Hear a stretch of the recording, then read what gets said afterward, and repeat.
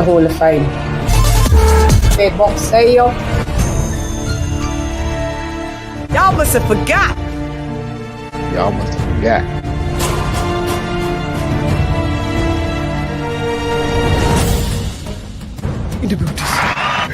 Attention.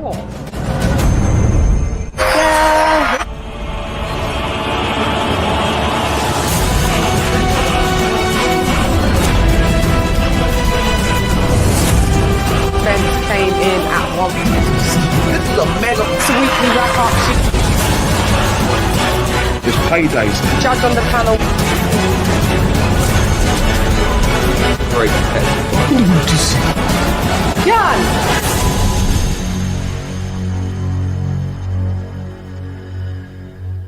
T-minus 30 seconds.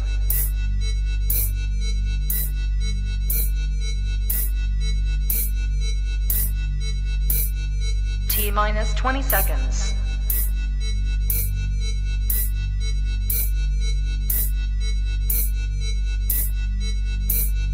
Ten, 9, 8, 7, 6, 5, 4, 3, 2, 1, 0.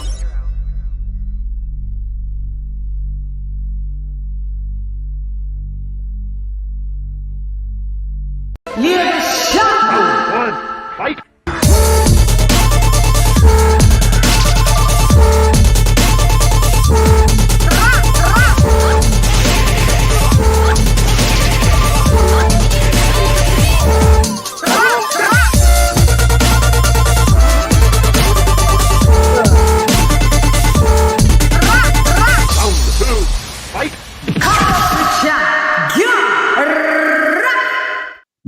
Yo, hey girl, it's Leah the Sham Rep nonetheless, and welcome to the weekly wrap-up show. It's Come Box with Cham. We're in the building.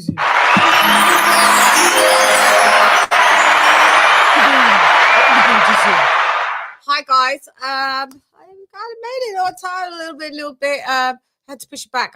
One of the co-hosts running a little bit late, so still a little bit late, but you know, there's more than enough that we can get on. I forgot I needed to change the banner. She is I and I am her. Oh, listen, boxing played with us this weekend. It played with us until the Lord's Day, and I anyway said, let it be light.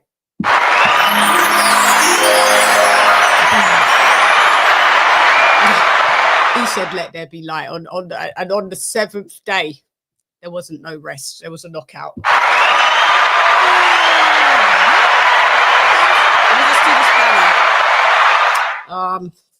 This is mine. This banner.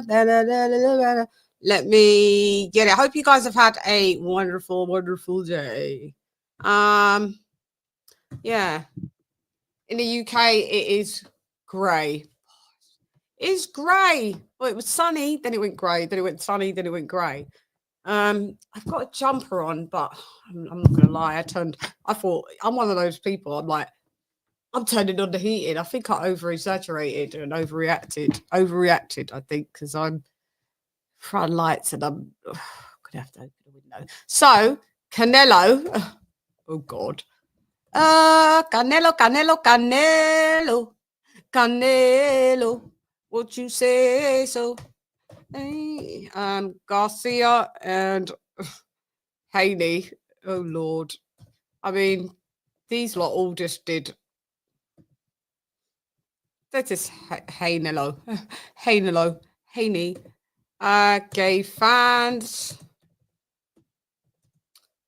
worst boxing. The weekly wrap-up show. Shiggity. Let's go.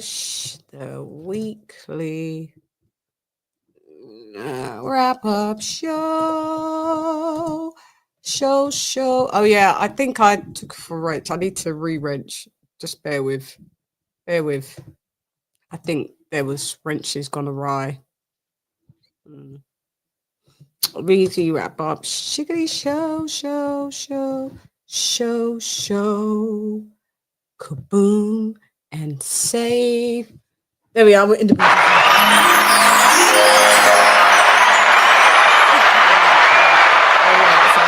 sorry. Let me sort that out. Sorry. Okay. Un momento, por favor. Am I not here?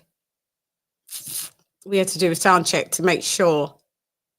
Okay, hang on. Oh, I can just do it like this.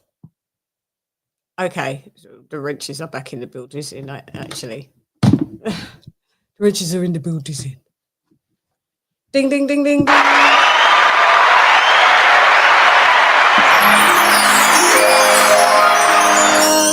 Oh, yes. All of my people are Liddy again. Liddy again. Let me do my members only. Members only roll call. Sorry, I got to do that because I've been slacking. I've been slacking. So let me just do the quick members only roll call. For my great members. Without you, I'd be nothing. God.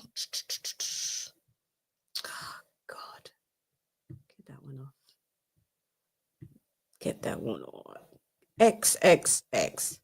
Okay, members. So let's go with the members. See all members.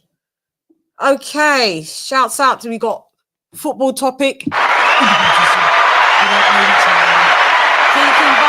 Dr. P. Wales is fine. It's not the Hollands. It's our left. It's my guy, Mark Niggity Nash TV. What up, Nash? What up? Retro boxing and documentaries. Virtuoso. Me and Mama también. Money King Boxing. Zara K, what up, girl? Stephen T. My sister that never fails is the Queen Lisa Bales. Nestor Bedford, my New York compadre. We have this thing keeps it. I don't know why it rolls by itself. It is crazy. I'm contrary. AJ update. It's ALOT. Holland's finest. This thing, I don't know why it doesn't like this. I don't know why it rolls by itself. It's really stops my momentum of rolling down. Upload time el primero en el edificio. We have Pista Boxing, mi hermano también en el edificio. We have, let me see if because I feel like I've missed someone. No, that's it, I think.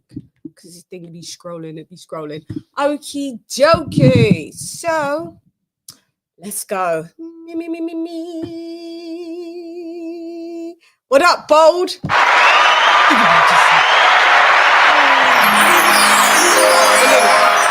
Just in case you want to come up, there's a link. Anybody can, enjoy the show. Why not? BOLD, my brother. Right. Okay. I'm introducing. Introducing.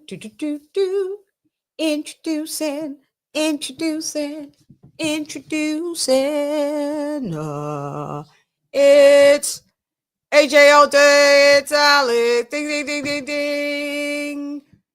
What up, dog?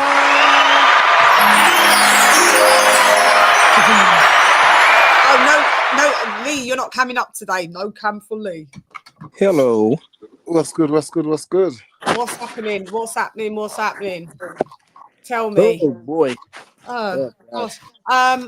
Kenny Ken seems to still be running a little late, so No problem. We can dive right into it. Yeah, we just get right into it. We shall. Hang on, just try and have a separation. Go on. Oh God, guys, what's the weather saying around in your parts? Well, Leon's in London, so he knows what the weather's saying. It's exactly the same as mine. AJ, what's your weather saying? Is it A little sunny with a side of bullshit. so it's not super hot. no, Yeah. not cool. Yeah. Clear skies, nice weather. Huh? There you go. Clear skies, nice weather, not Clear too hot, not too skies, cold. nice Yeah. weather. Yeah, Not too hot, not too not cold. for us. It's gone grey again, hasn't it, Lee? Yeah, it's gone grey. It was sunny today, and then it went grey, and then it went sunny. Temperatures dropped. Temperatures dropped a whole lot by like 10 degrees. I don't know. Oh, England, we hate you. Yeah. It does that. This is unusually quite cool for now May. I don't know what's happened. We've only had 20 minutes of rain though. The rain's been non-existent. I think it's been a pretty good spring so far. Yeah, it's been a good spring. Yeah, it has. I'm not gonna lie. It's been warmer than most places. I'm not even gonna lie. So that's the truth. So I just have to let everybody know we are at the weekly wrap-up shiggity shiggity word, shiggity shiggity show.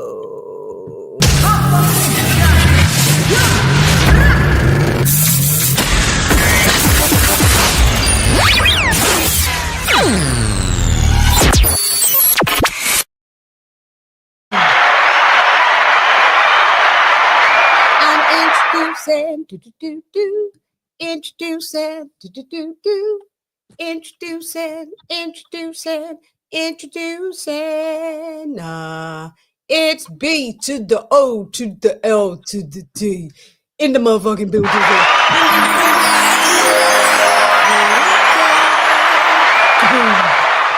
What's up, BOLD? What's up, Bold? Thanks for joining us. What's good? Thanks for joining us. Oh, mate. What up, Bold? Hey, how's it going, y'all? What's going on? A little bit of this, a little bit of that, Bold. You saw what was happening in the world of boxing. It went a bit crazy. It went crazy in a way that it wasn't a good crazy. It was a bad crazy, to say the fucking least. We had a few people, you know, they had to come in and stink out the joint. Payday. You want payday? I know that. Yeah. Get the fuck out of here, man. It's my night. Yeah, it was your night turned to our night, and your stinking night was our stinking night. Yep. Chad, may I? Hate it. Somebody's got a niggly. Is it who's going click? Who's clicking? That's I'm good. you, Let me Bold. read. That's Might be Bold. Bold. I'm good. Is that it? me? No, I was muted. I was muted. No, it's Leon. The Let me hell? see. Let me see. Hold up. AJ, you stay unmuted. Let me hear. You stay unmuted. Yep. Right, Leon, you unmute. AJ, you mute. Mic check.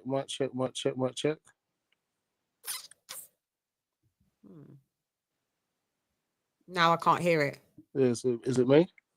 No, I can't hear nothing. Yeah, no, it's you, Leon. Yeah. Oh, let me look back in. Yeah. Okie dokes. Yeah, we need clean audio shows, good quality audio shows, I'm afraid.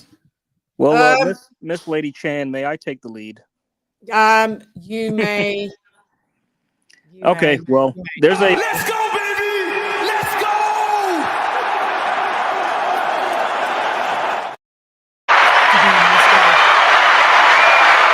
There you go.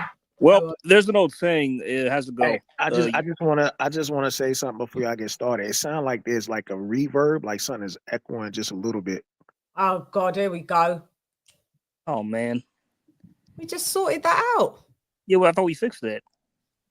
Oh, okay. Yeah, it's just like sometimes when I hear y'all talk, it just sounds like I hear y'all twice. You know what I'm saying? Yeah, well, that's not a reverb. That is a. No, I've got echo cancellation on, so it can't be me. well, it's not doing it now. It was doing it before. Oh, okay. Oh. Okie dokes. Go ahead. Yeah, that sounds cool now. Sounds cool. Yeah, that sounds fine. Coolio and the gang. Let's go. Go on, AJ, all day. It's you. Well, there's a saying. there's an old saying. Usually say a lot about the fights that you love. So this is going to be short. Well, first off, I just did not have the boxing bug this weekend. Just was tired. Thank God I didn't pay for the cards. Went to work Saturday night and rewatched what I could, to my shame. Actually, to Tio's credit, he handled his business. He was on the job. Put in a really good performance. I got that one wrong. I picked him to lose. That didn't happen. He gave a very good performance against Arnold Barboza. He pretty much outworked and outboxed him, which is what I didn't foresee. I thought, pretty much the opposite was going to happen. So credit to Tio. Still an asshole though, but credit to him for putting in a good performance. I just saw that. I mean, see, that's the thing. And now, like, he's put in another good performance against like a top opponent. So now it makes me, I kind of want to see him in unification fights at 140. I don't want to see him go to 147 just yet.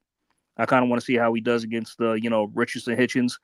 That'd be a really good unification fight. I think be interesting now. I mean, because now I was picking Hitchens to beat him, but now after seeing Tio perform the way he did against Barboza, not so sure. I say that's probably a 50-50 fight.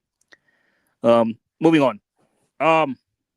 I just want to say to Devin Haney, I don't know. You should be ashamed for the way you fought that down that night, man. See, it's funny. It's a parallel to William Skull. He fought just like that. They fought the exact same, except that Canelo got the win while Skull didn't. So, I kind of see what people are talking about now with Devin. It's like now he just was completely afraid to get hit on his bike the whole night, barely threw any punches, just clenched, spoiled. Jose Ramirez wasn't any better. Like I said, I never really had a high opinion of Jose Ramirez, to be honest. Just couldn't cut off the ring. The fight just consisted of Devin moving and running around and Jose Ramirez chasing him. That's pretty much it, with like the occasional shot thrown here and there. Terrible fight to watch. Awful. Then the main event. I don't really how to sum up Ryan losing to Rolly Romero. Like I just out of all the upsets on this card, that was one I did not expect at all. Like I said this. I mean, Chan, you remember? I think I might have told you this. I said, like, not all three of these guys are going to win their fights. One's going to lose. I did not think Ryan would lose his fight, but he did. Props to Rolly. He actually looked like. I mean, this is the best I've ever seen him, to be honest. I don't know.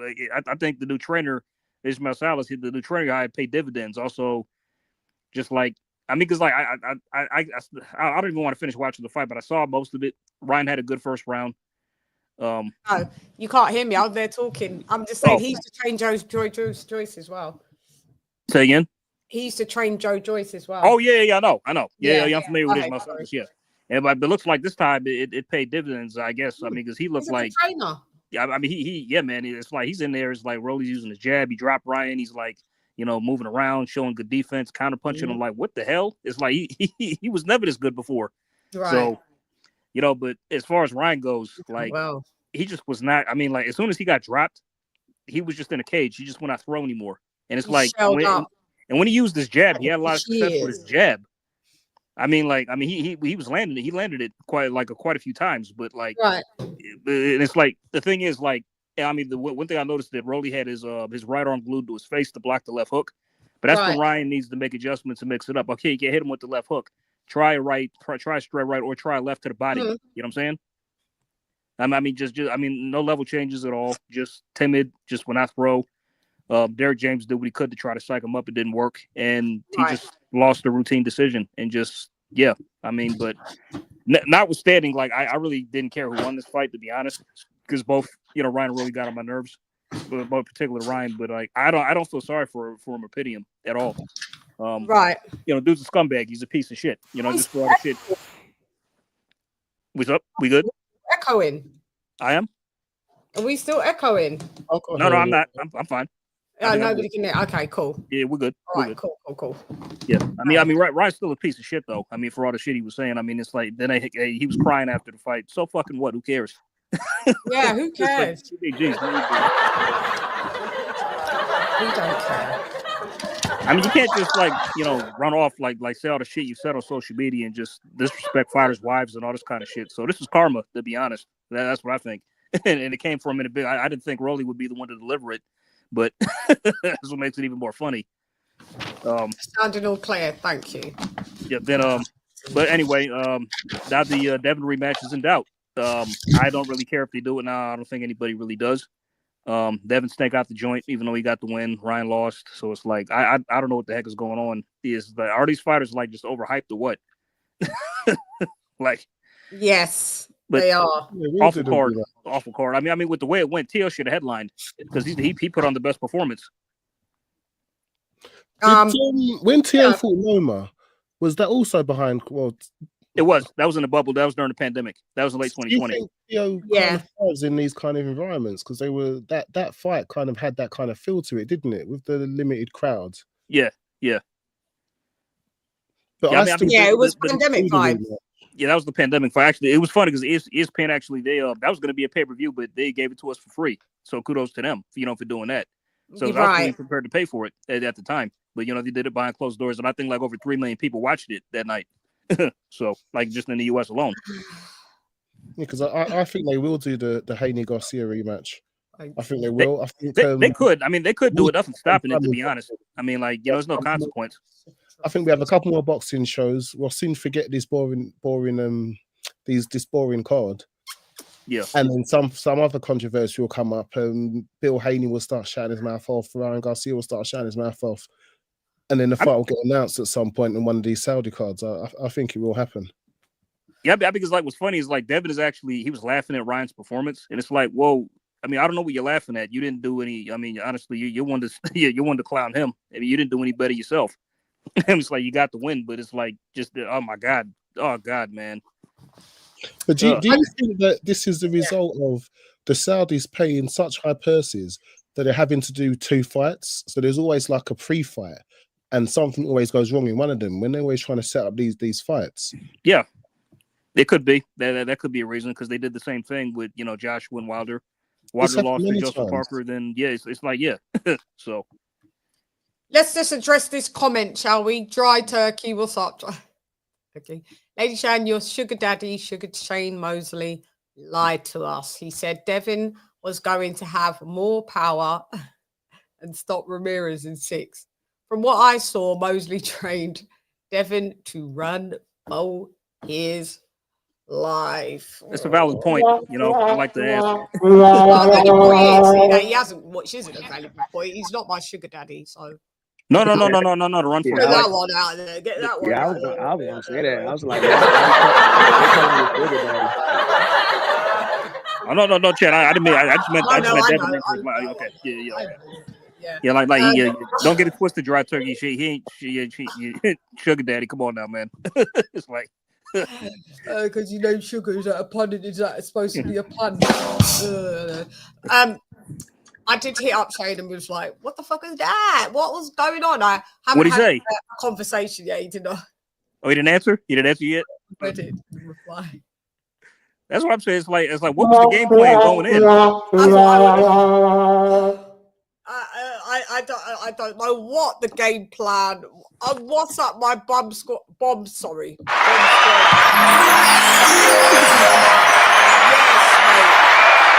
up, Eric? My guy. Thank you for seeing you back here around. I've missed ya. We miss our old our day ones over here. So yeah, you was one of them that we missed. I think maybe what was trained could be under the guise of, was it this? Do you remember this when this was said? Where is it? I don't even know. When this was said, it was like You're so mad after. He's a runner, he's a track star. What's going on? Why are you running in a box? Do you know how to box? Oh man, yeah, he's a track star. That's perfect. Yeah. Oh, you missed me too. I missed you, man. I ever see you in the other tracks. I was like, make sure you get your ass back right here now. Yeah, and your hair. Respect to each and every time. What's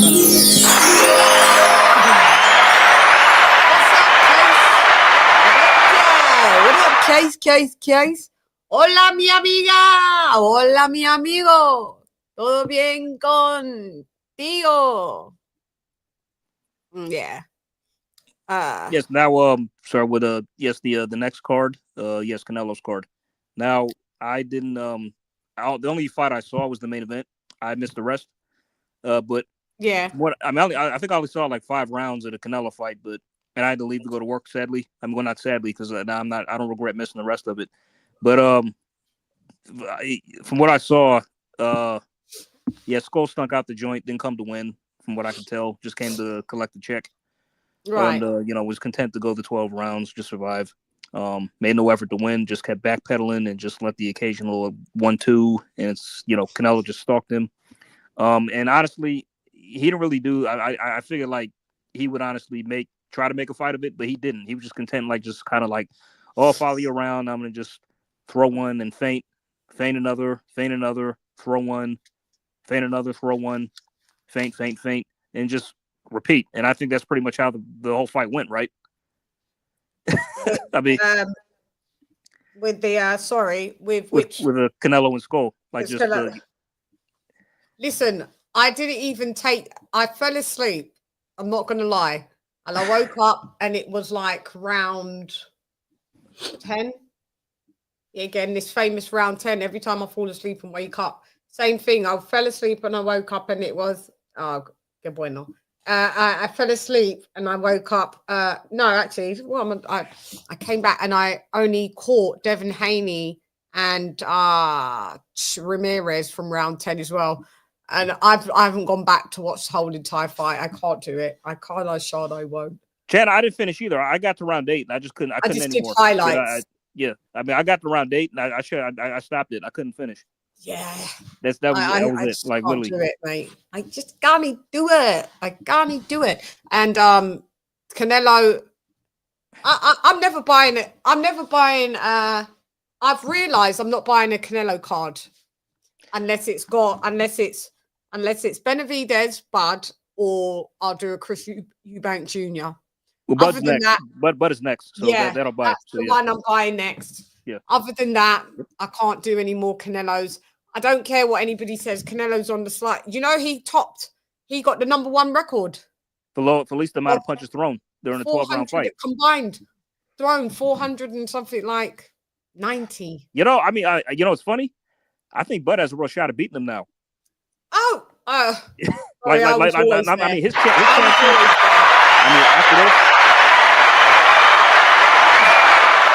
After this, his chances have gone up significantly, in my opinion. Like seriously. I feel sorry for you, Prime. Your allegiance, these humans. The trouble with loyalty to a cause is that the cause will always betray you. Virtuoso. That's where I fell asleep at just after their ring walk. I don't even want. Yeah, and then I woke up and it was Canelo and Skull. Round 10. But go ahead, AJ, and then Leon. I mean, just based on. I don't know if I want to finish it now. I'm going to, just for the sake of Which one, the Canelo and Skull? That one I am gonna. Yeah, because I only watched 5 rounds of that. That's it. I never watched the whole TO and thingy. I wasn't in. And then remember, I came in and I had food poisoning. So Canelo and Skull, I have to school actually. Yep.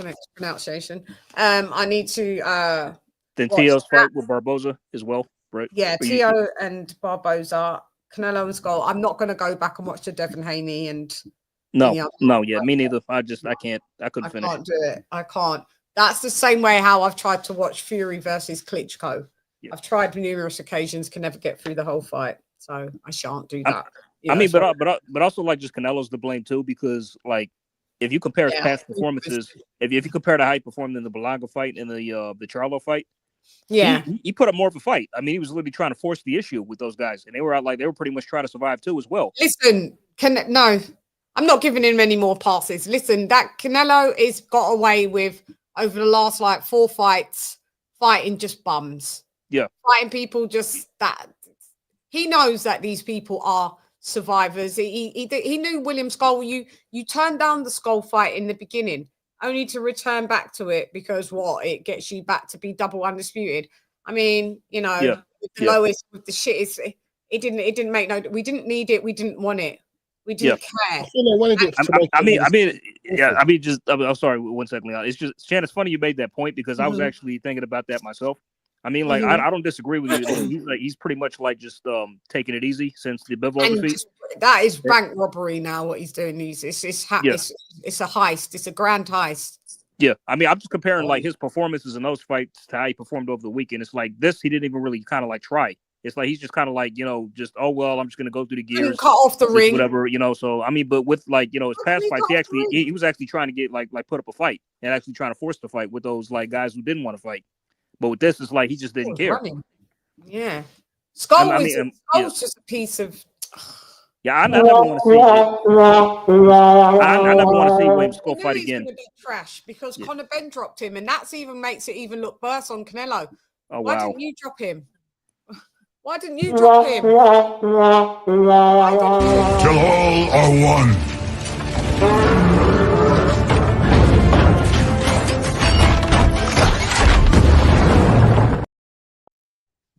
Yeah, listen. I never. I never want to see William Skull again. From Skull's perspective, do you think that landing a Canelo fight is almost like winning a lottery and still expecting to go to work and put in a performance? It's like he knows he's getting paid. Canelo fight is like winning the lottery. It's the same that goes for him. When he lands a fight, he wins the lottery as well. Don't get it twisted. He gets paid a hell of a lot of money to fight remedial competition at this point. In the last five fights, Canelo hasn't fought any like really great competition since that undisputed run. I give him Jaime Munguia, and you know, yeah, you want to give him a drum right there, but it's been slowly. The Bivol loss. That's what did it when he lost to Bivol. Yeah, and yeah, he's like, okay, back to not liking movers, and it's like Canelo used to be the master of cutting off a ring. What happened? For the life of money, he would have been able to stop a Williams Skull. This is what I was saying. I mean, this is what I'm saying. It's like even Skull. That was my prediction, and I was like, should I go against that? Canelo hasn't stopped no one in years. Nah, Conor Ben dropped this dude and stopped this dude. Canelo can. That's what I'm saying. It's like, I mean, even though Skull had a negative, like even though he had a big negative impact, like Canelo, he didn't help matters either. Pretty much, it's like he just, you know, he didn't show up. You're supposed to just cut off the ring. Yes, it takes two, but at the end of the day, Canelo, you've had 67 fights or whatever it is, man. You've seen a million skulls. Just cut off the ring and not dude out, or at least drop it. This dude need to go somewhere. He wasn't happy. He came in at number one after Devin Haney looking like complete trash. Ryan Garcia, nobody throwing any punches in these fights, and Canelo says, "Oh, well, I'm going to come in with Cinco de Mayo and I'm going to throw the least in 40 years of history." Okay, buddy. And we're supposed to, and he had the gall to cheat, the disrespect to charge you guys $90. Within the bundle, people, their bundle had to pay over $100 and something. For us, the only reason why I bought it because it was $34.99 for the Garcia card and the Canelo card, so that made it, you know, $17 each fight. That was the only reason. I'll be buying the Bud one. Don't ask me for anything else unless it's Benavides and a Chris Eubank Jr. I'm not paying for a Christian and Billy. I will wait till the next day when Turkey Al Sheikh posts it for free anyway. Yeah, that's what I'll be doing. The Canelo support fund is liftable.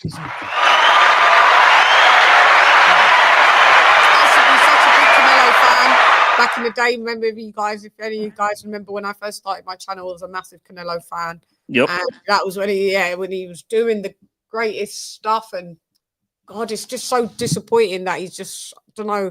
I mean, his resume is still one of the greatest fighters. I when I think of it, like the people he has fought, but it's clearly there's some kind of decline here.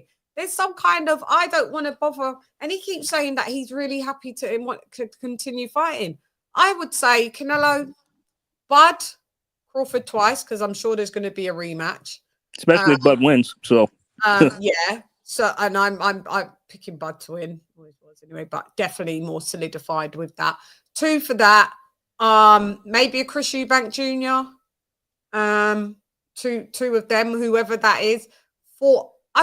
Canelo 4 fights and please go. You've done everything that you could do. You don't need to keep holding up the division. It's been held up for how long has the division been held up for? 5 years. Give or take 4 or 5. Yeah, well, that's enough now.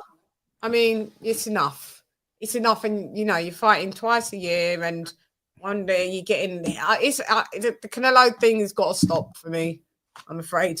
Yeah, you're gonna be a Hall of Famer. You're gonna be one of Mexico's greatest fighters, one of boxing's greatest fighters, and that's where that's where I would like to leave it, because this ain't it.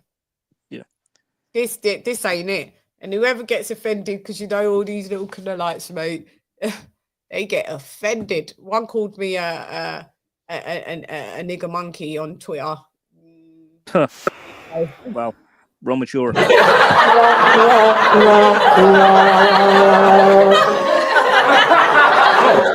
a load of this guy. Look at the comment he left. Haney had a masterclass performance.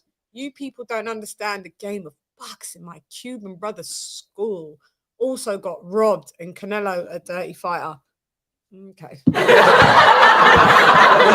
got the right name. Boys be crying. Can you be crying right now? That is a there was no masterclass in running. Sorry, sir. Let's keep it a buck. I don't even know. Does anybody I mean I can even take in calls on this show. Like, guys, there's numbers at the bottom for American or UK. If you want to call in, just call into the show if you want to. If you don't want to leave a super chat, just call into the show. I've been seeing oh yeah, Bold, you're here. Sorry, my guy. Go ahead, Bold. I forgot you was here. You're behind the comments. That's why. Sorry, babes. Go on. I've been seeing a lot of videos recently been made saying that school got robbed or some shit. I'm like, what the hell? What the hell were y'all watching? Yeah, I mean, because they saying like, well, Devin Haney had the same fight and he got the win and school got the loss.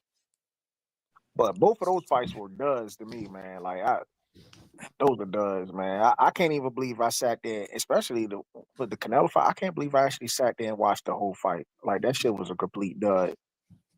Sorry, I had to open this window. Hot.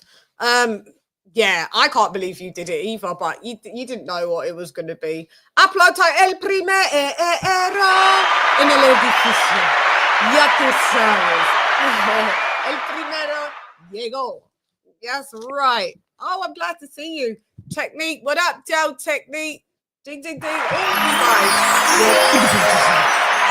Guys, you know where we're at. We're at the weekly wrap-up. Shiggity, shiggity, word. Shiggity, shiggity show.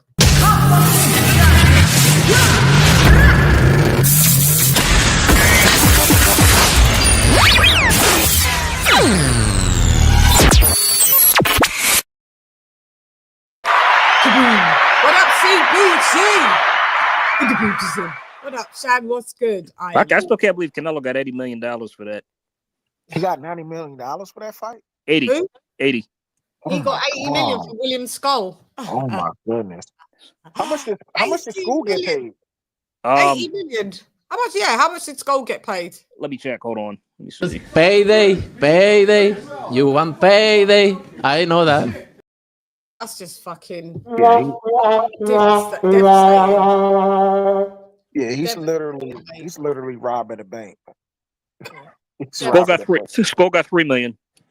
Oh my goodness. Oh,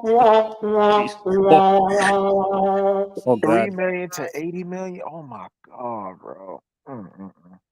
See, you know what's so crazy? We wouldn't even have seen this school fight if the WBC would have just done their job. Yeah. I mean, hell, if all of them would have just done their job, seriously, like the WBC, the WBA, they never ordered him to fight a mandatory. Yeah, that's what I'm saying. Like, but 3 million. if they'd have forced the David Benavidez fight on him, they would have forced Canelo to vacate the belt. Yeah, but I mean, with the WBC, they kissed Canelo's ass, so they're not going to do that. Yeah, you know. I mean, Sullivan is he's just shameless at this stage. He's just oh my God. Some die wickedly and some die nameless. Yeah, he's technique. What up, Joe? De Niro, what up, my guy? What up, my guy? Did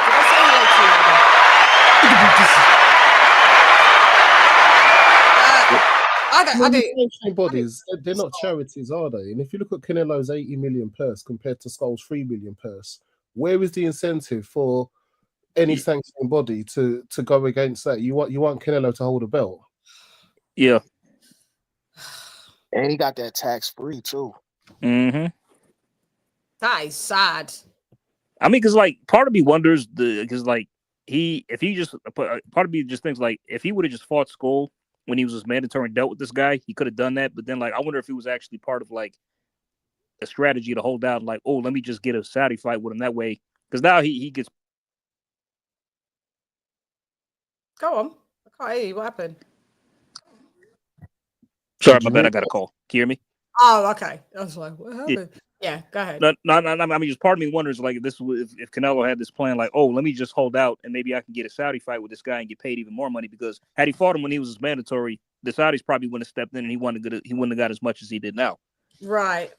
So part of me just wonders, like, oh, I doubt it. I mean, because like he just I mean. You get what I'm trying to say, right? Textile Shake needs to stop overpaying now. The money. Yeah, that's just crazy. Like he's dishing out too much money because like this is just the first of a 4-fight deal that Canelo has with him. So, and I think the whole deal is worth like $400 million. But I mean, 5 fights. You can't account for people's temperament because no, we can leave. Look at the Eubanks and the Ben fight. They both got career high paydays, and look at the 10 mil a piece. And so you can't say the money is preventing them because if you got it in you to go stand up and perform, you got it in you to stand up and perform, and these fighters just aren't doing it. Hang on, live. If you would like, just do that. Lee. I was just saying that the money isn't so much of an excuse because if you want to put on a performance, you can still put on a performance. William Scott, with that money, he could have thought, I can go out fight. He could have still put in a performance. He could have threw more punches. He could have did more. Well, just fine to survive like that. Blatantly, it's disrespectful. Yeah, I mean, disrespectful. I mean, from what I saw from Skull, it's like this was a guy who just showed up and didn't really try to come to win. That's it. You don't fight in an undisputed fight, especially in a disputed title fight, the way he fought to get the win. You don't do that. He didn't try to win. Canelo didn't try to do enough. We all know Canelo's economical, at least with his punches, but remember, these are punches thrown. These are not punches landed. Yes. Thrown. Horrible. And the crazy part about it was when Haney and Ramirez, they had set the record and then it got broken the next day by Canelo in school. Yeah. Canelo's like, listen, I can't be number 1 pound for pound, but I'm going to be number 1 having the worst fight, throwing the least shots in the Bundesliga.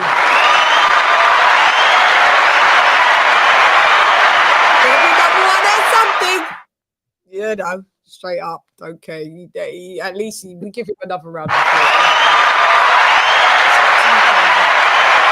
Get the fuck out of here, man. It's my night. Come to do what I do best, That's a sight to give the fans what they want to see, At the end of the day, no one wants to see a 12-round fight. It's a whole bunch of heavyweights up here, and we're the hard hitters. And at the end of the day, people have things to do. We had things to do. Haney, we had things. Let's talk a little bit more about Ryan Garcia and Rolly Romero. Oh, geez. Listen, Linda, I thought I was rooting for Rolly. I said to my friend, I know Rolly's probably going to get knocked out, but there could be.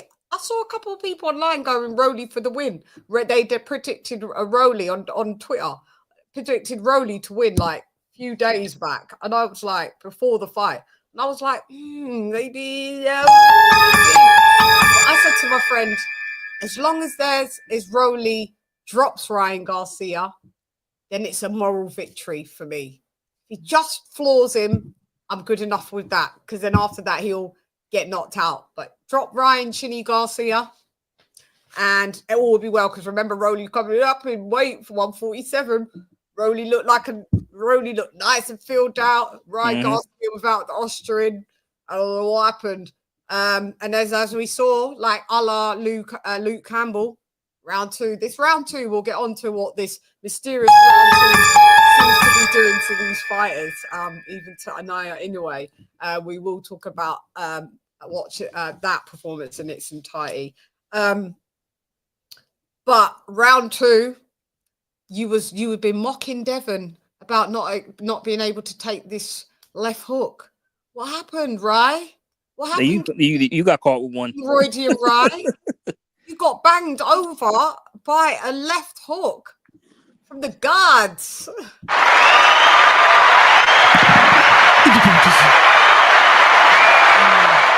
That left hook was sweet. But you know what? Rolly should have capitalized on that. He did try to step on the gas, but I think maybe Salas had probably told him, if you do get Ryan in trouble, pace yourself, because, you know, an injured fighter is also a dangerous fighter. And Ryan, you know, although he's been on the floor, he's got up and he's won. So Rolly I think Rolly did. This is the best, like you lot already said earlier. This is the best I've ever seen Rolly. It is. All fundamentals, a great jab. It was. He probably told him that because, you know, Rolly, with the lack of skills he got, he likes to throw caution to the wind. So that's probably why he kept reminding him, like, hey, you know, defense. I'll do it. Yeah, that's what Ismael Salas was like. Listen, you get that cat down. Don't get too over excited. Don't get too amped up. Don't do it. And he didn't. His jab was great. His fundamentals in general were massively improved. That trainer that he had with the dreads was trash from morning. Yeah, Coach Bullet. Yeah, that guy. Yeah. Trash. And now you go with your, because Rolly's Cuban and Ismael Salas is Cuban. And, you know, I think there's some kinship, and he is looked. Listen, Rolly was the real MVP. Yeah.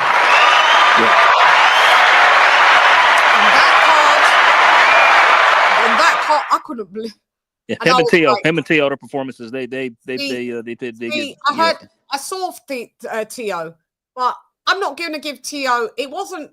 I don't think it was an amazing performance. Like what he did against Josh Taylor, and then also with Loma, and even with who's the Japanese guy? It was a difficult stylistic matchup for him. Who's the Japanese guy? The Tio fought? Yeah. Nakatani. Yeah. These performances, you know, the Komeis, that was nice, good Tio. This one is the best that we've seen since Josh Taylor. I give him that. Yeah, it is. It was. Yeah. You're going to get knocked out by, and I'm still not like on the bandwagon of Ennis, but I feel that Tio, if you move up to fight Ennis, you're small 147 pounder. Ennis is a massive 147 pounder. He'll knock you out. I'm sorry, Boots knocks out Tio. Yeah. I highly favor Boots in that fight. If he was to move up, I would. I mean, that's kind of why I want to see Tio stay at 144 minutes, just to see him fight a few more guys. And unify. Richards and Hitchens. Hitchens. That's what that would be it, really, isn't it? Gary Russell Jr. He's got the WBA, but he's not about to unify with nobody. No, he's not. Right. He needs to run it back with Sandor and Martin. Do I still got it? No, I wouldn't mind. Yeah, they could run it back again. I wouldn't mind. I wouldn't mind because then I reckon Tio, if he stays Tio in, but you remember, it's still Tio's still going to have problems against movers. I know. You know, Barboza can move.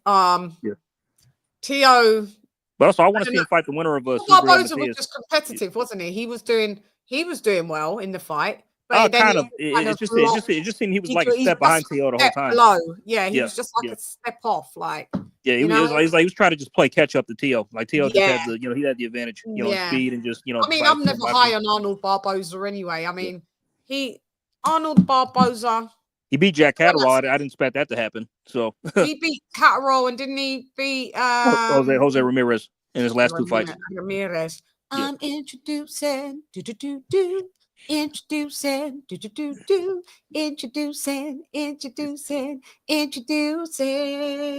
mi hermano virtuoso en el edificio. Ya tú sabes.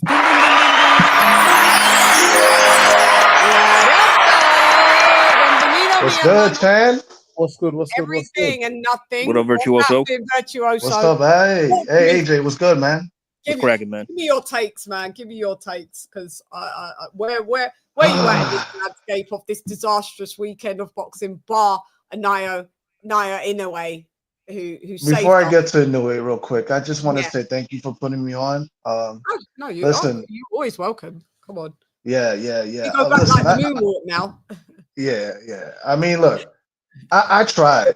I tried to enjoy the fights on Friday and Saturday, but I just couldn't keep up with, the dullness, the tediousness. NyQuil.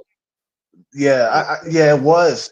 I just like, if you have trouble sleeping, these are the fights for you. I recommend it. Even my doctor recommended I watch these again. Can you just pause 1 second, Virtuoso? Just a special somebody that, and then you can resume that. But I have to give them the song as well. So, and then you can resume. I'm introducing, introducing, introducing.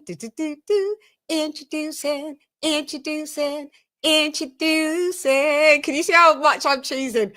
It's my guy, and we've all missed him, and we love him, and it's Kenny Ken in the boot is in. Ding, ding, ding, ding, ding. What's good? Kenny Ken! What up, Ken? Thank you. I know. Thank you. Kenny Ken. It's good to see you all. I am so sorry because that. Don't worry about it, Ken. I was doing something with my with the youngest, and Ken, I took her out. You don't have to explain. You're never usually even or fit or usually running behind, and you told me he's running behind, and I just told the lads that he's running behind. So I put it back a little bit, but it was nothing because I knew that when you could jump on. Nice to see you all. Nice to see you. Nice. The American lads won't know that one. That's from the game show. But I did interrupt Virtuoso. So Virtuoso, let's go. Vamos, sorry, Virtuoso. Let's go. It's all good. It's all good. But yeah, I just didn't like the fights. I thought Turkey saw like the glamour of putting a fight in Times Square, but realistically, he didn't see what it would cause if he actually allowed people to see it, all people to watch it, because that is just a pedestrian area. It's not made to make a makeshift arena. It's just not. No, it's not. I mean, the ambition was there, the bells and whistles were there, but the execution, as far as the action is concerned, it just did not accomplish that. And I'm sorry. It didn't. He has to put his money, in the right people's hands. Not Haney, not Ryan Garcia, Barboza. I'm sorry, bro. Like, listen, I gotta give Tio credit. He did his thing. He's a freestyle fighter, and he's able to apply his style. Like, and Barboza, for all the confidence he had, it felt like he couldn't pull the trigger like quick enough. Same thing with the Jose Ramirez. He's like, damn, yo. Like, you think Ramirez? I feel that Ramirez has been shot. Since Josh Taylor. But am I wrong? But I thought Ramirez had fought at welterweight, that he'd went up in a catchweight at welter. He did. So when I was listening to the commentator saying this is the first time that he's fought at welterweight, I was like, no, I'm sure he's fought at least once at welter. He fought Rancis Bartholomew at a catchweight. I think it was a 143, something like that. He got hurt that fight too. I remember that fight. Yeah. He's a shot fighter, which to me is like there's no excuses for Devin Haney to fight scared. Like he fought like a traumatized pure boxer, man. Like I don't know. I'm sorry, that's just He was not. literally terrified to get hit. Literally. Yeah, like the first round, it told you the whole story. Like he ate a clean jab, right? That snapped his head back, and it was like from that moment on, man. Listen, I'm just gonna circle around this guy. I'm not gonna plant my feet, and put weight on my punches. Nah, I'm just gonna tap here and then move around. Occasionally throw hands, but that was just not a good performance. I don't care what any of his fans think. To me, he's just it just wasn't. It just wasn't. I hit up Shane and I said, "What the hell was that? What? Yeah, what well, was like you what? doing? What Yo, was Chan, you gotta bring him back on to see what happened. Like, I am. Listen, Yeah. don't worry. We're gonna get. I gotta get Mosley. I'm getting. you know what I figured, Chan, that if since the fight was in New York, and Bill's dad is still cool with like Zab Judah, I thought he would be at the corner. Because that's the guy. That's the Godfather, right? Yeah, that's the guy that when he got knocked out by Katya Tszyu, he came back and became undisputed champion. He knew how to bounce back. Yeah, and this is what I'm saying. To me, Devin and Ryan, they fought like they were shot fighters. Right. And I'm like, you guys are too young. Even throw in Tio, because Tio's performances in general, right, are just all over the place. And I'm like, these are cats that are like 25, 26, and 27 years old. And they've got no business fighting like they've had trilogies and quadrilogies with each other and had 60 odd fights and been like Duran and Hearns and like you lot ain't done nothing. And they don't deserve the money. The top dollar that was given to them, nah, it ain't worth it. This is what I'm saying. This is what it is. So they've got no incentive to really do nothing. These guys are fighting. It's depressing, man, how I've seen these lot having comeback fights at the age of 25. Okay, but this is exactly what makes them spoiled, getting paid like this. You know what I'm saying? You shouldn't be having any comeback fights because you shouldn't have gone nowhere. This is my whole point. Where did you go?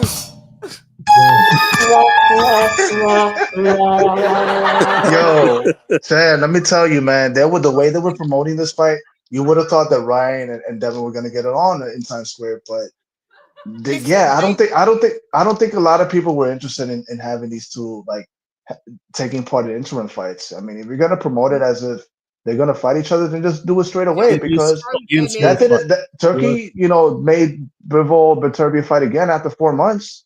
Yeah. Granted, these guys, had different situation.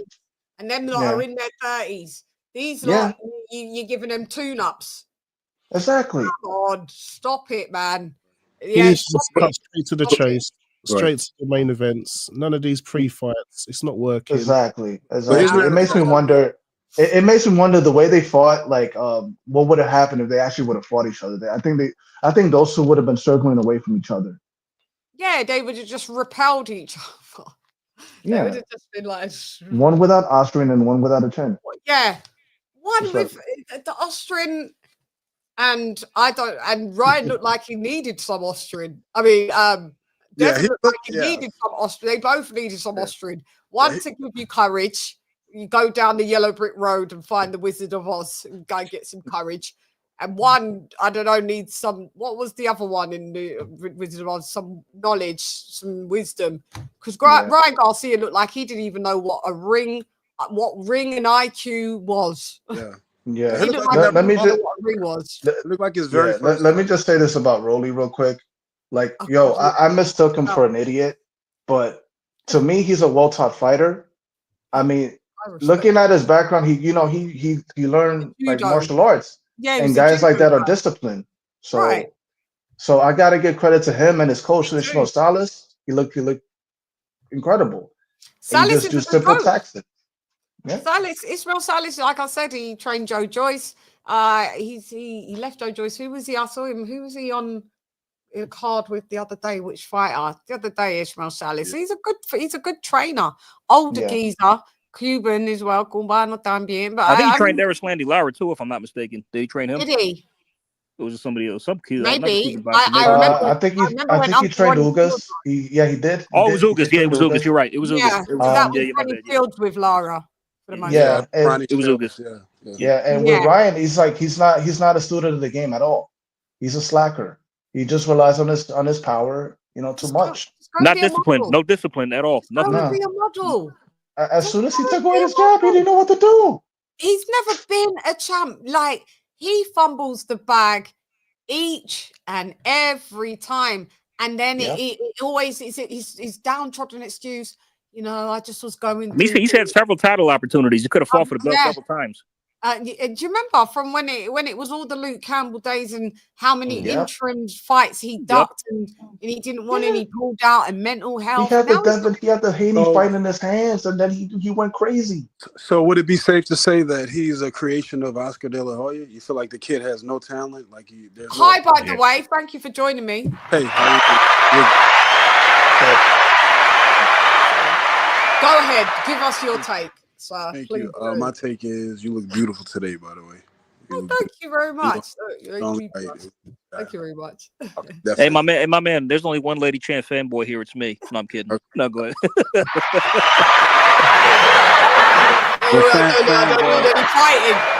No, I'm playing with you, man. Go ahead. Nah, bro. That's yours, broski. I would say this though. Much respect. I had to.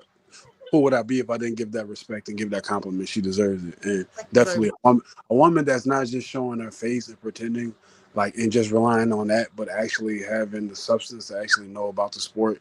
So, like I said, much respect. Oh, thank you very much, sir. I appreciate that. No problem. My take on it is that I think that for the most part, his career was definitely curated by Oscar De La Hoya. He was very much so, very particular about how he moved Ryan along. But I don't know. Some people feel like that. I heard there's a conspiracy out there saying that the reason why this fight happened the way it happened is that everything that he did after the fight, he popped dirty. He came in overweight intentionally, but also betting line. So you're gonna say betting? Yep. Well, also like the racist comments and all the other shit. Like there's room. Yeah, so there's rumors out there that say that this guy was pretty much forced to basically take a dive. In other words, take a dive. Pay your dues. Yeah, now. Right. So that's an interesting take. I also heard about some corruption on betting lines. Oh, I didn't hear about that one. Yeah, I did hear about that. It was definitely weird. He looked like a little boy, is what I'm saying. Yeah, because he was crying in the car in the end.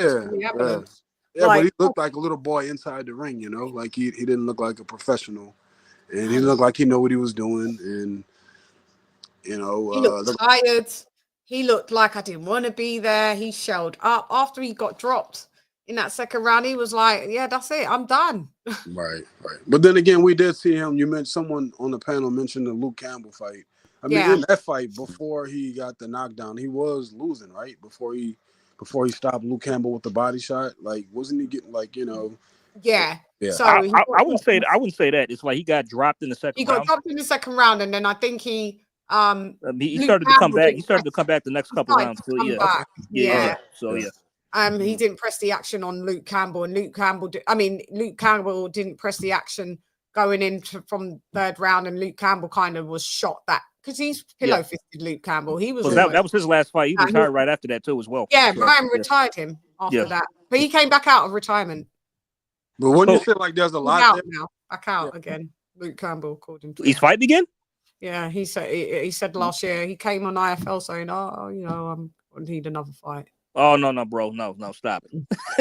It's over, right? It's over, right?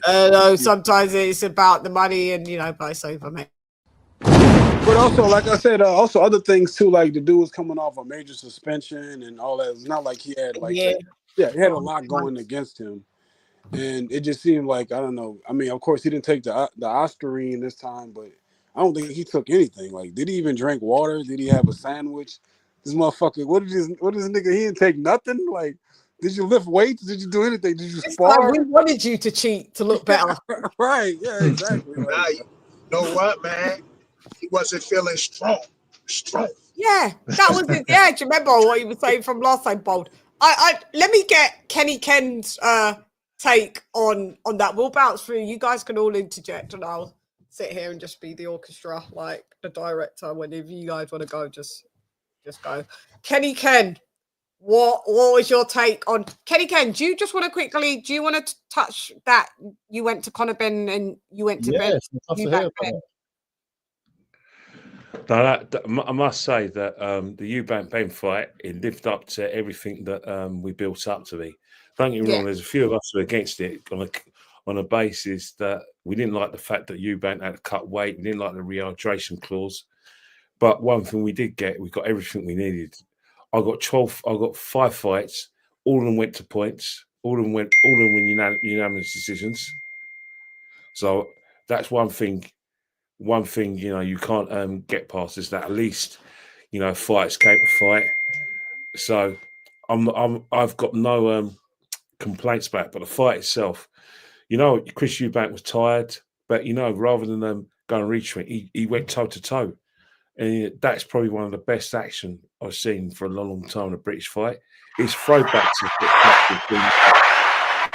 you know, 70s and 80s, you know, those sort of fights we were, you know, domestic fights. It was a proper domestic fight. It was a proper rivalry, and obviously the best image of the night was Chris Eubank Senior coming out of that car. The whole crowd erupted. How did it feel being in there? How did it feel? Yeah, it was one of those things where people were in complete shock because I went to the weigh-in the day before, and I had no indication that he was going to be there. I didn't see him there. I saw Nigel Benn there. I actually got talking to Chris Eubank Jr. on the way. I said, and how did he look in person? Did he at the weigh-in? Did he look drained? At the weigh-in, he looked drained. He looked drained and drained. But when he was walking past, he looked ready for action. He looked really action. And I told him that. I said, I've got you 8 rounds. And he went, no, I've got to do it quicker. And his trainer went, I spoke to Jonathan Banks. And he said, yeah, we'll do it. It'll come when it comes. But it wasn't just Jonathan Banks and Eubank I got speaking to. I spoke to Ben Whittaker because he was fighting the week before, and I spoke to, you know, quite a few people. You know, some of the handlers. So it was a great time. But you know, this weekend I can't get this weekend back that I lost because you know I watched the Times Square event and I saw what I saw of all the fights is that I think what it is that because of the money's involved. Fighters don't want to lose because they think that if they lose a fight, that Turkey will lose interest in them. Because for a long time, I think the American fighters you're actually seeing real money. And one thing is that when fighters get spoilt, as Timothy Bradley stated, he went off. and he was right. Once they get spoilt, they don't give fans value for money. And I have to say, Devin Haney. He got knocked out. He got beaten up by Ryan Garcia. There was no way he was going to go toe-to-toe with Ramirez. It was always a case that it was always going to be a shutout. I saw it. I thought, this is going to be a shutout. In terms of Ryan Garcia, how do I describe him? A wanker. It's not so much that. He's got a lot of TikTok followers. He's got a lot of followers. But he's one of those guys where have you ever... I don't know what they have in America, but in England we have boy bands where you have one band member. He looks the part, you know. He's good looking. He's got the tan. Women love him. The girls love him, but he can't sing. That's Ryan Garcia. Yeah, you know,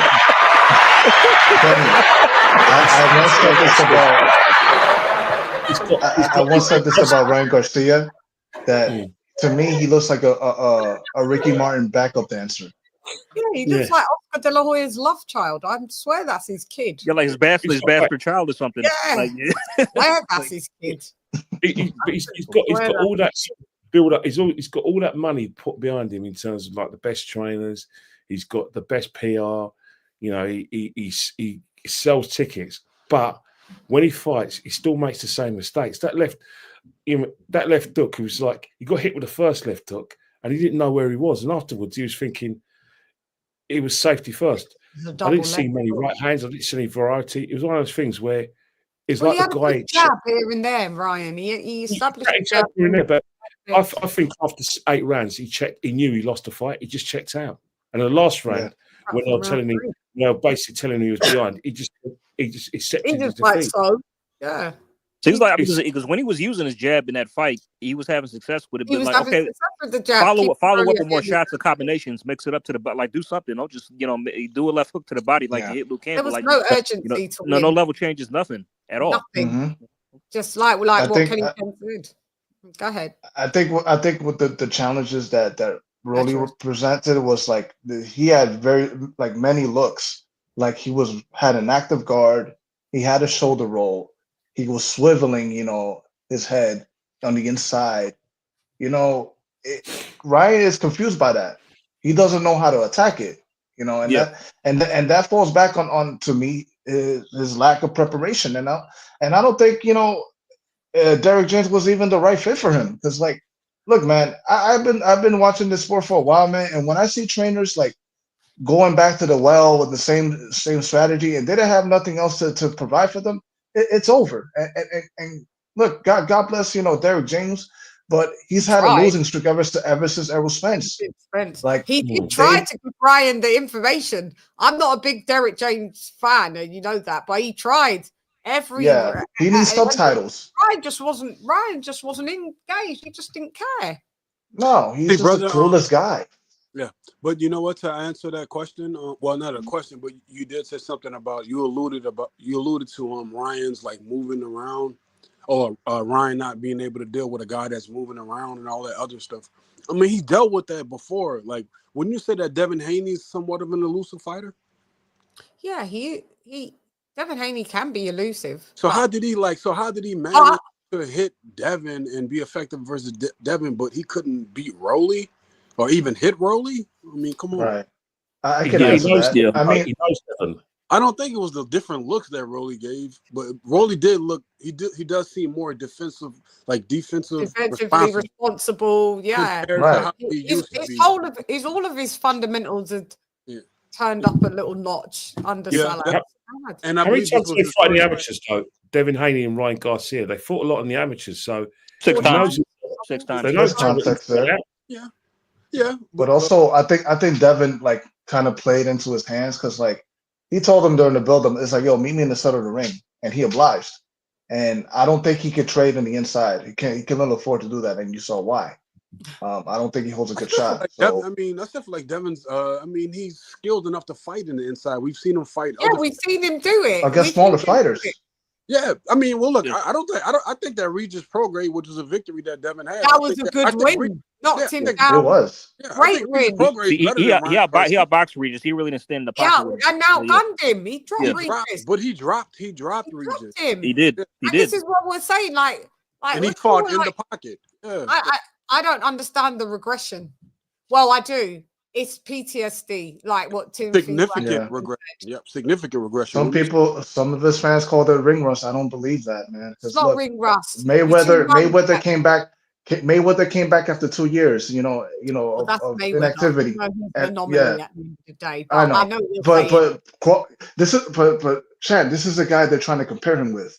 And Crawford too, because like Crawford, he's on a 1 year fight, deal, and with him on his schedule, and he looks just fine. But with Devin, it's like, yo, you had all this time, and listen, man, I don't care how hard Ramirez hits. When he uses a high guard, that body's open, and I've been saying, throughout the whole fight, Devin, stab to the body, in and out, to the body, pivot away from him. You don't have to circle the whole ring. What it seems like though, it seems like what we all like, what everything is adding up to is that that Ryan is without the steroids or whatever he was popped for. I mean, he's definitely a different type of fighter. He's a different fighter. Right. That means because like we said, like Devin has even with or without the aspirin, I think he's clueless. Yeah. Well, but what I'm saying is that Devin has victories over guys that are better, that I would say are better than Ryan. Oh yeah. Mm-hmm. Oh yeah. So for that fight to play out Even the way it if played out, right, and for him to in his first fight back, for him to look so bad, this is what is so disappointing. And because and could I let me just tell you how that. Listen, I may have to take some accountability in this, right? let me give you the story of how this Sugar Shane Mosley and Devin Haney matchup happened. Blame Shan, all right? But I was trying to do good. So if you guys remember when Devin fought Ryan Garcia and how much shit Devin was getting, right? And Ryan Garcia was getting all this praise, and Shane kind of came out and was really pro Ryan Garcia, and absolutely before the fight, he went on his podcast. So this is public, so I'm not saying anything that's sent Ryan Garcia a text to say, this is what you should do. Basically, the keys to victory of how to beat Devin. I was livid at that point, right? I was like, this guy's acting like he's a fucking dickhead. He doing his he this, he that. I was like, what? So anyway, so he was really pro Ryan Garcia, and then after the fight, and then Ryan got popped because of the Victor Conte thing that Shane got entangled in, and also, what Ryan was trying to project out there that it was some untoward. Shane was like, he took up for Ryan even more and was like, I don't think he cheated, and and I don't. I was like, let me just use all my sound effects. I was like, what's going on?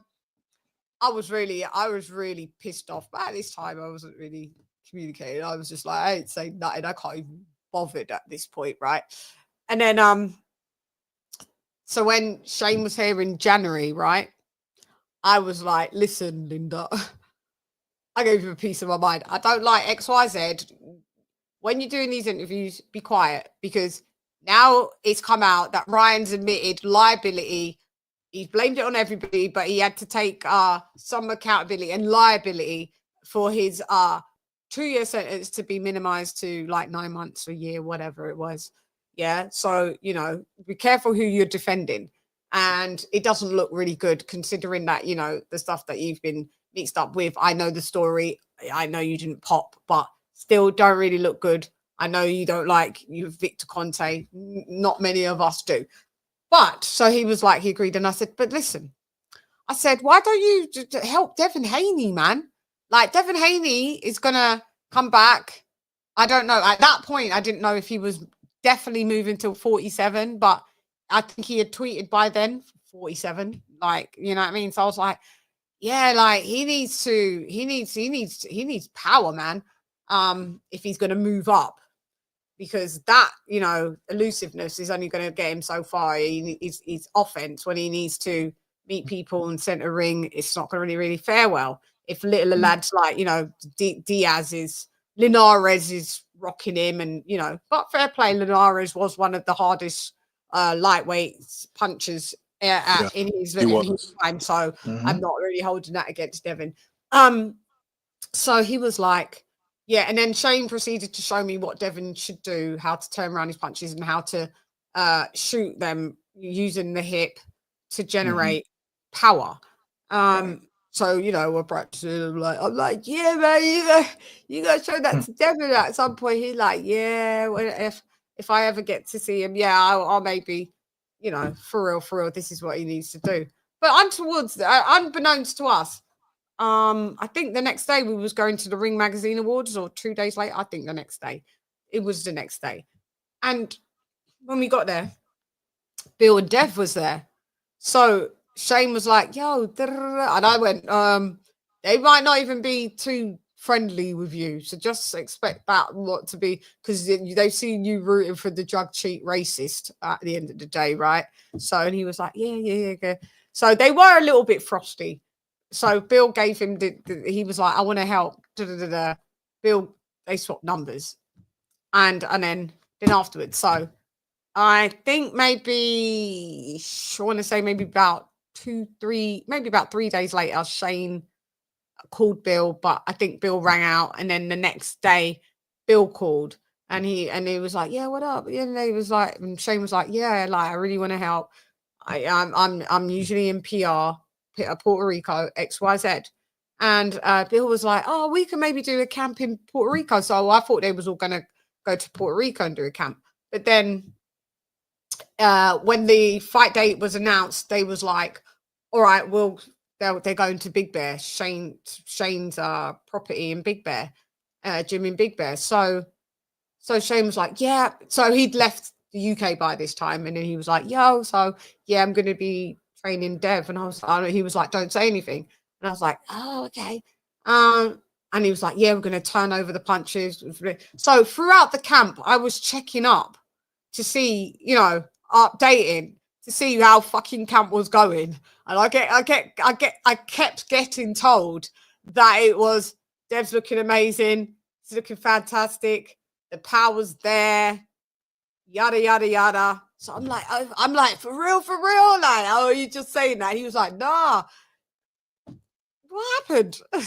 So I'm to blame a little bit, but I tried to help, guys. Okay, I tried to help. So you want to blame Shan? You can blame Shan, but you got to blame. I don't know what Shane was doing. I don't know, because he told me that he looked amazing in camp.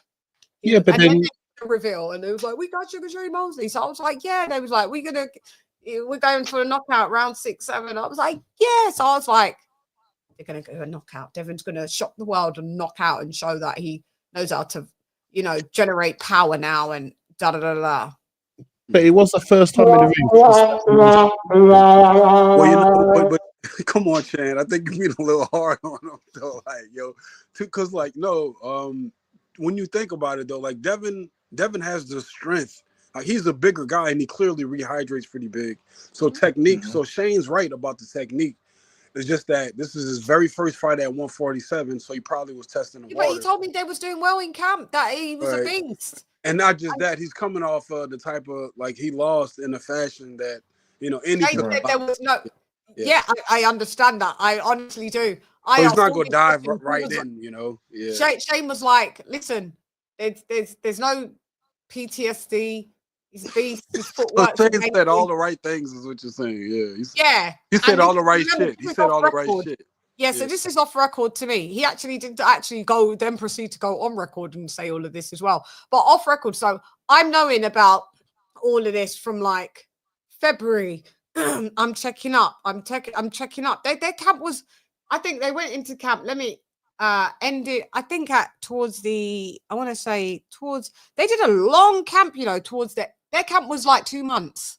Okay, so for multiple months, yeah. Yeah. So I was checking up, and I kept getting good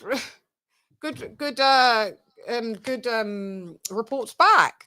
So if he looked trash, he would have said, "Nah, he's not looking too good." No, not any time of that. So when I've left the message, I'm like, "What the fuck is that?" He's read it. He's thinking, "No, I don't want no smoke from her." What it looks like is like, you call the man trash though. Nah, he wasn't looking trash. No, he looked trash. He looked trash. Look. I appreciate what Devin Haney has done. I was in the trenches of X and Twitter defending him against the racist drug cheat Ryan Garcia. If anybody follows me on Twitter, you will see anytime that Ryan Garcia tweets, I'm one of his biggest trolls. I will retweet it and always put that you're a racist drug cheat. Yeah. Radian Ryan. Especially after this. He can't let this shit down after this. Yeah. I just muted him. Like, I muted him at first, and then he was too much news. He was too much newsworthy. Yeah.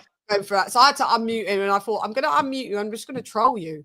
And everybody's going to, and even if you don't acknowledge me, other people can see what I'm saying to you. And I know you, I know somehow, some way, you keep growing up like, okay, yes, it's like every single day. No, but like, I know he can see the shit. So I'm going to forever be a Ryan Garcia troll. Yeah, he should he should never, since he basked in that dirty ass victory. Like, and like he should be able to, like, for that, like, he can't live this down.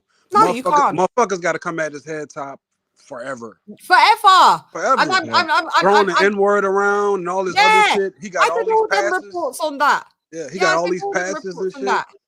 Yeah, mate. We the black community, we're not having it, mate. Go take your medication and fuck off.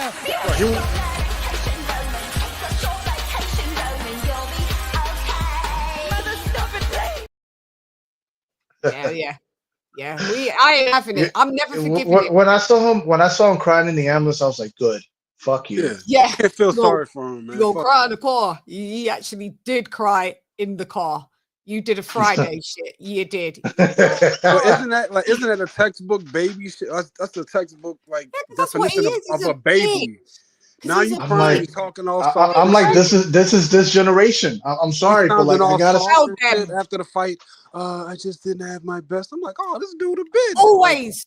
I just didn't have my best. It just wasn't my time. I was hoping Caleb Plant would show up and whoop his ass. Like Michael Jackson now, nigga. Nah, dog. Like you got him. Like man up, dog. Like you took your loss. Take your L like a man, bro. Yeah, take your L and beat it. If you could use the N word left and right and just do it, like doing it on purpose and just claim mental illness. Yeah, I'm sick of it. Immediately, intentionally, not just pop dirty, but you intentionally came in overweight. Oh, not just overweight by a little. Like if you were like 3 pounds, 3.5 pounds. If you're 0.3 pounds overweight, that's considered disrespect in the boxing world. Yeah, you came in a whole. You came in a whole. You came in a whole welterweight. You came in the welterweight division. Devin Haney capped at 140 at super light. You came in at welterweight. Which means he did it on purpose. All that shit was on purpose. He had no intentions of making weight. So it's a dirty ass victory. So, but he got all the props. He got everything that he needed handed to him. Kenny Ken, we'll move off Ryan and Fee. Who else was on that card, guys? Because I want to talk about every fight. That's pretty much all the fights that matter, just the main three, more or less. Did y'all talk about the Tio fight? What about the Tio fight? Did y'all hang on, go ahead, Ken. One sec. Yeah, we're gonna go. We'll touch Tio in a bit more. I didn't watch it. I watched the highlights because I'll tell you why. No, I think I like most people. I have to admit, I do like Teofimo Lopez. Oh, we go there. You want to go ahead? I was always going to, give that fight a watch because, ever since he fought Lomachenko, I thought, this guy's serious, man. I wasn't a big fan before, but when he fought Lomachenko, I beat him, and then I think his best performance for me has to be. Jacome was a good performance. Josh Taylor, the way he dismantled Josh Taylor. Josh Taylor. That's why I thought, I knew. I wasn't really looking forward to seeing Ryan Garcia and Devin Haney. I just knew that'd be a shutout. So, I've got to thank Teofimo Lopez for saving the night for me. He saved the night for me because that was a proper performance. Someone who earned his money.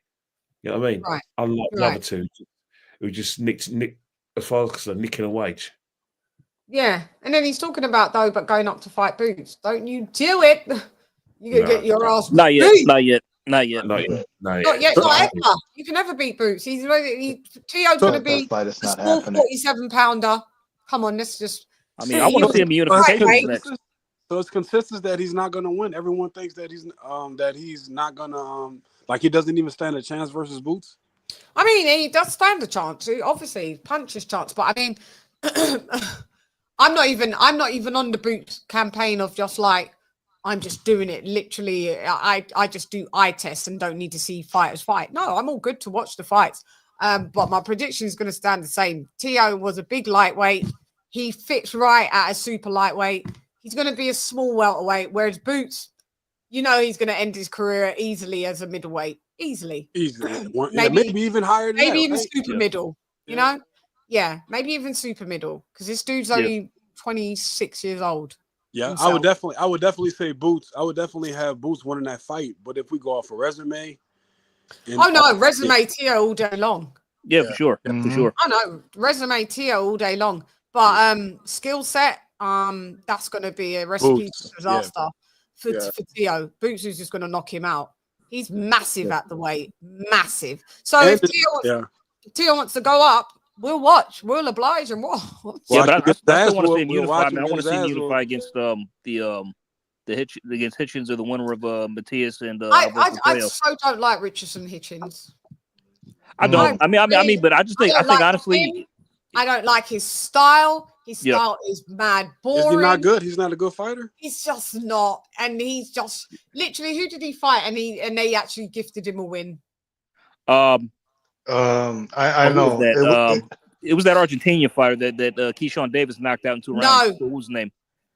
No. I was thinking it. No, Was that his most recent fight that y'all talking about? Like 2 fights ago. Not the last fight. The Damn, fight what was his before. name? Hold on. Not the last fight he just had. The fight before that. Oh, okay. Yes. And he lost. I don't care. I was Gustavo Lemos. That's him. Gustavo Yeah. Lemos, who is that he's got the guns, mate. The punch. Gustavo Lemos beat Richardson Hitchens. I don't care what anyone said. It was a robbery, Chan. It was a robbery. It was a clear and blatant robbery. Weren't no close fight, because if it was close fight, I wouldn't call it a robbery. It was a robbery. The robbery was in the building. It was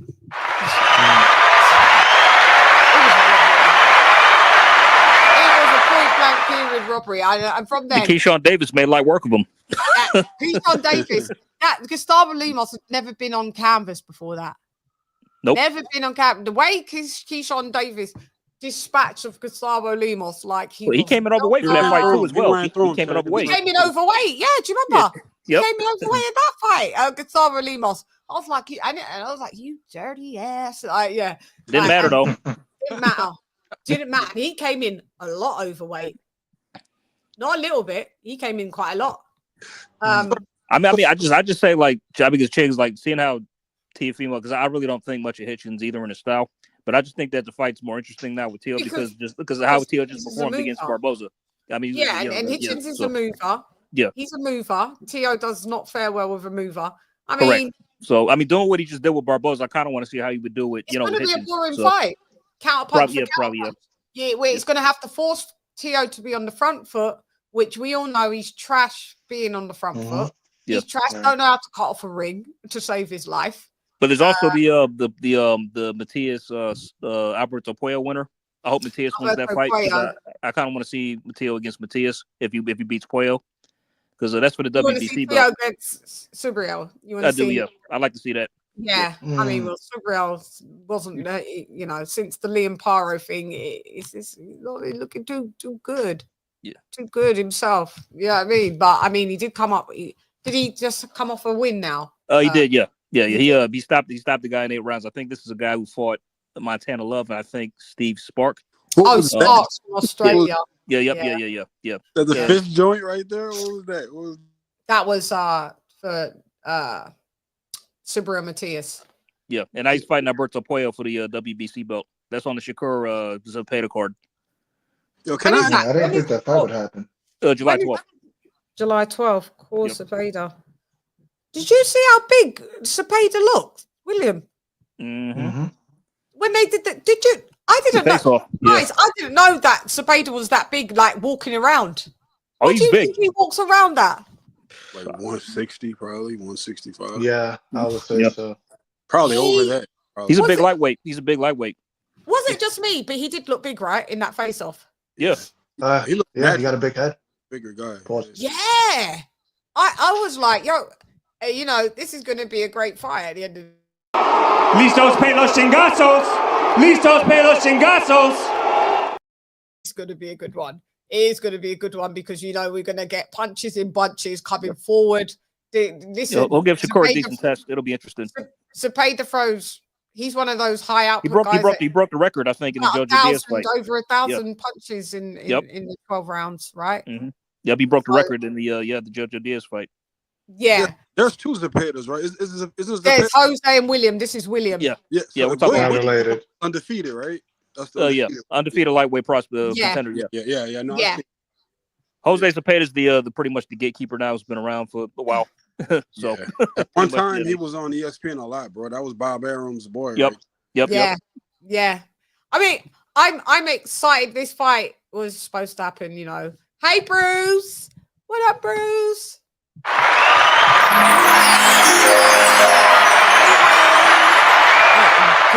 I'm good, babe. I'm really good. All the better to see you. I'm intrigued. I've always had. I know Julius thinks that Zepeda could beat Shakur. I was never there with that. I mean, it's going to be high output coming from. It's going to be exciting, because of Zepeda, not because of Shakur, but because of Zepeda. but I've got Shakur. Well, I'll say this though: Yeah. if Shakur can't get his respect, he'll just start to roll through him. Yeah, yeah. So that I just need so yeah, but I think he can. I think Shakur I could. think Shakur can because like Shakur, I think he's got more power than Devin Haney. Oh, for sure. I think so. You know, yeah, he's got more power than Devin Haney. I know Josh Padley was Josh Padley, but he made light work, and Josh Padley got a chin and he tucked him in 9 rounds. I mean, you know, he could take a beating.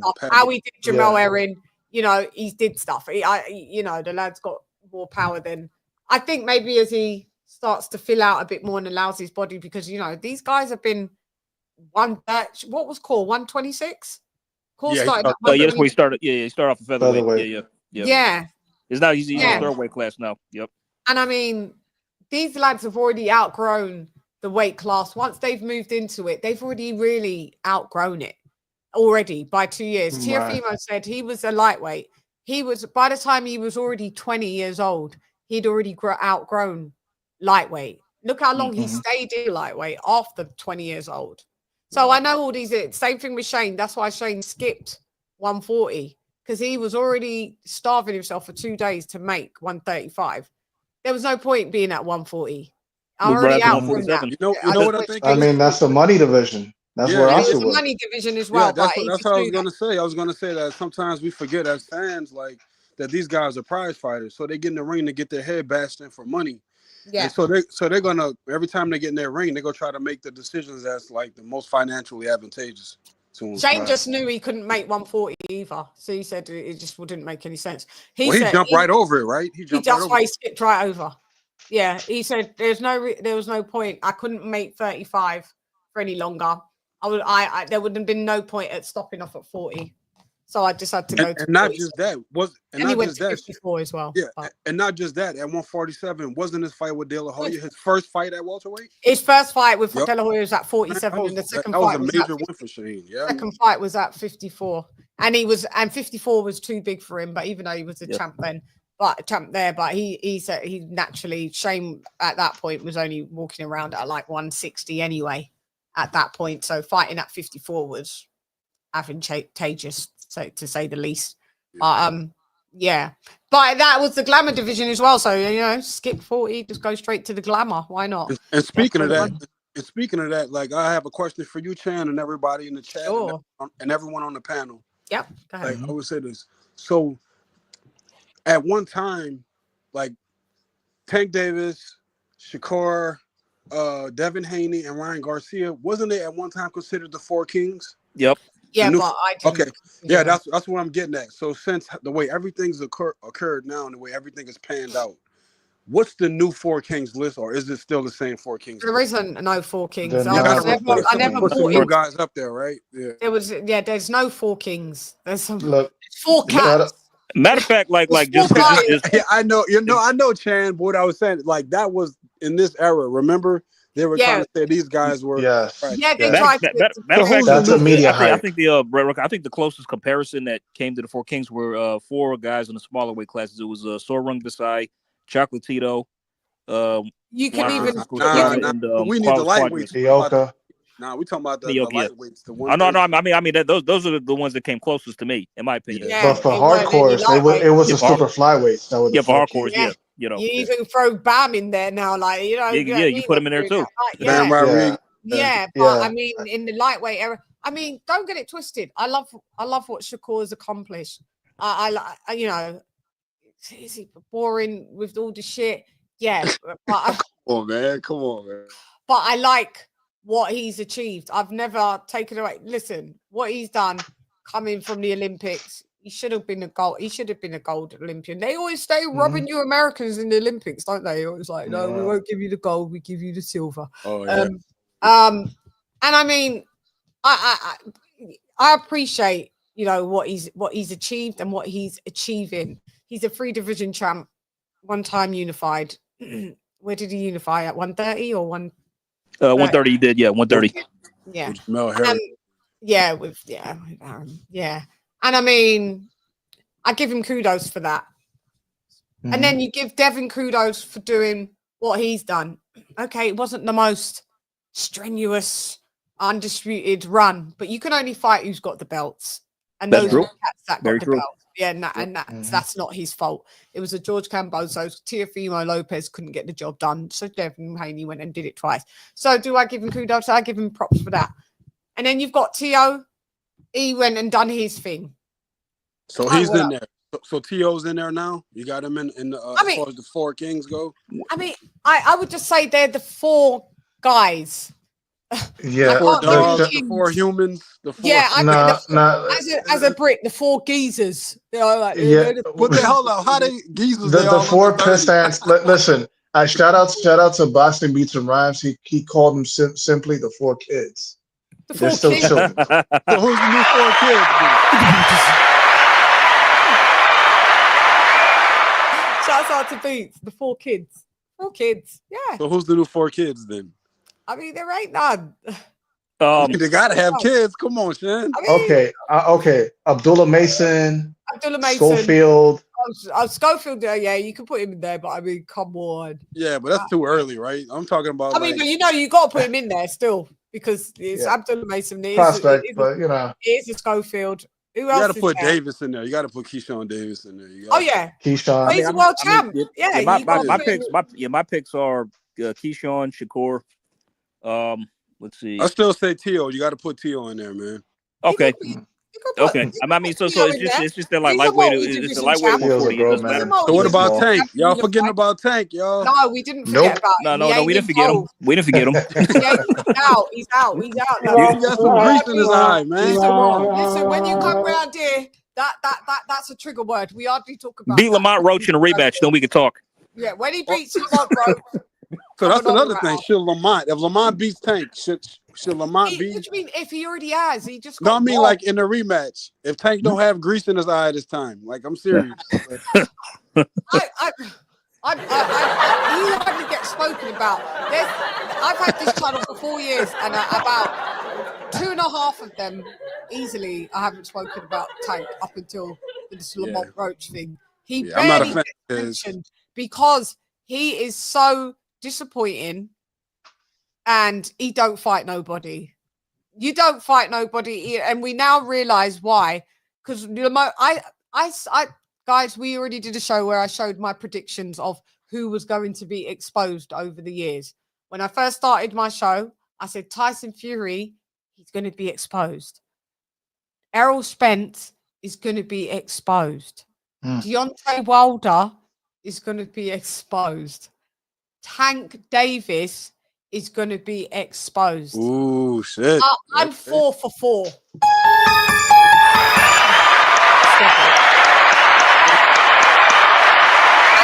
just before Tank fought Lamont Roach, maybe before that was even, I said, Tank's going to be exposed. He's going to get beaten by someone that shouldn't be able to beat him on paper.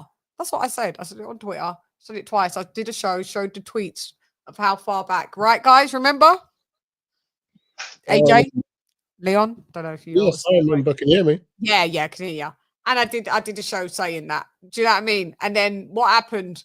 And then I retweeted it, and we pulled up the old tweets actually on Twitter, and everyone was like, "Yo, Buckstradamus!" Yeah, definitely. That's some Nostradamus shit right there. Yeah. Just call me like everybody. I said it was there. Listen. Your wife and son, they are lost to me now. The same pain sears both our hearts. Brutality. Flawless victory.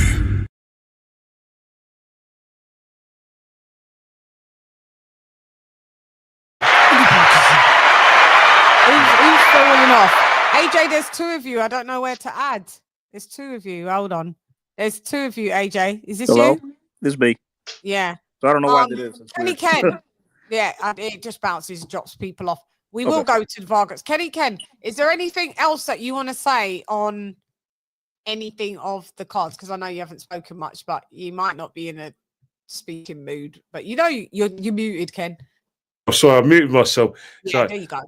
it's not really much. I was, I obviously I watched that fight, and then I went to Canelo. So right, Canelo saved me from this poor weekend, and then yeah, What did you think of the Canelo fight?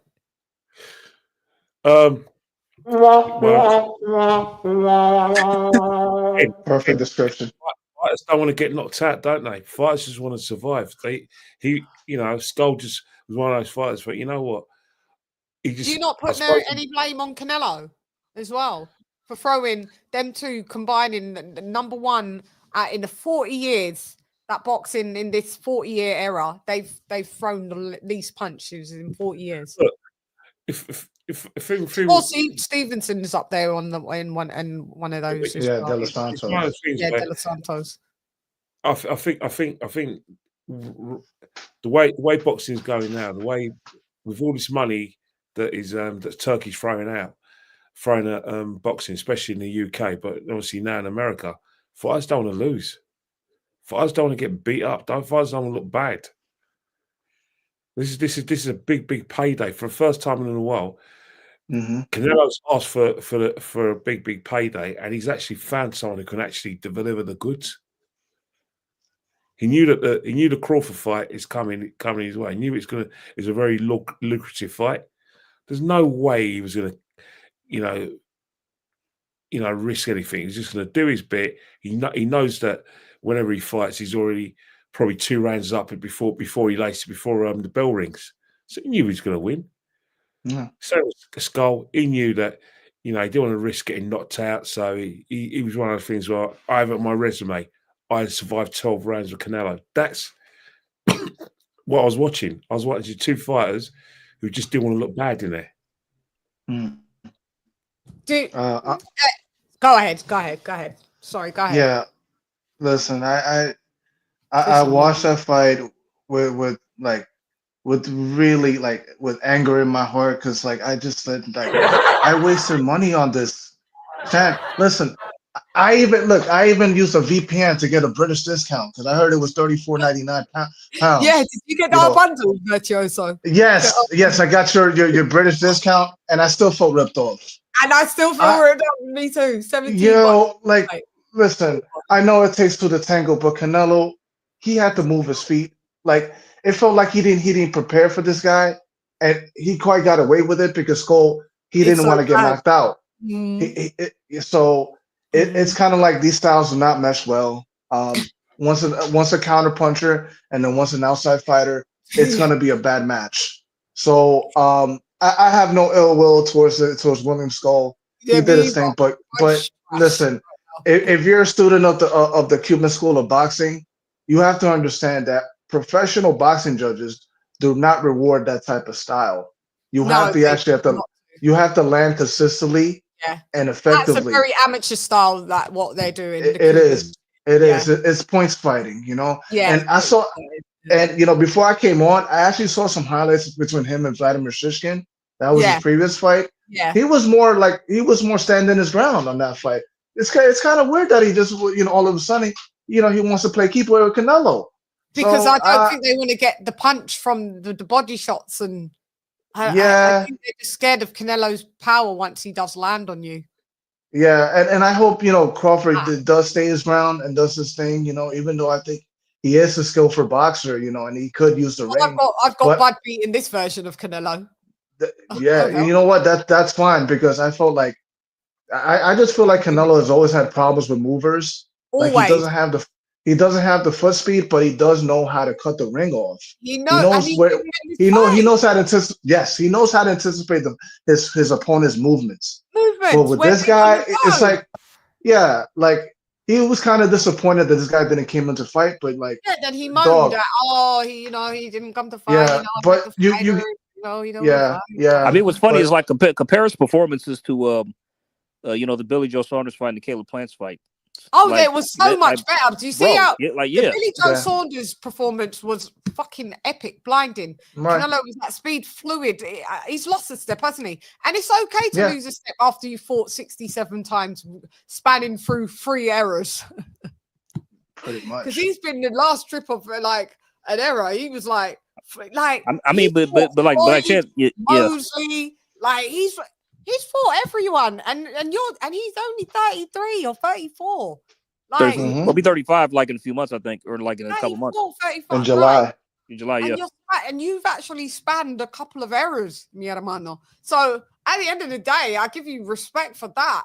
But we have to call a spade a spade. You know, you've dropped a step or two, and that's fine. But we can't keep supplying you with our money, like for these.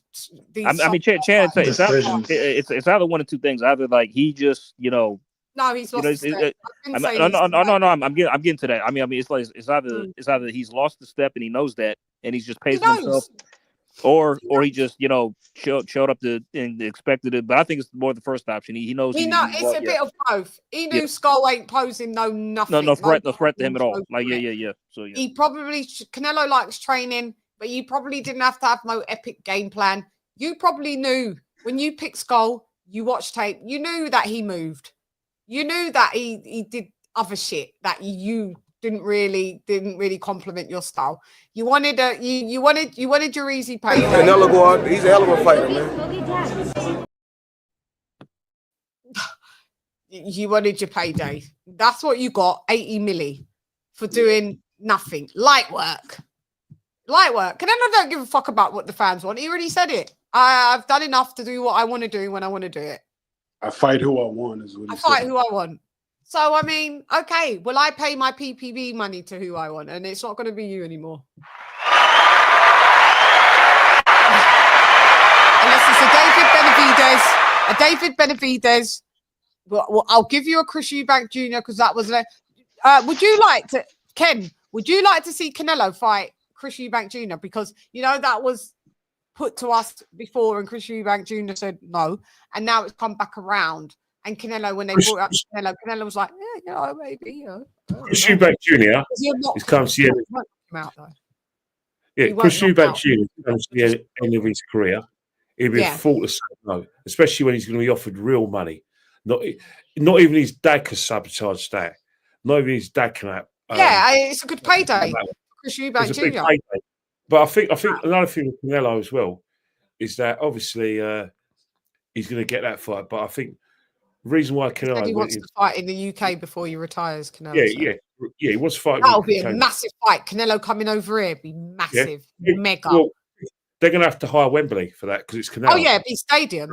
Yeah, it'll be Wembley stadium. But I think with Canelo, the thing with him, the thing with a lot of these fighters now is that Turkey around. They don't just want the big fight. They want a rematch or a trilogy. That's what they're after because they know cash in. Because you know we're going to get with Bivol and Beterbiev. Yeah, another one. Fury and AJ wanted like a fight and a rematch so they can make double the money. And I think Terence Crawford and think, you know what? I'm not going to fight Crawford once. I'm going to fight him twice. And and maybe 3 times because I think that's what he's after.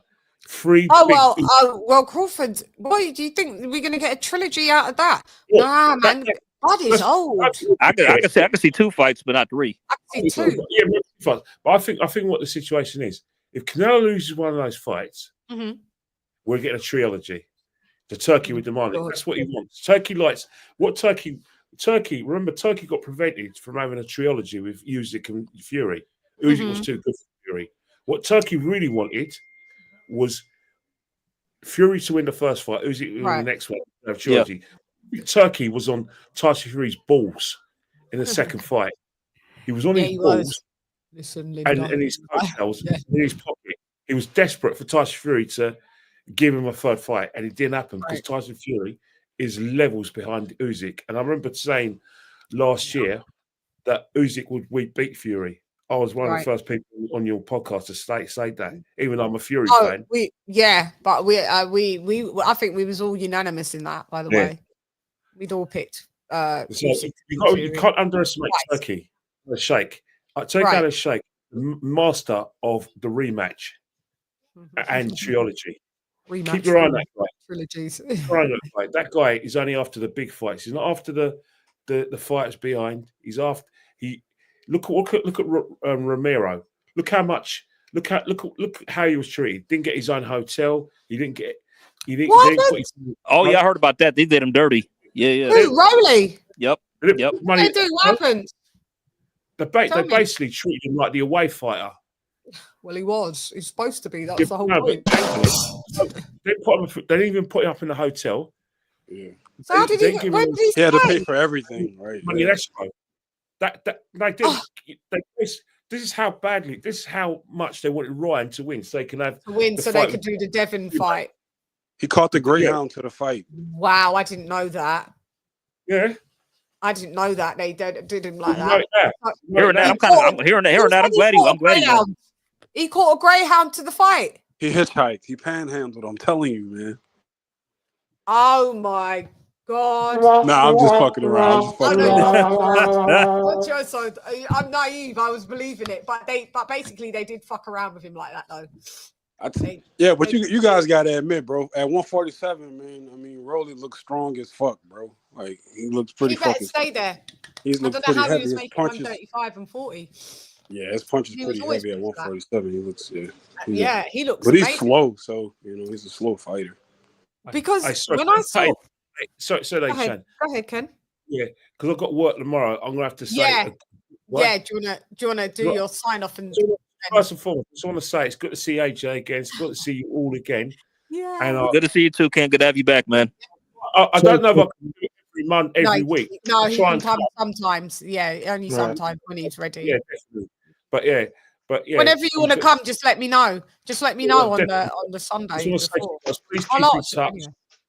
Yeah. Obviously, a few of you know why. One of the reasons why I've had to take a step Yeah. back. Do you want to address it or do? No, it's all right because all right. it's been painful to talk about. But I Yeah. think AJ knows, and I think, Yeah. Most of us. Yeah. Know. Yeah. So that's why it's. We always offer our condolences, Ken. And always. I'll watch you and support you guys from afar, but I do still watch anyway. Yeah, Ken, I'm just thank I'm just trying to get my momentum back. So I appreciate you and everybody else that's on the panel. Thanks for everyone anyway. See you guys soon. I'll hit you when you come. You come when you can't. It's like just tell me, Shan, not this week. All right. Bye. Let them know where they can find you, Ken. Are you on Twitter? I'm on Instagram at KennyKen1972. Yes. Okay. Please go and follow Ken. Yeah, because he does Premiership football as well. Yeah. Yeah. I'll speak to you guys soon. Thank you, Kenny Ken. We love you. Ken. Thank you very much. Hello, Ken. Kenny Ken is with the Buddhism. Shout out to Kenny Ken. Shouts out to Kenny Ken, man. We love us some Kenny Ken. Ken. Go ahead. Someone said this, which I wanted to touch on. Vargas. Did you say his son? Are you talking about Vargas' son that fought? Emiliano. Oh, he stopped dude, boy. He stopped the dude. I didn't see that fight. I didn't even think he was going to stop him. Yeah. I know he's a knockout guy, but the other guy was so big. What was the guy called? There was all different fighters. Hold on. So one of them was called Palenko or something like that. Rohan Polanco, yeah. Rohan Polanco, yeah. Who did he fight? He fought. He fought a guy I'm familiar with. I knew that guy. He fought. What was his name? Oh shoot. Didn't he stop, dude? I think he won by UD, if I'm not mistaken. Oh, it went to a decision. So there was Polanco. Rohan Polanco. Let's see. Has anybody spoke about we haven't spoke about Jaime Munguia. Let's talk about him. Oh yeah, wow. right. I missed Munguia really turned it around. I didn't even know. I mean, Saras. Oh yeah, F.A. Jagba and Martin Bacoli. Their fight. That was a fun fight. I'm writing these down. We're going to talk about all of these. So let me just write them down. Jagba. I did say today's show would be a bit. Also, Badu Jack won his fight. That's where I fell asleep at the ring walk. Yeah. Okay. I saw this during the fight. McCallion. Was that with McCallion? McCallion. Yeah, correct. So that was Jack McCallion. Who else did we have? Okay, so we had the Vargas. Who did Vargas fight?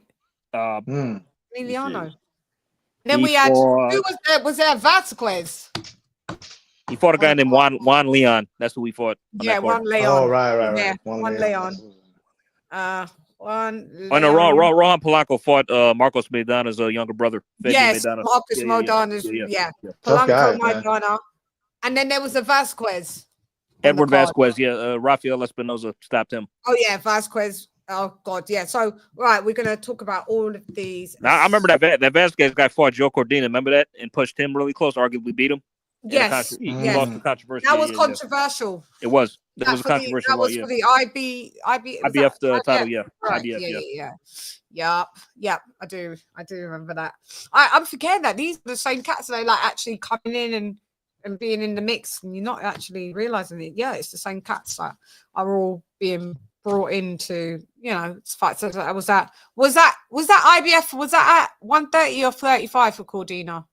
That was a 130. 130. Okay, cool. Yeah. All right. So is that everybody touched on Tio and said what they wanted to say? Yep, said my piece. Yeah. I didn't. Go ahead. I didn't, but Yeah, you go ahead then. Yeah, I stepped out for a second. Are you talking about the Tio fight or just like your assessment of Tio period? Like what were y'all saying? You can do obviously about Tio fighting Barboza, Arnold, Arnie, and then but you can talk about him in general, no problem. So I don't like Teofimo as a person, but I can't deny his skill set. He's pretty athletic, especially for a Latino. He's athletic. He has decent power. But one thing I would say is that you say especially for a Latino, he's pretty athletic. What does that mean? No, I didn't. Please, Chan, don't do this to me. I didn't mean it like that. It just came out. Because because I'm also Latina as well. So I'm like, that's awesome. Excuse me. Yeah. Perdón. Yeah. So Virtuoso. Come on, Virtuoso. We got a tag team in now. I'm actually Honduran, but like, listen, I don't like Tio as well. Like Afro-Latino, right? How about Afro? He's rubbed me off the wrong way. No pause. Yeah, like, de Venezuela. Are you really Honduran? Yeah, Honduran and Dominican. But listen, man, Tio, like he likes to call black people monkeys, but like what I see is monkeys see monkeys. There's no but after that, bro. There's no but after that. Like there's no but. There's no but. There ain't a but because I'm still black. As much as the Latino, the blackness is but. Yeah. I mean. I don't fucking for real. That was just highly disrespectful. Afro Latino is different from because like that's a very racist culture, and they really look down on melanated. There's colorism in it just goes across the board. It goes across the board with West Indian, Caribbean, and it goes across the board in South America. It goes across the board in India. That's a very like anti-black attitude. Yeah, and then there is where they and listen, I saw that with his family too. The way they were talking to Crawford, they're like Spaniards, really. That's Spaniard. Well, I mean, they have their issues too with that. And they've got massive black people. Tio is just trying to be a Timu Ryan Garcia with his racist behavior. So I don't like him. Instead of Timu Ryan Garcia. Well, hey, Virtuoso with that. No, I mean, but Tio, he's an attention seeking. I mean, he's an attention seeking pussy.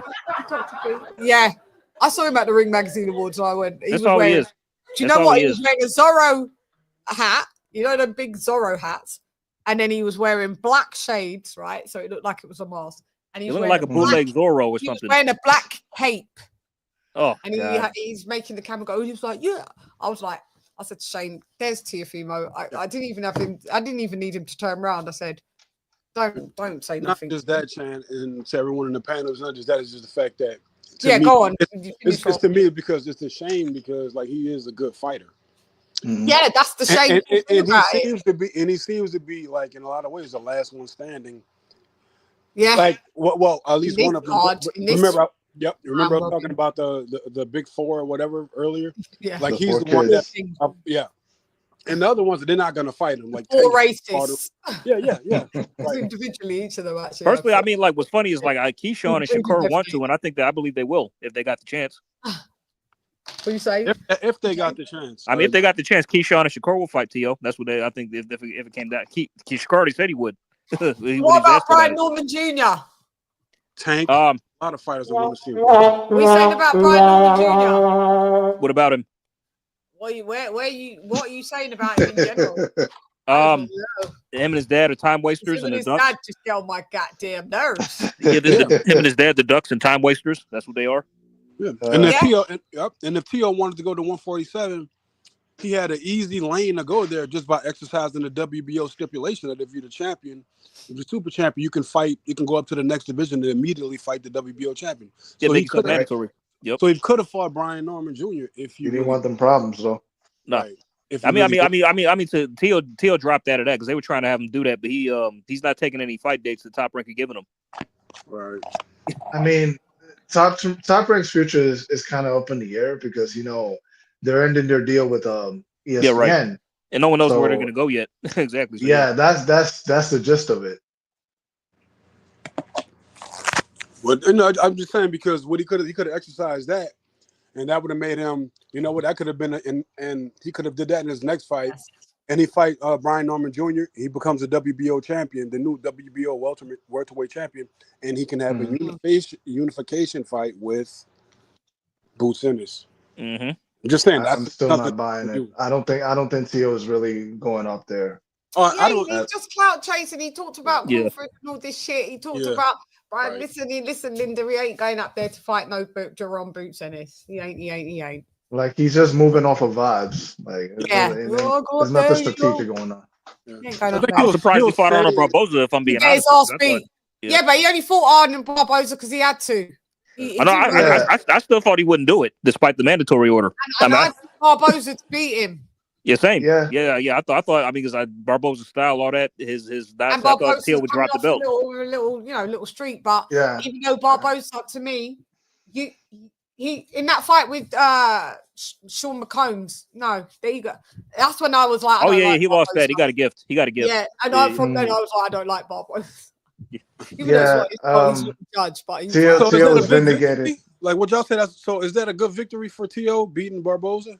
Yeah. It's good. Yeah. It's a good win. A couple of good wins, right? Tio. His resume is good. Like, too bad he's fucked up in the head and like he's just a racist prick. Yeah, I just can't deal with him.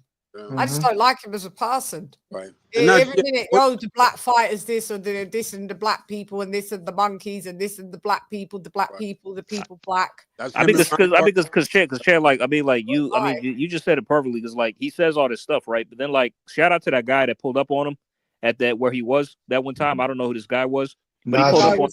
What you talking about, Mister? What you talking about, Willis? What you talking about, Manny? What you talking about, Dad? What you talking about, Willis? But whoever the guy was pulled up on him, and talking about Tio. Who was? I don't know who that guy was, but he was Najee too. Najee from Cigar Talk. Oh, is it Najee? Yeah. Najee. Yeah. Najee can't stand him. I just need Najee say that he's and Tio had nothing to say. He pussied up. Tio had nothing to say when. Oh yeah. Also, when he was on Cam and May show. It is what it is. Do you remember when? I remember that Bud pulled up on him too, and again, nothing at all. He had nothing to say. Nada. But Ryan Garcia and Tio both used that same. They're both racist. When they were confronted about their racist statements, and they just it was only a joke. What do you mean? Yeah, they were only joking. It's all for promotion. Tex calls himself a gorilla all the time. This is boxing. I'm just trying to build. We gotta sell fights. Come on, man. Okay. Right. Sell all your 32 teeth getting punched out of your mouth. Right. Meanwhile, y'all saw what Caleb Plant tried to do to Ryan. Remember that? Yep. And he had all his security. What happened? Caleb Plant was listo. He's like listo pelos. You know the wrong Spanish. Listos pelos chingazos. Listos pelos chingazos. Yeah, man, I don't get it. I don't know why they try to pull up on my man Caleb Plant, man. That dude's insecure with it. He's trying to do his Spanish. He's saying it wrong, but we still respect it. Leave him alone. Because I even get English wrong. So you know what I mean. So you know, we're not Impossible, impossible, Chan. Impossible. Oh no, I get it. I'm born in the UK. My English. Listen, I probably write better in Spanish than I do in English. Like you see, like if I write in Spanish, my people see it. AJ see it. If I write better in Spanish than when I write in English. But every time I write in English, I'm like, this is really wrong. And I've realized as well that I can't pronounce. You see when I'm pronouncing. I can attest to that. I can attest to that. You can attest to that, AJ, as well. Yeah, my Spanish writing is way better, but than my English, way better. But also, where I get muddled up now is how to pronounce fighters' names, because I automatically just pronounce them like Spanish, and then I realize in England, like, so when I was like, Virtuoso, how would you pronounce card? Because in England they called him Cardenas. Oh, I think it's pronounced Cardenas. Cardenas, but, see? Yeah.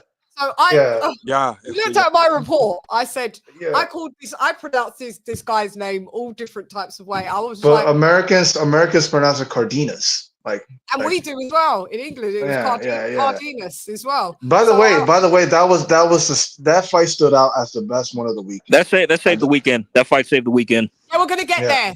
We're gonna get there. We're still on Saturday. I wish I could, Sam, but I gotta go because my phone is hot. All right, then just give us your take on Inoue. Go ahead. Inoue, like, to me, it's just perseverance personified. He just, like, whenever he gets knocked down, bro, he just gets angrier, bro. But he was like, yo, the way he came back from that left hook that put him down, bro. I have to commend him for that, and also Cardenas, because he showed up to fight. He didn't show up just to collect the check, just like William School did. But he came in to shock the world, and I like to see him fight again. He's a very good fighter. Very action-packed fight. To me, I think I would say is a fight of the year contender, and I really appreciate. I like him. I like Cardenas. I like him. Cardenas. I don't know. Cardenas. Yeah, man. Listen, if people want to clown Inoue for being knocked down by it is a kink that he has to iron out. It's a kink he has to iron out. Because if you're going to go to 126, you don't want that to happen. No, you may not. Get I saw the press conference. He's staying at 122. That's what he said. He's real quick, for a while. He's going to stick around. Yeah, he's going to stick around. Real quick, if you Tank fans out there, y'all want to clown him for getting knocked out by left hand, guess what? Tank got knocked out by hair grease. Take that to the bank. And then take that to the bank. Thank you, Virtuoso. Thank you very much for coming on the show. Virtuoso. Peace, man. Later, AJ. Virtuoso is lift the booties in. Yeah, okay. So this is back to the Saturday card, right? Anyway, we're going to cover the rest if everybody's cool to cover the rest of these cards. 35 months for real. Time flies when you are having fun, guys. If you ain't a member of the Channaholics, I don't know what you're not doing. That means you don't respect what's going on around here. For a cup of coffee, what you do? You can join the Channaholics. Not that one. You can just the Channaholics. Too many Chans will join the Channaholics.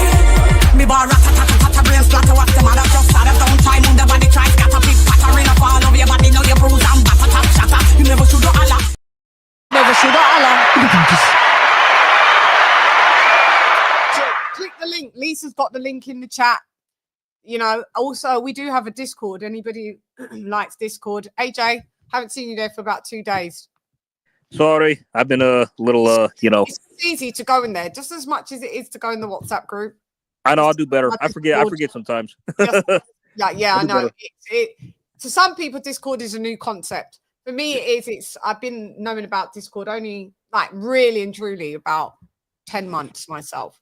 So I'm on my friend Fatty's Discord, and a couple of other people, DJ Academics' Discord, and obviously my own. And Academics' Discord has got 30,000 people. I rock out with everybody on that Discord like nothing. I got clowned at first, the initiation when you first go in there, and then they're like, "Oh my God, you're English. Oh, tea and crumpets. Oh, what the hell? Your accent. Do you know the Queen?"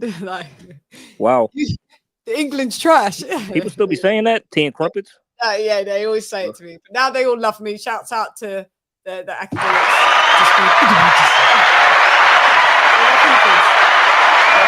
There are people. Shouts out to Team Fatty as well. The Untouchables are.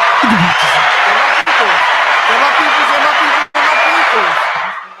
So yeah, if you want to join the Discord, it's just somewhere that you can hang out. You can post whatever you want. There's different rooms. There's a sports room. There's the politics room. There's the main chat. There's you can go live, and you know, like what you do in Twitter Spaces, you can do that also in my Discord as well. You can do. There's different rooms.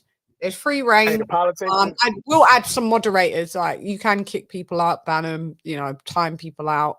You know, if I give you mod status, there's so many different things. There's a jukebox. You know, you can post whatever you want. You could post bad bitches. There's the bad bitches. There's the hot boys. Yeah, it's quite funny. Hot boys? What the fuck? Hot boys meaning like if you like, you know, for the girls to post the men. Hot boys. So I've got Aaron, Pierre, that's Mufasa. Oh yeah, Mr. Rubber Ridge. Anthony Joshua's in there. He's in the Anthony Joshua said, "Let's go, baby. Let's go, baby. Let's go." Thank you, Dr. P, for being a member for 35 months as well. Thank you very much. Hope wifey is doing fine as well. Yeah, I mean, and then there's the bad bitches in there as well. So you could post bad bitches. You know, for the men that want to post bad bitches. Like, it's yeah, go check it out. It's called the CHANNAHOLICS. Shouts out. Bo, were you trying to say something? Was Bo trying to say something? Bold has said no. Do you know what? I forget Bold there. Bold has said fucking nothing. But we're gonna go through. I'm trying to ask with the we could post like pretty much any politics or just politics of boxing. Oh no, politics. Oh, okay, cool. You could if you want to post politics of boxing, you could post that in that. There's got its own sports room, so you can post all the sports stuff. You know, like how we do in our group. Lisa goes over there and she posts as well. Shouts out to Lisa. Yeah. She posts over there. So you can post whatever you want. You can go, yeah. So there's a politics room and you'll see it. So it's politics and you'll see it, a blue square and a red square. So yeah, you can talk about politics. Nobody's really. Oh yeah, there's a trial room. You know, like for trials. You know that like the Diddy trial. Fred's up on there. You want to talk about trials or post some trials of the centuries, trials of the decade, true crime. If I wanted to post in there, like, because I know I'm new to this shit, so I'm gonna have to look at this definitely. But if I wanted to post in there and if I wanted to post OJ was innocent, like, would that be okay? Or yeah, I mean, it's just an online community. I don't be over there overseeing like, oh, what are you saying? So you don't judge what others. I get what you're saying. No, yeah. Everybody just rocks out. Unless you're being like some super egregious, like you're bullying someone, like someone comes in and like you maybe, you know, it has to be like obsessive, like you'd get like a timeout. But no one's it's just only starting. There's only like I think I've got 67 people. Started it like I started it a few months back, but then I had it revamped and I had someone come in and put the server together because I don't know how to do it. I just told them what I wanted and I learned how to do bits and edit bits myself. But I pretty much hired someone. They just went and it was up in 2 days. Done. Yeah, so you can go over there and can you see the link on the screen and in the chat? If you press that, it will take you straight to my Discord. I'm already in there. Are you already there? Okay. No, I went on there. I checked out a few things. I didn't see that much post at the time, so I was just like, I wasn't sure how active it was. Yeah, we're kind of new in it. That's what I'm saying. There's 60 odd people. Sometimes, you know, I'll be posting like what's going on in my day. Lisa will post. I think AJ's done a few posts. I have. Yeah, I've got another girl. There's a few girls, but there's only other one that rocks out. Another girl from the States. She rocks out on there. But a few people joined today. I had a few people join today. So yeah, don't worry if it's quiet. You just do what you're doing.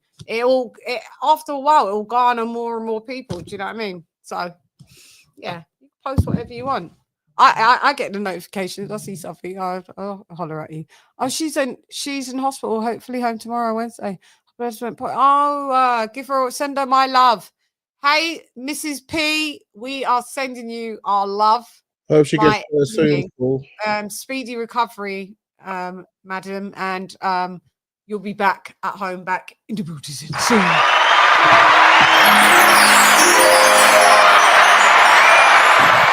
Yes. So yeah, shouts out to Mrs. P. Get well soon. So yeah, please join the Discord. Follow me in social medias, all of that. You know, still at Lady Shan. Twitter, that nigga Twitter. She is I and I am her. Oh, that's me on Twitter, Instagram, everywhere at Lady Shan. So you know, we try to build communities and we try to whether it's music, boxing, both. Oh yeah, I've got something really coming up, July 25th. Did you guys see any? See, if you went over to Discord or if you're on my Instagram, you would have seen me post something. It's something. There's Shane. Shannon, I sent you a message on Instagram. You still haven't responded. Did you bold? Yeah, you said what's your Instagram? I hit you. I was like, I hit you up on Instagram. That joint's still there. I said, don't lie. What's your name on it? I'm not Bold and lying. Understanding. Are you bold and understand? I've got to type you in to find you. Because you know when you just if someone you go down, where are you? No, what are you on there then? I can't see you. Oh yeah, Diallo Huggy. This is bold. It's you. This is bold. Is that what you put? Yeah. Okay. I'm supposed to let me. Bold, why haven't you got no posts? Until you've got a post, I'm not following you. Until you've got a fucking post. Have you got posts? Nah, I don't really post on Instagram. Okay, like that. So why do you want me to follow you and you ain't got no one on there? You said I thought you posted. Hit me up. You said hit me up. I said, all right, I hit you up on there. Why don't you post? Why don't you post your channel and stuff? Come on, man. We got to do better than this. I'm gonna start posting. I mean, get rid of that private shit and be public and start posting your channel. Hit me up when you've posted something, nigga. Jesus Christ. Yeah. Chan, that was some gangster shit. God damn. Come on, man. Yeah, BOLD. You know we rock all day long from dusk to dawn. Don't tell me to. I don't want to follow something that's got a zero on top of the word posts. We don't do zeros. Will team win? I do got some posts because I be going to these events and whatnot. Yeah, just start posting shit on there. Take it off private. Put your channel bits on it. Take that shit off. We're going public now. Come on, take that off. I want to see that off and start doing stuff. Just look at my shit and just copy it. Just copy a blueprint. Post shit. What I do on here. Take little funny clips. Post it on my Instagram. Post it on Discord. You could do the same thing. Post it on my Discord. Post it on the gram. Come on, bold. Come on now.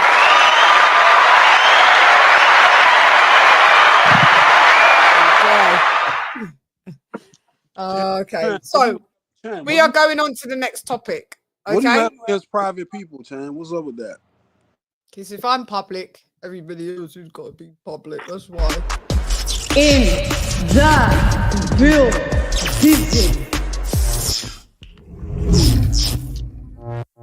In the building.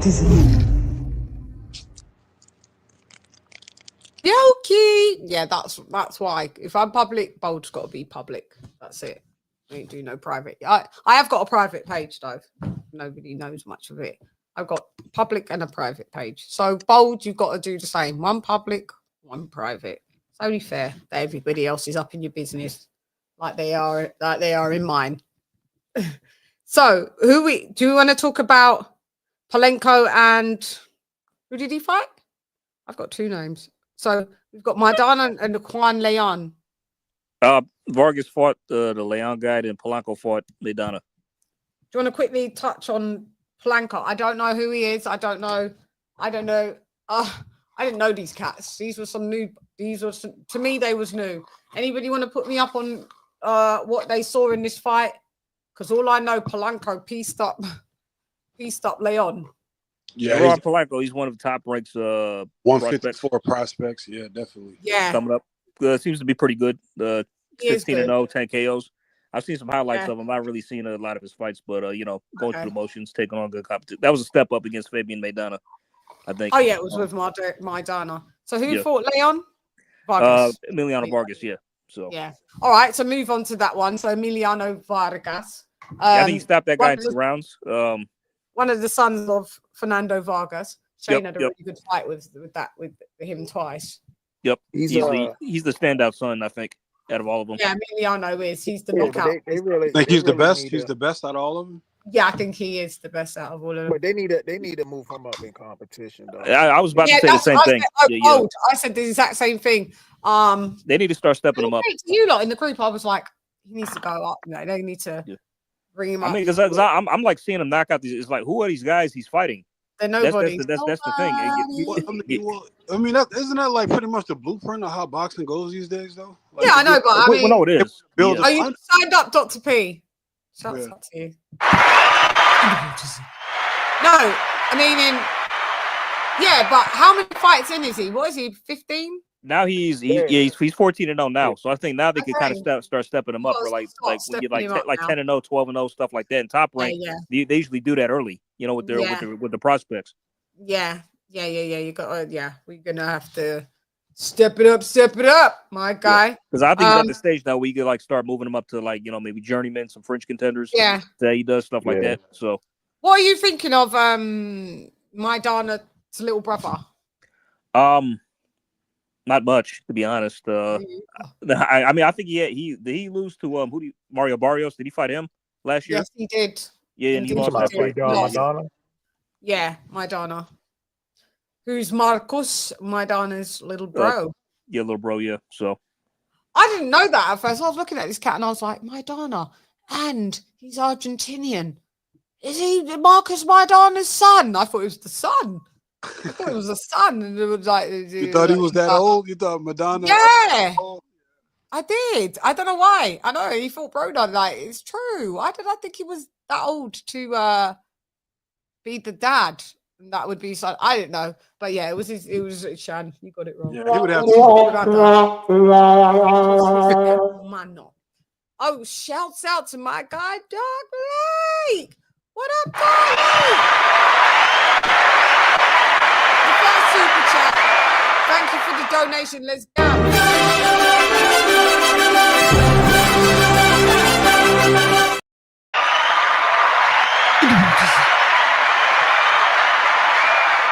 Thank you for dropping that $50 on your girl. So just supporting the show, bless. I know, just because you don't like boxing, and these are my people, these are my friends from other platforms that don't deal with boxing, but it's nice that they just come, drop a super chat and just say, Shan, we're supporting you and we keeping it moving. Shouts out to Dark Lake.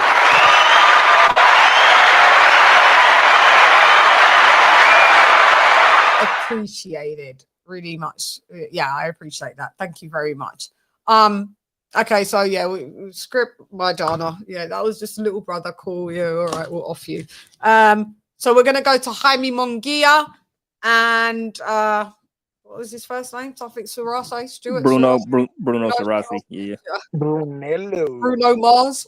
Yeah, God, who did you fight? I have no comment. I didn't see the fight. I missed that one. Oh, didn't you? Okay, so it was. I know he won though by you. It was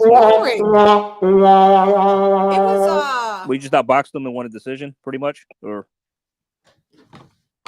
I mean, Jaime still got some. He still got boxed up in certain areas, but then he did turn the tide and so he made adjustments. He made adjustments. I give him that. He made adjustments, right? This guy Bruno Sarasi. I'm not. You know, they was trying, like the commentators, they was trying to hype him up. It's like, oh yeah, he's really up there. And I'm looking at, I'm like, Bruno is not. He's really European level, and he shouldn't have stopped Jaime Munguia in the first place. He's got like then, 4 knockouts or 6 knockouts on his record. After the fight was over, this dude had the nerve to flex. I was like, you got to be kidding me. Like, Who? bro, Who you lost did? that fight. Bruno Yeah, Bruno. flexed. Oh my God! Because what happened is he stopped throwing shots, didn't he? He stopped throwing. He Yeah, like totally. once the fight was over, he was celebrating, flexing like he actually won the fight. I said, oh my He God. didn't throw a lot. When he did throw it, and he made some good connections with Jaime. But I mean, Jaime had him on the back foot, and he literally. I thought Jaime would knock him out this time. And this is what I'm saying. It was all anticlimactical because you're supposed to knock this geezer out. You're not supposed to go the distance with this guy. He's a European.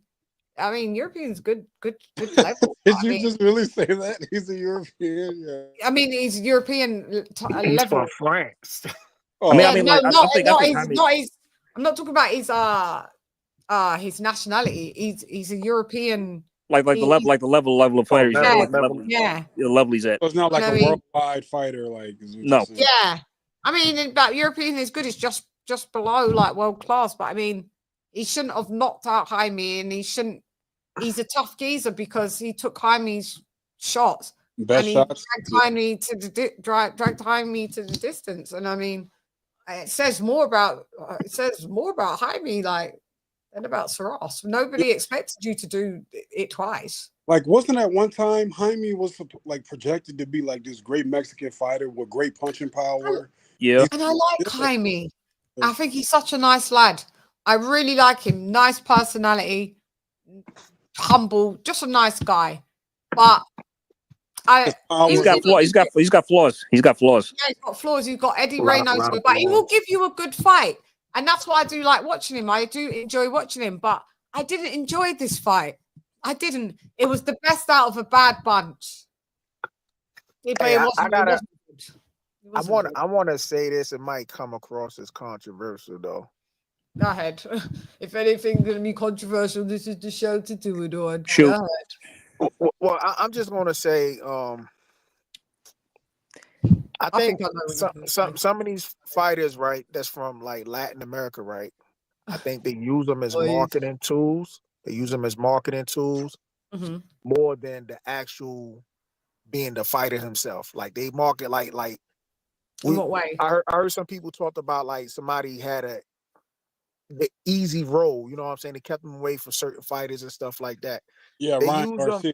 Yeah, so they use these guys because they know these guys are marketable anyway, right? So they use them as gems. Like, okay, we want to make sure we put them in the right kind of fights until it gets big, and then we put them in with a tough one. You know what I'm saying? Until it's time to cash out. Until it's time to cash them out. Yeah. Right. And build them up, and then cash them out. Yeah. And I think what happens is over here in America, right? We keep falling for that. Like, where so you could get two great fighters here in America, and it won't even sell because Mexico versus Black does, doesn't it? That rivalry. Right. Yeah, Right, that's how right. like yeah. Or Mexico versus Puerto Rico, that sells. Right. So it's basically like because the dude is from a certain area, it doesn't matter how good he is, as long as he got the fan support, they're gonna sit up there and market a mess out of him. But you could have two tough dudes right here in America, and they won't sell. They won't even sell. Well, you talk about two tough black dudes versus Just anybody. It don't even have to be black. Just anybody. You know what I'm saying? But yeah, who else would it be though? Like, I mean, usually they are black. Yeah. Right. But I mean, I'm just trying to like. Yeah, but just in general, they could be. Yeah, but they are usually going to be black. But yeah, I think that just says more about America. Mexico supports their people. Yeah, well, but also you got to realize America, like, there's more sports here that Americans support, like football, basketball. Like boxing is not the #1 sport here. Where like in Mexico, they have a faithful. Mexico and England, it kind of is. So I look at it like this. Yeah, there's a faithful. Mexicans are faithful regardless. It doesn't matter. You don't have to be an undefeated fighter to get support from a Mexican. That's the main sport in England. Look at Ryan Garcia. You can lose 5 #1. He's not even from Mexico. It's more prevalent than it is in the US, is what I'm saying. Oh, okay, gotcha. Yeah. But Ryan Garcia, he's not even from Mexico, and he's Mexican American, isn't he? And he Right, can't right. speak But a lick of Spanish. Yeah, but Mexican, He don't speak Spanish at all. Mexicans support Mexican Americans though. Not really. Well, yeah, They I mean, hated, okay, they they hated supported Oscar Oscar De De La Hoya. Hoya. Oh yeah, they didn't hated, like Oscar. They didn't like they Oscar. hated him first. They ain't like They Oscar hated until De he La fought Hoya Trinidad. first. No, that was Yeah, more so he so. fought That was more Trinidad. so because of the whole Julio Cesar Chavez thing. Because De La Now Hoya, they love him. yeah. Well, you know, But they hated him before, before. yeah, but you could like Oscar Valdez. Like I could name a million Mexican fighters. But Oscar Valdez is from Mexico though. You sure about that? Like Yeah. he was born in promise Bel. you. Literally, yeah, he was born there. He was born there. Him and Oh, okay. I Burchell thought he was from knew each other California. when they was on the same Marcus boxing team. Berchelt. Yeah. Let's see who else. What Born about there. Brandon? What They about like Brandon Andy, Rios? they love her Andy Ruiz, don't they? They don't mind Brandon him. Rios, like you know. Brandon Rios. They love who else? If you're a good American Mexican fighter, you're gonna get the support of the Mexican fans, unless you do something to fuck it up. In certain ways, yeah. In certain ways, you will. And yeah, I'm not going to deny that. They still kind of. They sure the hell seem to support Ryan on when he beat Devin Haney. Yeah, they all supported Ryan. Yeah. They all jumped on that Yo, bandwagon. you know what's so crazy? Right. So check this Right. out. I was at the casino, right? When this Hey, joint went down. 86 boxing. I was at the casino when this joint went down, right? I went up to some Mexicans. I was like, yo, who you think gonna win it, right? Yo, a lot of these Mexicans was like, yo, Devin Haney gonna take him out, bro. Soon as that fight happened and Devin was getting knocked down, bro, all that shit went out the door. Man, It was these Ryan Mexicans Garcia. they hopped all over Ryan Garcia like they was they always been rocking with him. Exactly, bro. Damn. Isn't that how it goes though? Like, I mean, most people are followers anyway. Yeah, like, that's because fickle. yeah, they're fans in inclusive. general. Like they're inclusive. So if they see other people fans supporting, in general. Yeah. Very much so. Yeah, it's just fickle fans in general, man. Welcome to boxing. You know, Yeah. we got fickle black fans, hella fickle white fans, hella fickle Hispanic and Latina. Look at the guy that beat Chan. Look at the guy that beat Tank Davis. Now all of a sudden he's got all these fans. Yeah, Lamont Roach. Before the fight, now everybody's Lamont now Roach. you got Lamont Roach fanboys. You never saw one. He was supposed to be a Can. You know? They was calling him a Can. Yeah, Cam gets love. That's right, Lisa. Yeah. Cam gets love as well. Nah, but but this is the thing too. Here's the other way around. So, but leading up to that fight, it was like, yeah, we're gonna get Lamont Roach out of there. After the fight, those same Tank fans was like, oh no, he was a top fighter. Yeah, he's a top fighter. It didn't matter if he struggled with him. He was a tough fighter before. Like what Said said, he was a fucking can to him before. Yeah, I know. Well, this boxing is just full of shit. AJ, is AJ here? Still here. Just listening. Okay. Just listening. You know, I was just wondering. I was like, yeah, couldn't hear him. I was like, is he still here? Yeah. All right. We want to move on to the next. Let's move on to. We shall move into. Hate it. A Jaguar and Bacoli. God. Listen, Linda, I had a Jaguar winning that. The way they gave that a draw was just diabolical. Listen, coming in at £299 and ranting even that you lost 10 kilos, like it doesn't make no difference, my guy. When your last fight you was 310, 315, we don't give a fuck that you only lost 10 fucking pounds. Right? Wow. Yeah, I missed that one too. I skipped. Was it a good fight though? Hate it. Hey, get the fuck out of here because I'm gonna fuck you out right now, motherfucker. I mean, actually, Sean, I thought it was a decent fight. I ain't gonna lie. Lee, you can go. Yeah, wasn't this? Is this weekend been the first time where these Saudi cards they were known for just the least fair judging, but that judging was ridiculous.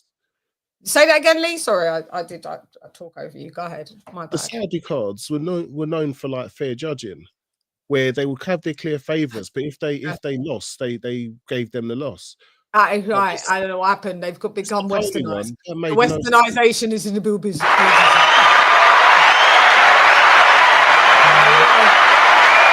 start fucking with us Westerners. You know, Well, we that was fuck actually everybody.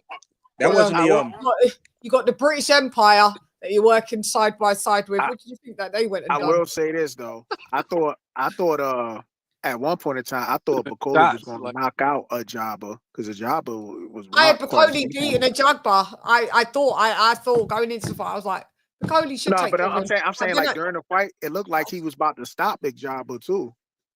Because Yeah, Jabba was no, laying on because the rope. what a Jagba did, he was a dickhead.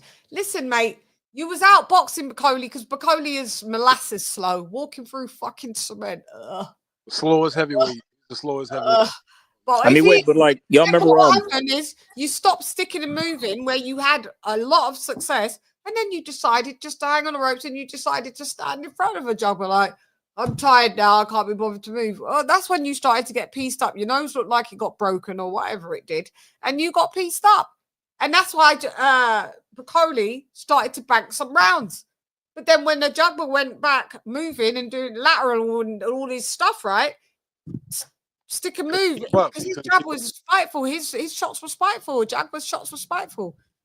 He's standing in front of the 300. Yeah. As long as he stayed on the outside and kept moving That's around, what he was supposed to do. He was having an easy time beating Bacoli. But the minute that dude laid on the ropes, Bacoli started teeing off. Mashing him up. Them uppercuts and all of that, and then them hooks. I was like, how does he land? Like, how does he land those slow ass uppercuts, bro? Like you can see him. It's like the George Foreman. You see, he had that. Nah, he's slower than Foreman, bro. He's slower than. I said it on Twitter. I said it on Facebook. I said, a Jaguar, you are not Ali, and he ain't Foreman. You're gonna die in the process of trying to do this rope dope shit. But they all remember this. This wasn't actually the first like controversial decision that got a draw. Remember the Adames Shiraz fight? Adames won. Adames won that fight. Adames won that. That was terrible. They robbed the mess out of him. Belanga, isn't he? So he's gone up to 68. Yep. Belanga's a load of shit, Bumlanger. I can't wait till he gets his ass beat because Hamza Shiraz is going to beat his ass. I'm picking him to win. I got Hamza winning. That he had to pull out in his last fight. He's going to beat Carlos Adama. I mean, he's going to beat Edgar Berlanga. I'm put it like this. I'm not a Bumlanger fan, but I don't know. I think Bumlanger I think Bumlanger might stop this dude. You go ahead. He's gonna stop. No, he won't. Not at 168. See what Hamza Shiraz was making 160. He had no business. Shiraz looked horrible against Carlos Adames. I mean, he looked horrible. But that was the only fight he looked horrible in. But bold. Listen, he was drained. He's a 6'3". Yeah, he was. But it was a robbery, Chan. That was a robbery, though. It was a robbery. So now him moving up to 168, Berlanga ain't good. Listen, Shiraz, he better just hope. All I'm saying, if your power don't come up at 168, you're fried and you're cooked, my guy. But you know what? He's got faster hands than Berlanga. That's for sure. Berlanga's trash. Yeah. Well, you know what? I mean, you know, I had to like Berlanga some killer. Nah, he made a killing. He made a killing, like a media killing in the Canelo fight, because ever since then he's been like a superstar. Shit. Yeah. My man been acting like a celebrity. Like, he had a parade. Who has a parade after Hamza Shiraz? He said they gave me the keys to Puerto Rico. Oh my God. He had a loser parade. He had a loser parade. He said a loser parade. He told Please get the fuck out of here, man. It's my night. Payday. You want payday. I know that. We ain't in there. Hey, he told Tank you can't come to Puerto Rico. Tank was like, I don't own Puerto Rico. Like you own it. Like you own it. He must have made a lot of money. Man, he was so sold on himself. He was like, I got the keys to Puerto Rico and Tank can't come. You know where them keys are? You know them keys when you take it and you try and unlock some shit. It's to a circus, a clown house. That's what it is. That's where the key is. You don't even know. It's a circus. It's a circus Buddhism. It's a clown house. We don't want them keys. Bro. It's all right. You unlock them, the clown house. After that fight, man, like this dude went on tour all over the world, bro. Like, Yo, he was filming himself giving a little kid some money. He's yeah, like, that's yeah, what this is what it's all about. He is a lame all across the board. He makes New York, where I also grew up, he just makes it so cringeworthy. And then every time I see him on Instagram and I see Fat Joe coming in, And he's from my hometown too. That's the crazy part about it. I'm like, he's man, Brooklyn. He's yeah. BK. I'm Staten Island, but still, I'm still New York. Listen, we're not on it. We're not on it. You're embarrassing people, Belanga, with all your shit. I can't stand him. It's the love catching the ferry to Staten Island. I love it. Oh, did you used to love? Shut up. Did you used to get the dollar cabs? And the women, Staten Island is definitely different, even though it's not that far away. It's definitely a different type of vibe from. It is because it's. But this is the mad thing. I've always grown up on islands because I'm from the UK. That's an island, and then I grew up back and forth on Staten Island as well. So but I was growing up big woo tang, and they had the Woo store at the bottom of the hill. We had Park Hill Day where we would throw concerts open air on Park Hill. I lived on Dick's Place, and then there was Park Hill was the next street, and they would and there would be Park Hill Day, and they would do fucking Wu-Tang shit. It was fucking phenomenal. Who's your favorite character? Who's your favorite? Mine was only people. METHOD, man. Yeah.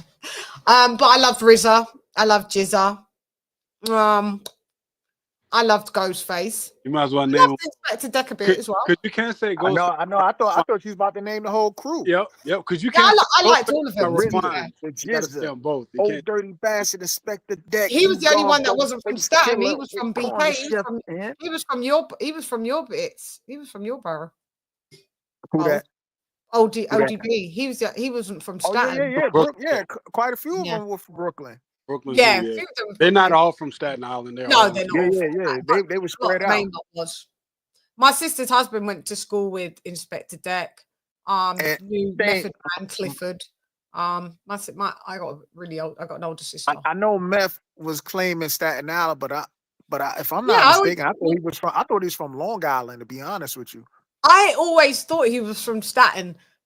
He said Staten, but I thought he is from Staten. His husband knew him as back in the days. Clifford didn't go into the barbers, so maybe he was from Long Island and he back and forthed. Maybe he moved from Long Island and maybe came to Staten or something like that. But yeah, you may have a point because my sister's husband does reference him as growing up, but not as much as Inspector Deck.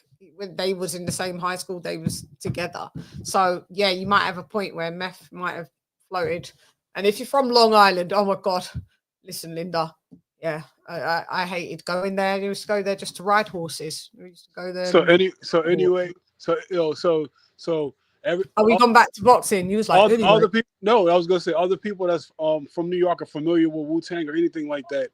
We've all named like our favorite in Wu-Tang. Who's the worst member? Who you always felt like the motherfucker should have got kicked out the group? Like who's the worst? Who's the worst? You gotta pick one, bro. You gotta pick one, bro. Who? Man. Chan, who you got? Who you got? I'm trying to think because there was loads of them. I know one to kick out the group, but he did had a hot 16 on one of them joints. Who? U-Guard. Oh yeah! Oh my God, U-Guard. That's it. That's the one. Yeah, pack him up. U-Guard. He did nothing. He contributed. Fuck That was all. the light skin one, right? The light skin. Yeah. Y'all thought he was whack. Y'all thought Golden Arms was whack. No, he can go. He can go. He had the mystery of chess boxing. That was a hot verse. Yeah. Like that video. What was his words on that? Lord, I'm gonna give it to you with no trivia. Straight from Bolivia. Oh, yeah. Yeah, that shit was hot. I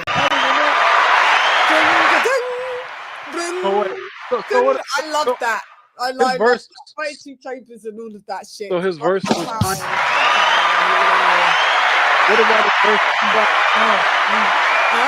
What about his verse on Triumph? You guys' verse on Triumph. Check out my but this is the thing. No, that was good too. For my dick. I hated those joints.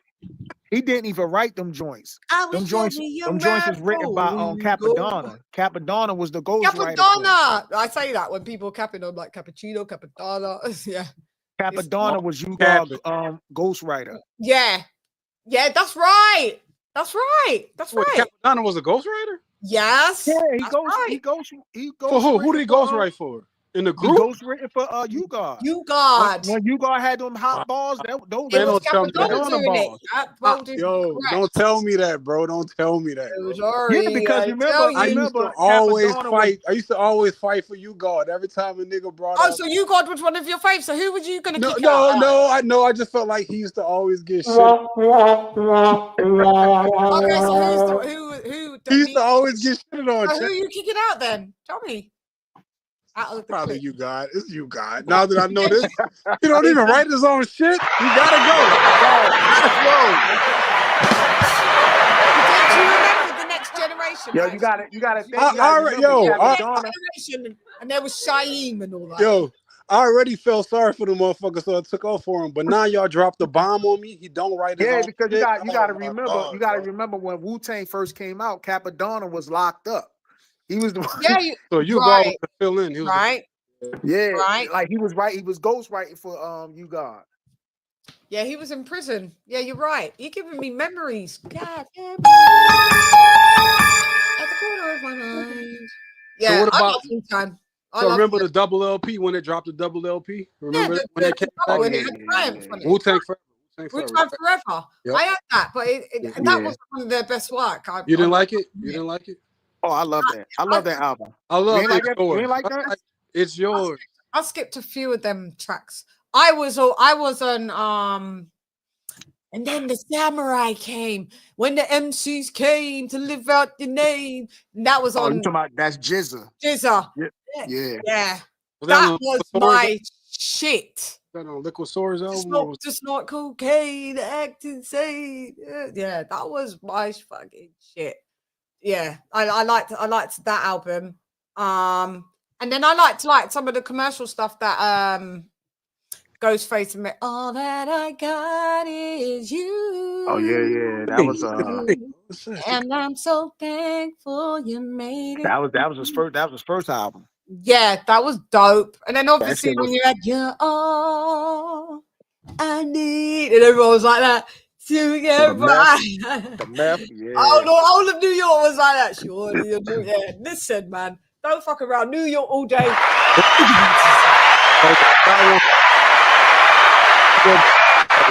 Go bring up a Ghostface song. Y'all gotta bring up.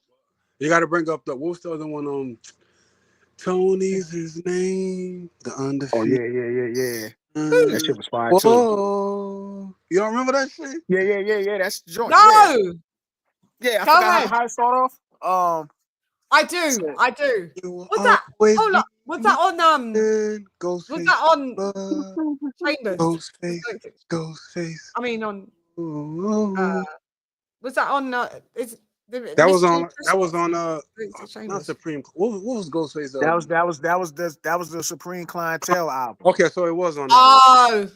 No, I don't know. Sorry. No, I don't know. That song before? Yo, you need to check I don't know. I can't. Jizza was Supreme the Clientele. ish. That was the joint right there. Jizza was the ish. Yeah. Yeah. I put it like Jizza this, was too overcomplicated. Pound for pound. You could do pound for pound hip hop. I think got to do a show where we do pound for pound hip hop. Where did Lisa? I don't think Ghost was the best rapper, but he put out the best. No, but he was the best songwriter. Yeah, he put out the best albums. Like all his albums was like right because he knew how to write in structured songwriting. Yeah, but come on, I can see you got to realize. Choose here.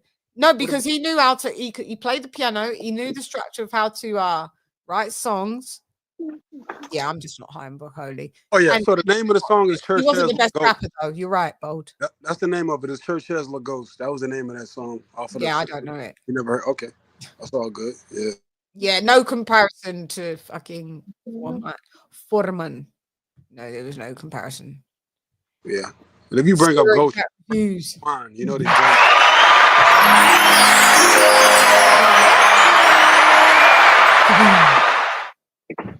What up? Zero chat reviews. Rico Tat reviews. Yeah, yeah. We need to do a pound for pound show of pound for pound hip hop, like. Yo, which part of New York had the best rappers? Yeah, like which borough? Because I'm not gonna lie, my all-time favorite rapper still Y'all got me on that one. is one from Yonkers, and that is this DMX. I'm gonna put it like this, man. I love X. I cried when they reported. I'll put it like this. Yonkers. I'm gonna be biased. I'm gonna be biased with Brooklyn, and then I claim a Nas because he's actually from Brooklyn, even though he represents Queens. I know, man. No, Even though he represents Queens, he really from Brooklyn. man. Queens bridge. From Yonkers, other than Nah, but he's really from Brooklyn. The Locks from Yonkers too, Chad. But the Locks from Yonkers as well. Yeah. Yo, you know. Could I ask you guys a question? Queens is up there, sis. Like you know said, who brought the heat when it comes to rappers in New York? Long Island. Yo, Long Island got Rakim, Busta Rhymes. Could I ask y'all a question? Ashanti. Quest. They got Ashanti. They got Tribe Called Quest. Tribes from Long Island. I believe so. Nah, they rep Queens. Well, I know that Q-Tip rep. Y'all hear me? Oh, Queens. Q-Tip rep Queens, bro. I think they're from Queens. Okay, Queens. Oh, okay. Yeah. Hello, can y'all hear me? Hold on, EPMD. They got EPMD. They had my sister. You got to chill. You got to chill. My sister. Hello, can y'all hear me? Hello. Yeah, we got you. Okay. Just been ignoring you. It's okay. I'm joking. We can hear you, AJ. We can hear you, babe. Queens is up there. EPMD. My sister, I used to have. Could I ask you guys a question? Could I ask a question? Of course you can. You can't see anything you like. I think I already know the answer, but have you guys ever heard of this What does movie the ring called? look like, AJ? Before you ask me, is it a big enough rock? Before you ask me. Yes. Go ahead, babe. Sorry. Go ahead. No, but have you ever guys heard of this movie called The Man with the Iron Fist? The Man with the Iron Fist. Yes. I've heard of that. Let's be real. Hang on. Let's be real. She would know the Sing by You God verse. Shake your body. She's a hottie. Shake your body. She's a hottie. I'm trying to think. I'm trying to sing it like just to slip into a melody and be like, oh yeah, I do, but I don't. Yeah, that's Church has Lagos. Yeah. Tell us, let's be real. And then we're gonna go right back to AJ's thing. So AJ, go on. Sorry. Say it again, AJ. The Man with the Iron Fist. Have you ever heard of that movie? Why do I feel vague? Go on, enlighten us. Why? It's a movie. It's a martial arts action movie that came out in 2012. Oh yeah, yeah, you're right. It was directed and stars RZA. It stars RZA, and it was directed by him, by the Wu-Tang Clan. Oh yeah, because that's why they was on. That's what they loved all that shit. Mm-hmm. Very good.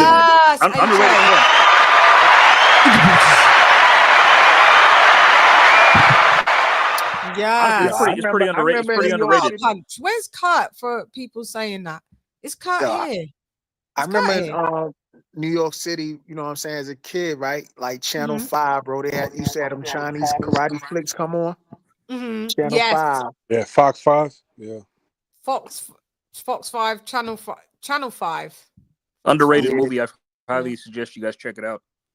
Yeah, AJ, I think I know now. I know exactly what you're talking about.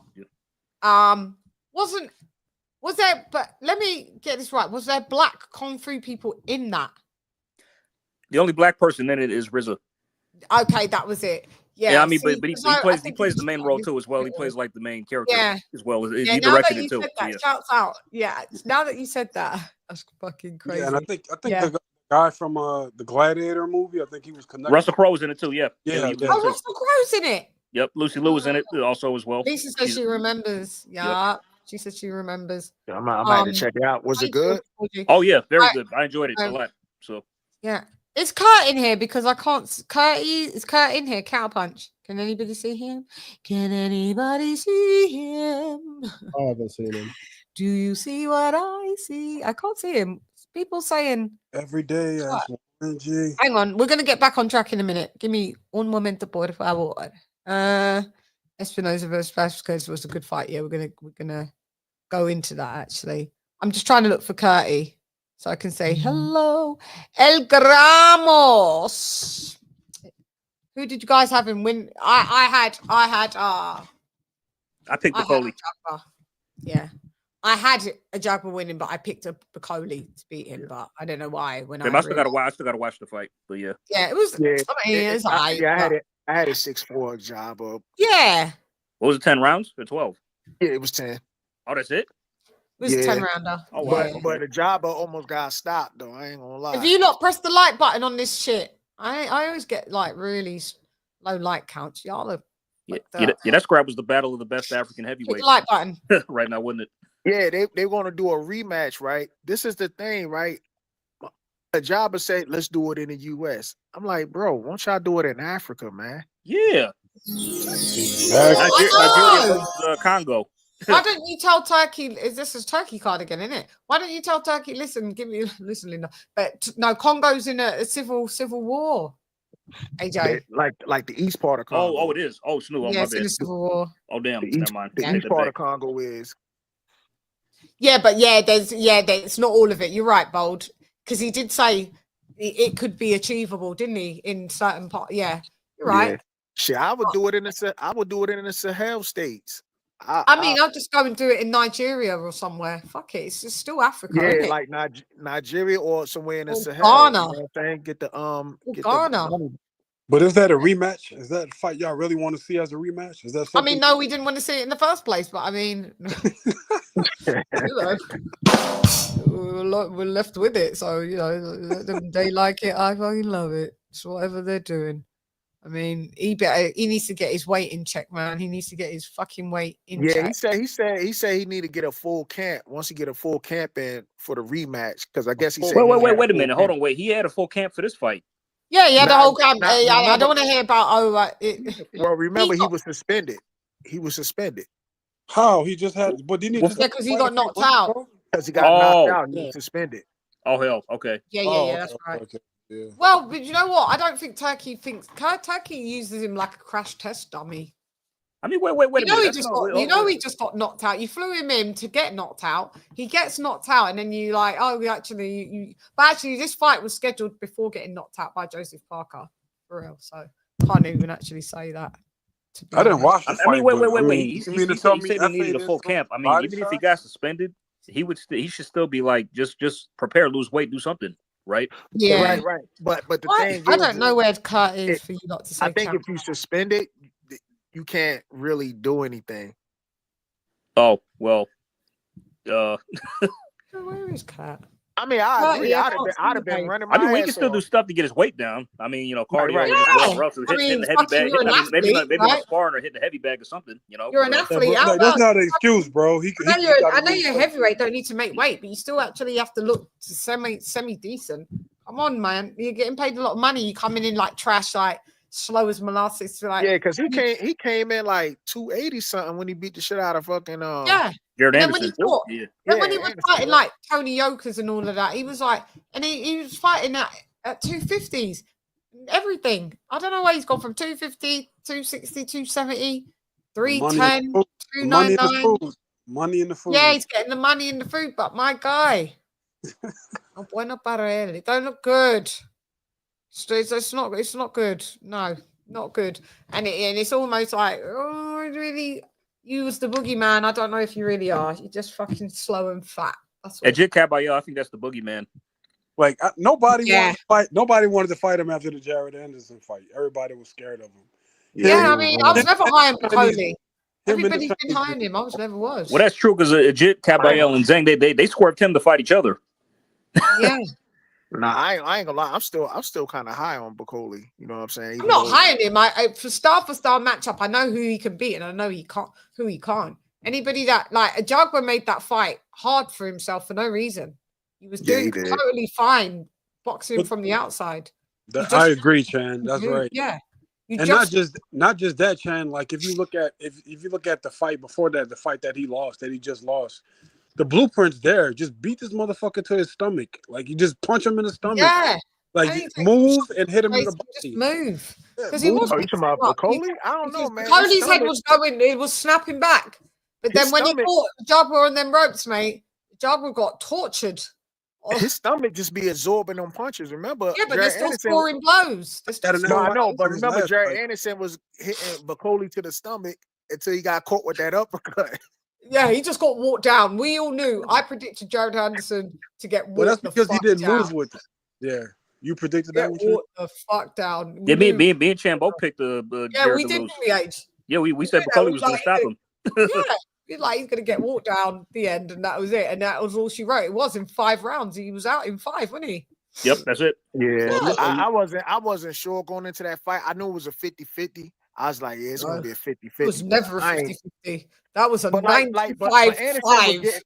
Anderson was getting off on him in the first round until like the last 10 Yeah, seconds. Anderson did get a couple of shots. He let some shots go. He had a little combo going. But you can't just stand there in front of him, though. You can't. That's what happened. He stood right in front of him. Jared just stood there like an idiot, even after he got dropped the first time. He got up. That's the thing. Like, I was listening to the commentators, right? They was like, "Oh man, Anderson looking good." And then the last 10 seconds, he got dropped. It's like, "Oh wow." He stopped. He fell down. Stop laterally moving and just stood there. Yeah.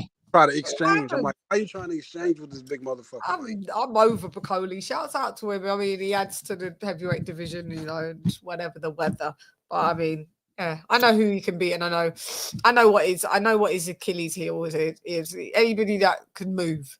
You can constantly move and don't run out of gas. You beat this guy. You beat Bacoli. So what would you say, Chan? What would you rate him? Was he a B fighter, B minus, B, C plus? I would say he's a B minus. A B C minus. plus B minus. C plus B minus. Yeah.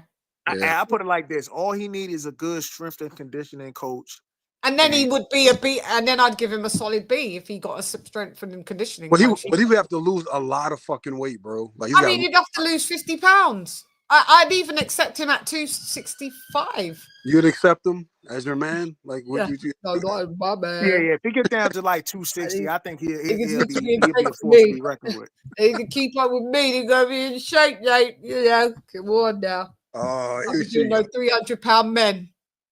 I'm only small. I'm little.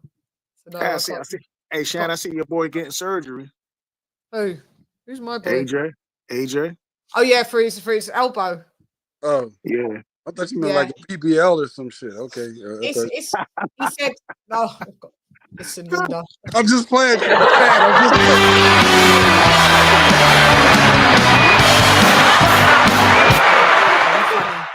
My man said a BBL.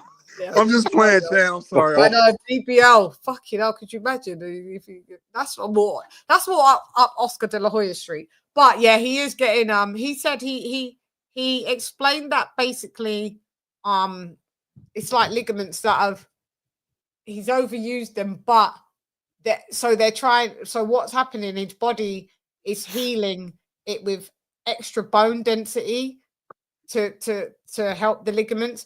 But that actually goes against when he throws a shot. So he freezes when he throws a shot. He can't fully extend. So they have to go in keyhole and just shave a bit of it's just like elbow splints. Tyson Fury had that same operation. Yeah. Where it's extra bone growing. That shit sounds Yeah. So, and a lot of boxers get that shit. So that's why he wasn't ready to fight Dubai. He's not ready to fight at all. So he's gonna be out he ain't gonna be able to. He said by the end of the year he's looking. It's 4 to 8 weeks, to like kind of heal it up, and then then try. He ain't seen him back into the end of the year. Yeah, well, we already have. If you ain't coming back, I said it. If you ain't coming back as a beast, I love you, Joshua, but you gotta hang him up, mate. Hang him up. Bye-bye. Okay. Yeah, we don't want to see you getting knocked out. You've done amazing for the sport of boxing. Fucking amazing. Listen, Linda, we can't be seeing you. If you're not the beast, hang them up. The game's too dangerous. No, but can we say this? Like what?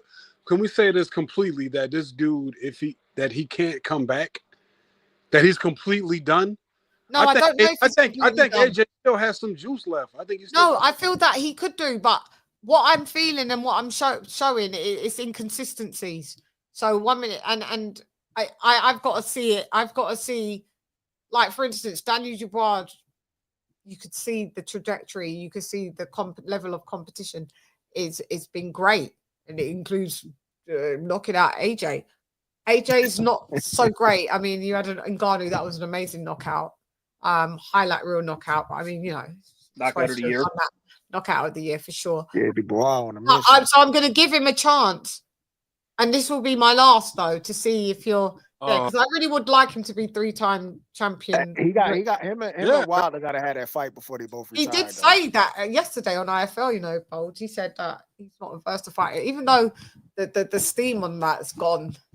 For me, more than gone. If he doesn't fight Wilder, if they don't fight, I don't care.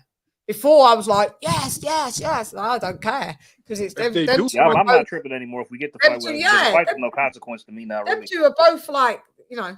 No, I wouldn't put Joshua in the category of Wilder like super washed. But, no, But I mean, yeah, you're gonna have to show me a little something, you know, like you got still fighting to this day. To this day. To this day. You just sit here, you don't know what I'm. I just have to remind you where we're at the weekly wrap up. Shiggity show. I know. To this day.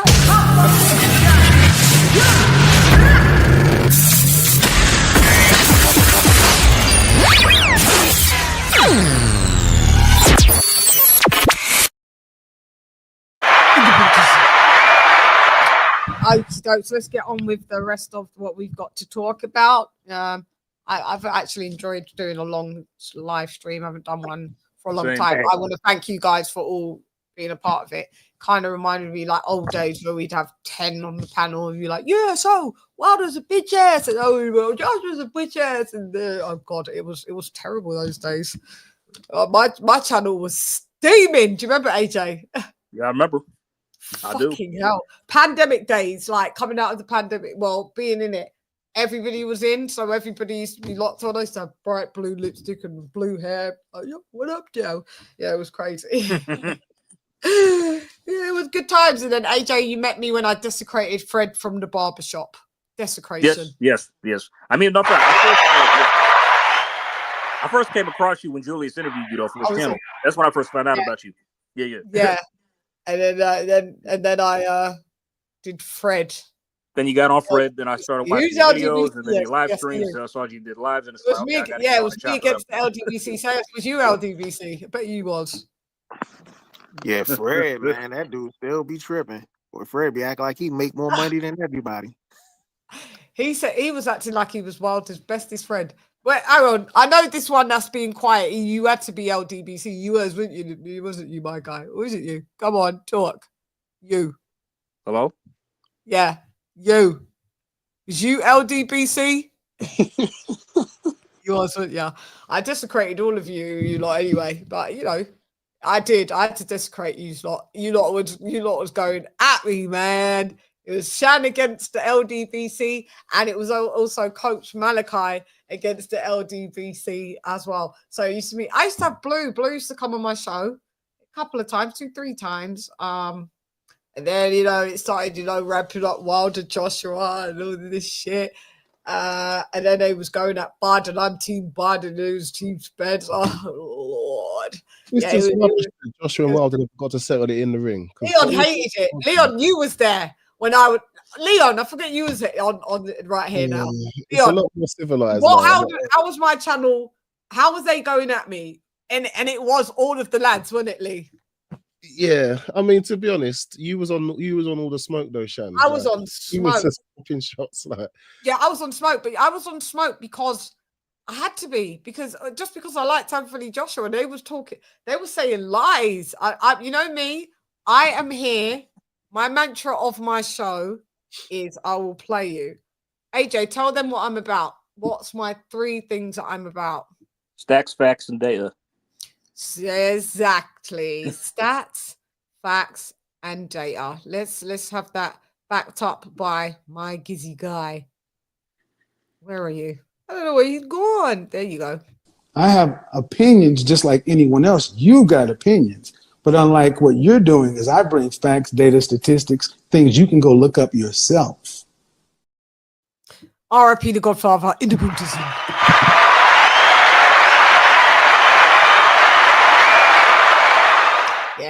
once I come with my stats and my numbers, yeah, everybody had to back off now. And when I talked about Wilder's going to get, and he started getting exposed, it's like, yo, and everybody just left me, and it just disappeared. And everybody left me alone. I defeated y'all. But anyway, you're back, and I love you. If you love Wilder, you love Wilder. If you love me, but it's just like those times, those was just heightened emotions. It's not even the same. I mean, but these people aren't real boxing fans. I mean, like, not a while they'll just find somebody else to latch on to. Yeah, you lot went above and beyond now, fanboying. You lot did, yeah. I mean, Wilder is probably going to retire in the next year or two. When he's gone, they'll find somebody else to latch on to. And they keep doing that. It's Tank, it's Spence, it's this, it's that. It was Boots. Then Boots went to Matchroom. Now they're like, oh well, it's Haney's with LDBC because of Bill. It's just all fucking anyway. Anyway, let's move on to some boxing, shall we? Real boxing. Yes, last card on Sunday. Jack. Or the remainder of the card, excuse me. Yes. I know. Can we just quickly, Badu Jack? I didn't see the fight. Badu Jack. Oh, neither did I. I missed it. Anyone saw that on the panel? No, I still saw it. Yeah, I saw that. You saw it. Yeah, it wasn't really an exciting fight. Was it a title fight? It was. Yeah, it was a title fight. And Badu won. Mm-hmm. Yeah, he won. Badu don't play. So how did it go? What was it? Distance fight? It went the distance. Like I said, it wasn't really exciting. I thought Dude, to be honest with you, it could have went either way because Dude was getting off on it was a majority decision, right? Oh. Yeah. Don Charles's fighter. Who's Don Charles? McCallion. The other guy. Oh, he is. Yeah. Yeah, he was the dude. The dude was getting off on Badu Jack. He really was. So was it controversial then?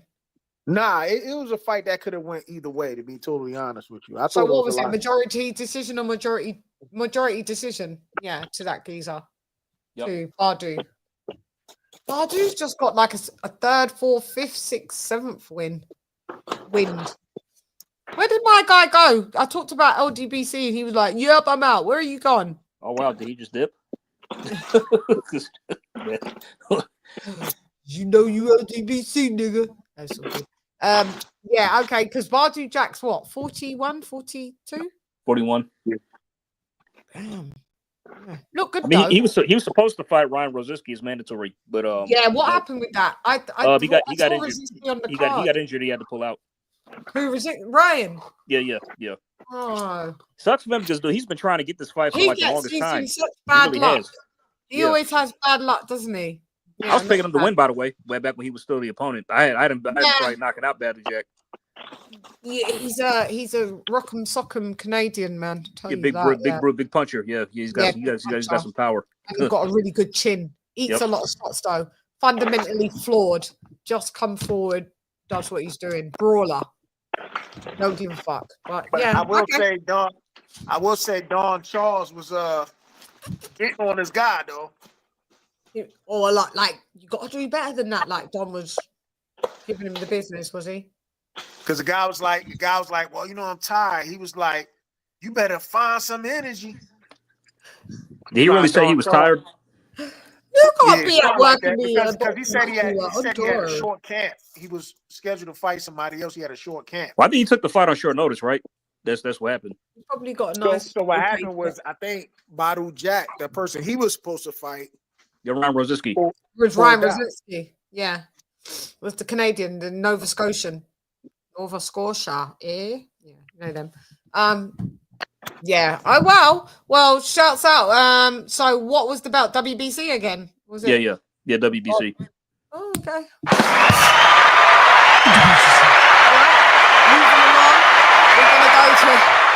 Let me just start off with, excuse me, Espinosa, Rafael. Get your ass up to middleweight. Fucking 6'2". Yeah, no, man. That's the Rafael Espinosa, man. That's a bad boy. Who's gonna beat you? That's a bad boy. That's a bad boy. We're gonna find your equivalent of a Brian Mendoza. You are going. You're gonna have to go. We can't have you here for just you're the Fundora of 126. No, we're not having it. Because to me, it screamed weight bullying. Lee, did you see that fight? I don't know if Lee's still. I saw it. I watched it. Yeah, he beat the shit out of dude. Yeah. He battered Vasquez. Battered him, but Vasquez, well, they pulled him out. He was fighting back. He was fighting back, man. He tried. He did his best, but it was too much. He's a warrior, but he was getting battered. I watched the with Christina Poncho, like them doing the the press conference before, and she was like, "Is the height going to be something that's going to fuck with you?" And he was like, "Nah, because in the amateurs, I fought people that would." Well, this ain't the amateurs, man. The amateurs, my guy. This geezer was Vasquez is like 5'3". Oh God, I was like, this is insane. He's doing this only to have an advantage. He knows better. You get your ass. I know you make the weight. Here's my LD's BC guy. You back in the Buddhism. I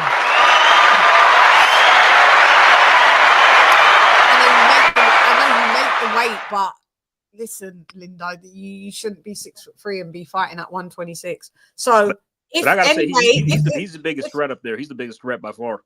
Yeah, if anyway goes up, I'm not sure if he could deal with that. That's crazy. Yeah, all these guys at 126 is waiting on any way to move up.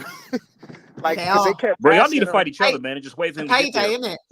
They want the money. They kept asking them, like they was like Shoo. Shoo Carrington's waiting. I'm like, just fight. Shoo Carrington's is that's mandatory. It's who's mandatory? Rafael Espinosa, Shoo Carrington. Oh, yeah. That's gonna be interesting to see, because I mean, I saw Vasquez have some success with. If you do a couple overhands on them tall lads. It's just that, like, he didn't have the power to bother him. He don't got the power, though. He didn't have the power because he's got like 4 KOs, I think. Yeah, I mean, it was just so, it was kind of like a whole entire mismatch, wasn't it? Come on. Yeah. I mean, but I gotta say, like, a fight between Espinosa and Nick Ball, that'd be violence, man. That would be violence. But like, you get a guy who's 5'2" versus a guy who's like 6'2", 6'1". That'd be nuts, man. I'm not even gonna lie, man. I think he runs through Nick Ball, man. Me too. I was saying. I mean, it'd be a good fight. Yeah. Though. I mean, I'd love to see it. I agree. Still gonna be a great fight. Yeah. And also, I think anyway beats Nick Ball as well. That'd be a tough fight because Nick Ball kind of dirty too. He's a dirty fighter, but I've got Nick Ball's he showed a decent chin too as well. He's tough. I still got Inoue beating him. I got Inoue beating him. He's pretty much going to be one-dimensional for Inoue. It's going to be, well, it's not an equivalent.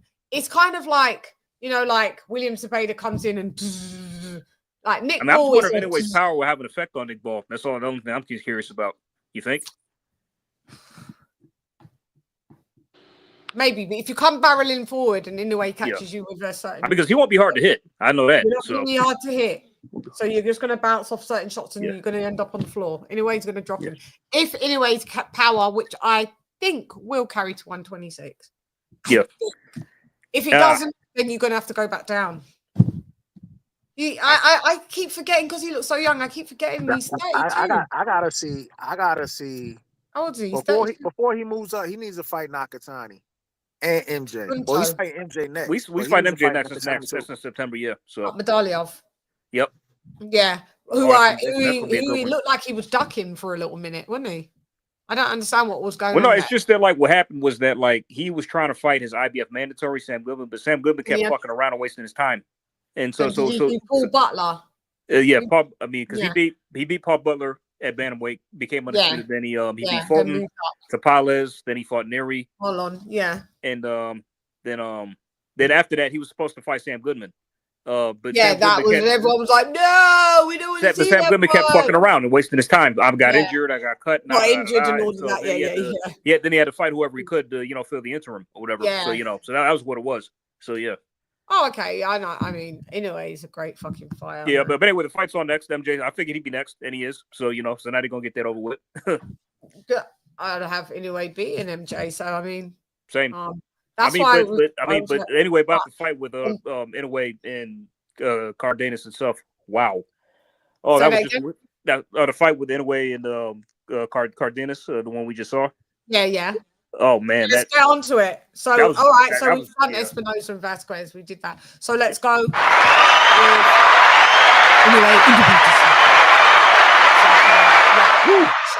That fight was just what the doctor ordered. We all needed that after this dreadful weekend. That saved the weekend. Fight of the year contender for sure. Got Inoue gets dropped early again, just for the second time. Like he did with Neri. Luis Neri. Neri put him down in the first. Neri put him down in the second. Was that? I thought it was the first round. Wasn't it the first? Oh, was it the first? I think it was the first. It was the first round. I think so. But but he gets dropped early, and they just have this horrible. One thing I noticed, and it was and then the bell was after. It was in the second round. It wasn't the bell when he was Neri. The bell. No, he had some time. Oh, he did. It went off for a little bit. Yeah. But then Inoue came back and dropped him in the second round, Neri. Yeah, that's it. Yeah. And Inoue dropped Cardenas. Yeah. In the 6, 7. But I mean, but like one thing I noticed that like about this fight in particular is that Cardenas, he was actually kind of phasing Inoue with his punches a bit. Of course he was. Oh yeah. Know about this dude. This dude, listen, was he undefeated until Inoue? No, he had one loss. He had one defeat. He had one loss. Listen, this geezer was he could punch with both hands. No, there are people that knew him, knew he was a power puncher with both hands. Just a lot of us didn't know him. I didn't know him. This geezer, when he was hitting him, anyway, this is what made me think at 126, where they're going to hit harder. Yeah, he's going to get stopped. Yeah.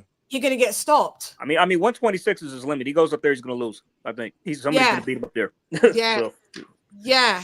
And I mean, but doesn't really matter. No, of course not.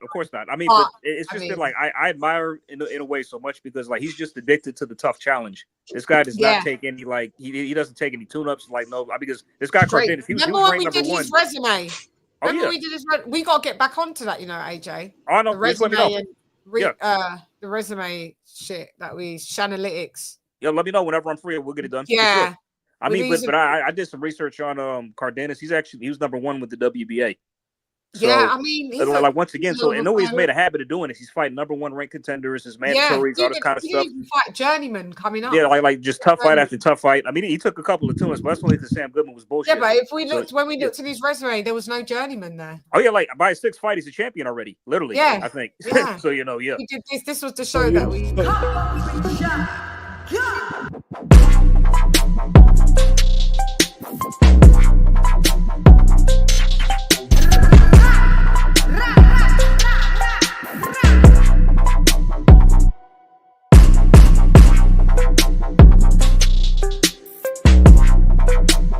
How you going?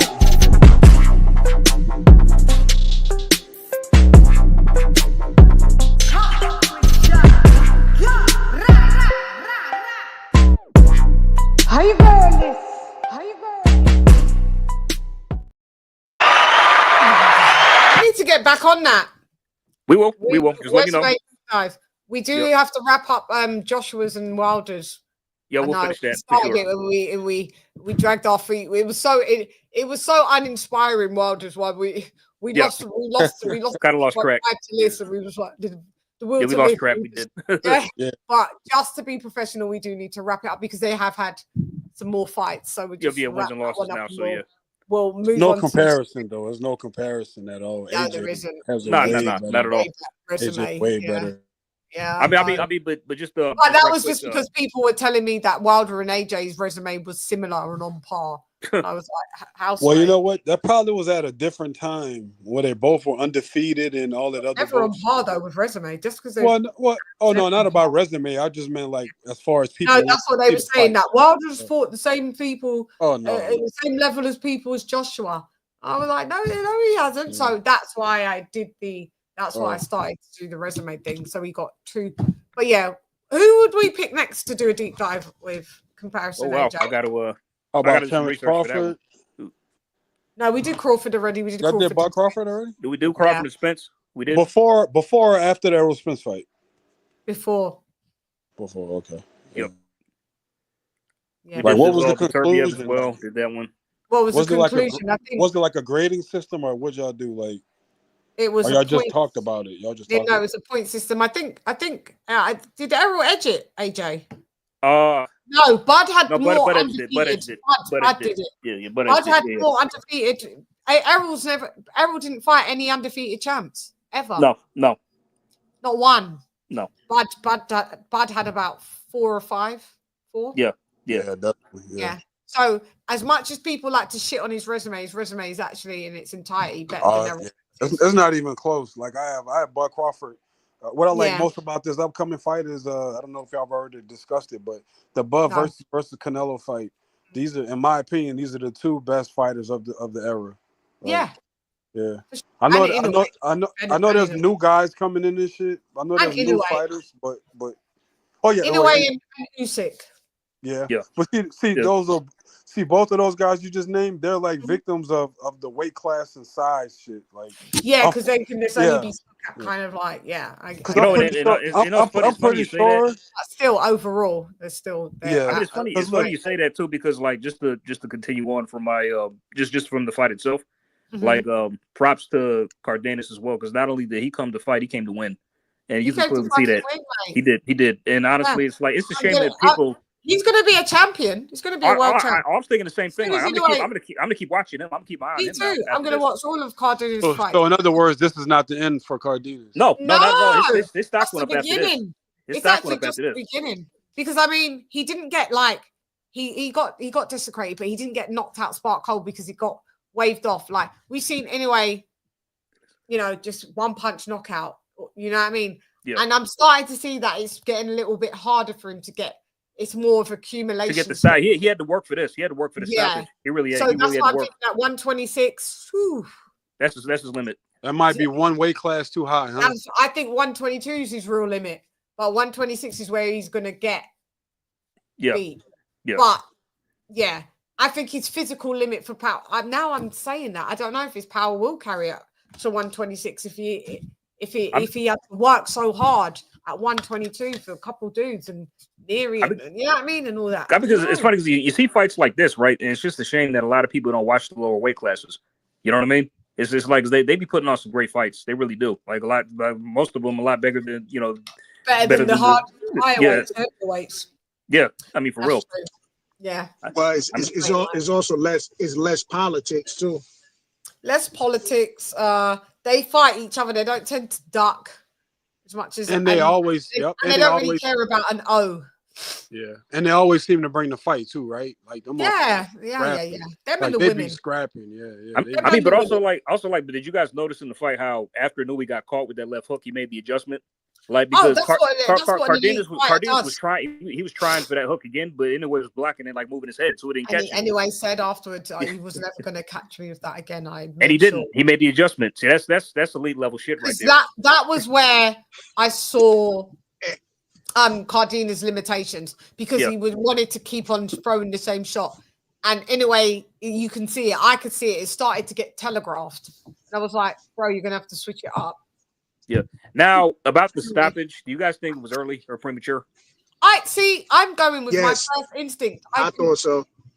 I mean, Jan, what did you think? No.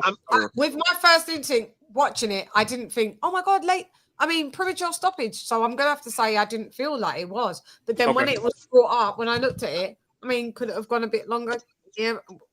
See, I'm right there too. It's like when I first saw it, but then I rewatched. I'm like, it could have went on, but still, it was only going one way. Shots he was getting. I mean, more than likely, he stopped answering. More than likely, probably he was going to get stopped regardless. But I would like to see it carry on a little bit longer. You know what I'm saying? Yeah. Like let him finish out the round. Like let him finish out the round and see how like that. Yeah, maybe. There was a lot of shots that he was taking though. Yeah. Not answering back at that point. Because I think I know he put him down like the prior round. He finally dropped him. He already been dropped. He'd been tucked in. It looked like it was coming near to the end. I guess we're in a place where boxing, you got to protect the fighters from themselves sometimes. Yeah, for sure. See you another day, because you don't know what you're going to be 20 years later neurologically. But like, I mean, but we get one fight for free. We get one red card for free that outshines the other 2 cards that we had to pay that they were charging us for. Say that again. That's like we got the top red card. We got that for free, and that whole We card got that for fucking free. I mean, that whole card was better than the 2 cards that I saw 2 combined. cards, the whole fucking 2 cards that we had to spend. Fucking it's trash, man. Trash. Them ring cards are trash. Them fighters, you guys are trashing it out. Listen, I'm going on trash. She's dragging him, yo. She's my dragging. trash. Yeah, listen, you go in the going. But Ramon Cardenas, despite the loss, his stock went up, in my opinion. Put on a great performance. Cardenas, yeah. I mean, for real. I want to see him again. I'm gonna tune in to him from now on for sure. Yeah, I'm good with him. I thought he was. People can be valiant in victory, in defeat, man. It doesn't mean it's just how you lose, and he didn't lose where you're going to be like, oh my god, you trash. Like you got victors. I'm not being bad, but you got victors like Canelo, Devin Haney. It just didn't look good. Like we're talking about the losers looking better than the winners. For real. Seriously, it's like it was almost like the hyped up fighters did not live up to the bill. All the hyped up fighters did not live up to this shit. Yeah, it's crazy because you live up to this. You can maybe make a point that Teofimo Lopez, as far as that card goes, he probably had the best performance. Or is that wrong? He was in his bag. He was in his bag that day. You can say that. In his bag that but also, I don't know if y'all noticed this shit. He's talking about going to 147. I don't think T.O. Power is carrying up, because it didn't carry to 140. Yep, he seems to be more of an athletic counter puncher. He was only good at 135 with the power. As soon as he went to 140, the power wasn't there. He ain't even stopping anyone. Like he don't fight no one at 140. He couldn't even stop that Steve Claggett guy. He stopped the journeyman. He stopped Camper. And he stopped he stopped the other dude, Claggett, right? No, he didn't stop. That was the distance. He didn't stop him. Oh, they go to this. He didn't even drop. He didn't even drop it. Yeah. even when it's clearly apparent that he has that he's the stronger fighter, he still won't step on the gas and stop. No, he's not. He's not. Well, he's a counter puncher. And on his back foot, he fights on his back foot. That's the way he fights. Yeah, he's better on the back foot. That's what he does. So if you outbox him, he can't take it. But if you stand if you stand bring the fight to him, then make it easier. Well, that's what I mean. So you think so if you imagine the fighter that he's calling out, Jerron Boots Ennis. Jerron fights on his front foot. Good luck with that. Yeah, I see him getting his ass whooped, but I'm just saying I wouldn't mind seeing that fight. I'll watch the fight. I'm never one of those people I want to see the fight. I want to see the fight. I'm still not. Even though I like Boots, I'm not high on him though. I'm not high on Boots either. Yeah, well, that's why. It's me either. Like that. I got to see more until then. If I'm higher on low, I think it also depends on stay on this. Like how in high regard do you hold stay on this? I mean, Stanionis was very inactive. Barely fought. Yeah, it was a decent win, but not like. I said this before the fight happened. I said this on plenty platforms before the fight happened. I said Stanionis is tailor-made for him. Yeah. No, because me and AJ, we thought Stanionis could upset the apple cart, but in all, it was like Boots should. I was like, I know I said Boots should get the win though. I thought Stanionis was going to do better than he did. Same. I thought he would make it more competitive. I think still to this day, his best win to me is still Karen. Chukatsian, you think? No, I think it's Stanionis. That's his best win. He beat Buttigieg, right? He beat Buttigieg. I mean, because Karen doesn't have the name value, but that's his best win though. What, the Chukatsian rematch or number one? Like him doing that. 2, he fought him twice, remember? Yeah, that's what I'm saying. But that's his best win. Like out of everybody he fought, like but they might have had the name. Yeah. Now it's Stanionis. They might have had the name and stuff, but I just don't think like I think Karen could beat a lot of these guys at 147. Oh hell yeah. Karen Chukatsian was just the whole apple cart was like bloop.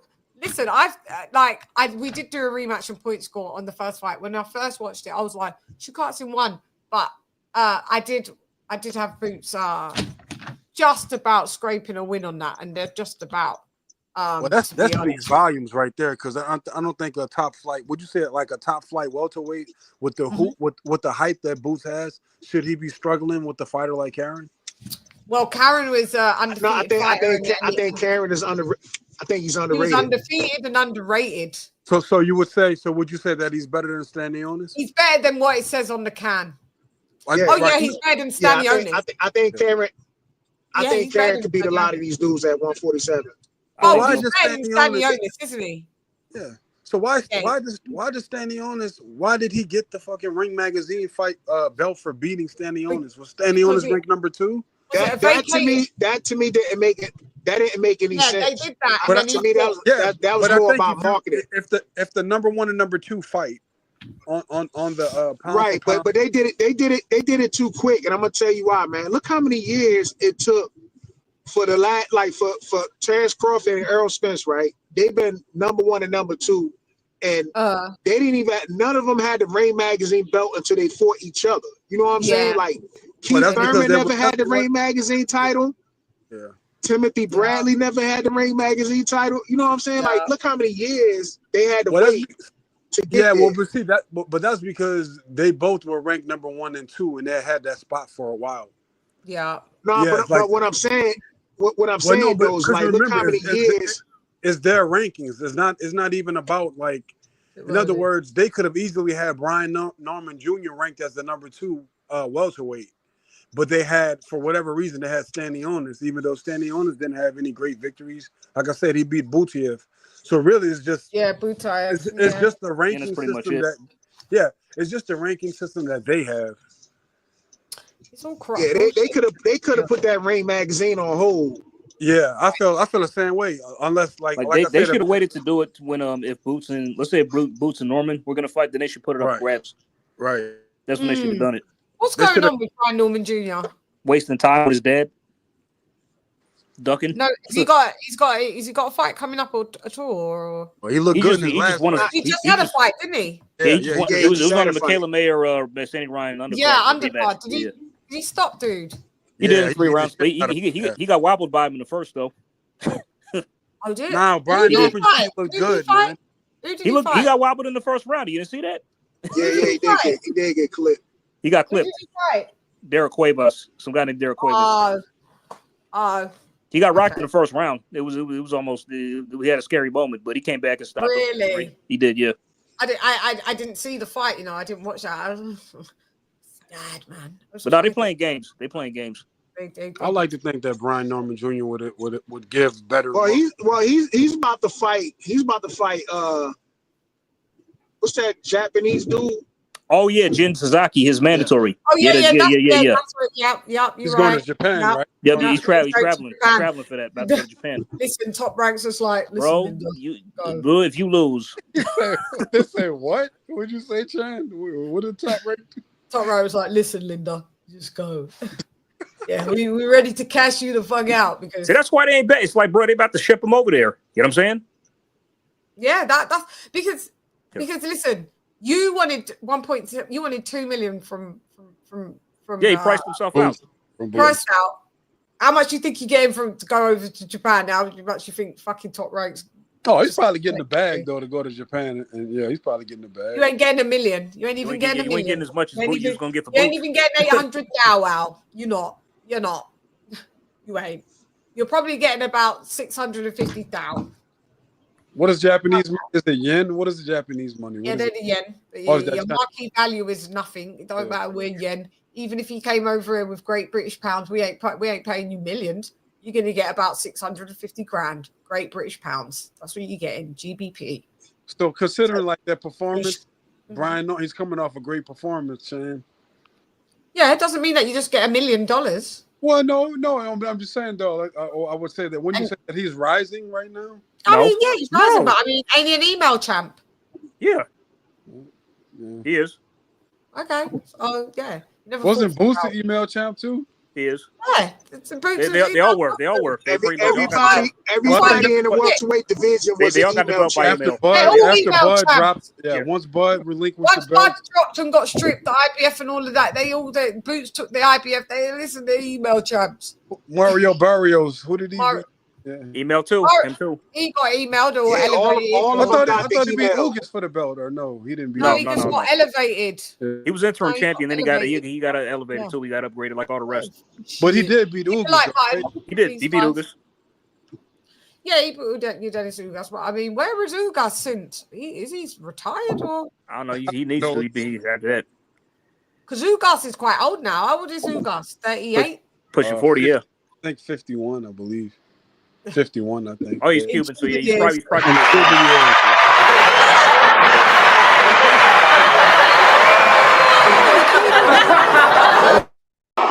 Listos pe los chingazos. Listos pe los chingazos. God. He said, I mean, the only silver lining is that Brian Norman could lose. If Brian Norman loses, if that happens, that won't be a bad thing because hopefully then Jin Sasaki will want to unify. And get humbled. I'm sick of that. Not because hopefully the Jin Sasaki guy want to unify with Boots. Hopefully he'll want to do it. What happens? Did you say humble, Chan? No, I said get humbled. I want him to get humbled. Get his ass beat. Yeah, him and his dad gets on my nerves. I mean, like they're right, dude. The way they run, he running around just talking shit. It does do, bro. You were also you turned down the fight. Boxing dads, these boxing dads, this generation of boxing dads, they're terrible. I don't. But you don't think that any of this is like race related though? I don't care what it is. It's just terrible. I know, but I mean, like, because I don't know, because like Deion Sanders is getting that same type of flack, Like athlete fathers, like people hate when athletes' fathers are in there. The basketball player. Remember Trinidad? Remember Tito Trinidad's father, Roy Jones Jr.'s father? Roy Jones' dad. Yeah. Shane's dad was cool. Shane's dad was cool. Actually, he's going to come on most athletes pop. But then you had Ankel, fucking Danny Eubank, dad. Eubank. I'm talking about Danny Garcia's dad. He was terrible. He called. Oh my god! Yeah. He called Crawford blue black. I was like, what? Wait, what? Wait, what? That, my nigga. You are not qualified to fucking say that. Like, where are you? Where's my clip? Then you got Theo. You got Theo Senior from New York. What you talking about, mister? What you talking about, Willis? What you talking about, Manny? What you talking about, Dad? What you talking about, Willis? Still fighting to this day. To this day. To this day. You just sit here, you don't know what I'm. Yeah, allow us. Then you got Theo Senior. To the black community and talk about any of. Then you got John Fury.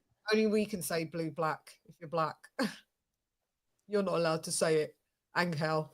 Yeah, we had John Fury. Oh Lord. You know, you got Bill Haney. Oh Lord. You've got also. I'll tell you who else. What Bill Haney said?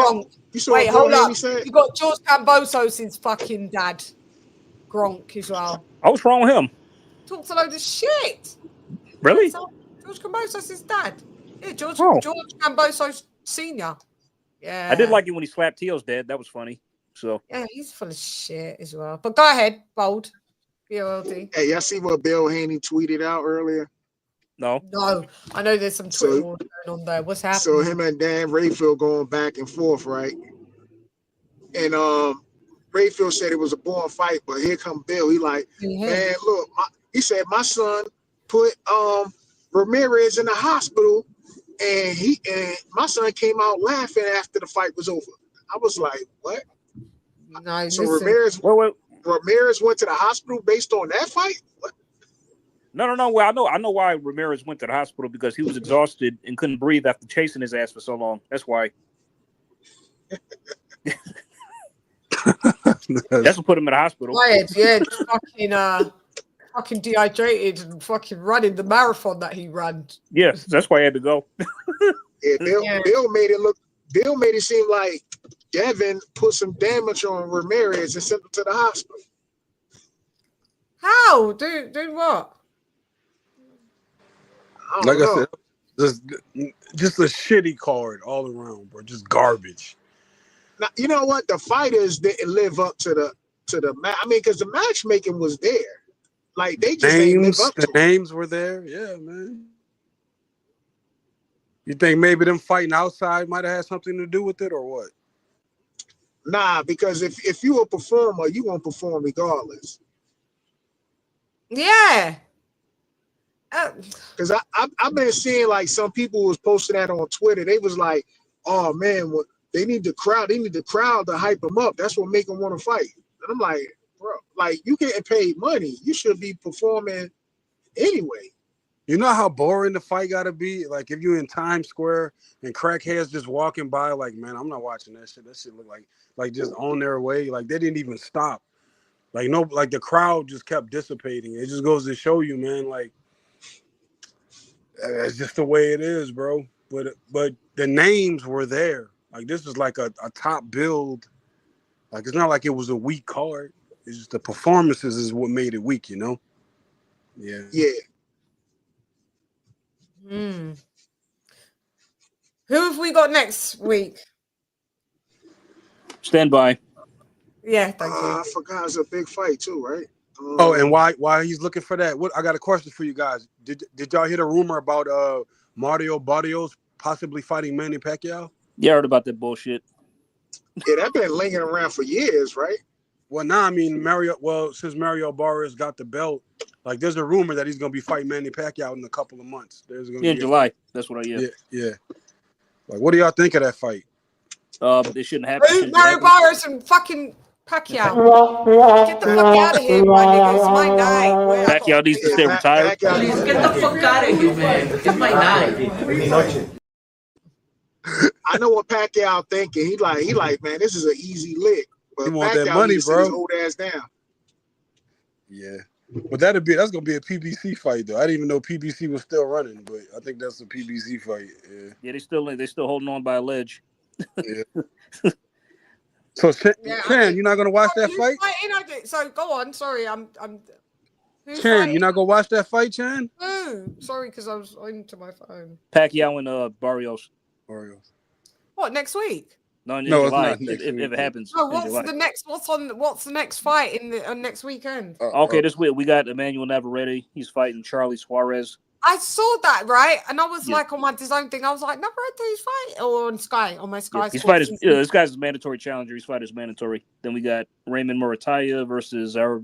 Murataya. Oh no, that's the co-main. That should be pretty good. Murataya is the one that just fought. Who's his last fight? Come on. Who did he fight last? He's one of these lightweight contenders that's on the come up at Top Rank. He's one of these lightweight contender prospects. No, but who did Murataya just fight? Was it Tevin Farmer last or somebody else? Yeah, I think Tevin Farmer. No, was it Tevin Farmer or was Farmer it Nocatilia? Yeah. Lee, okay, Lee, thank you for joining us, Lee. I know you got work. Okay, guys. Yeah, sorry, it's a bit late for me now, man. I've got to shoot off. I know, 2 o'clock for you. All right, Leon. Have a good one. Thanks, Leon. Love you. Thank you very much.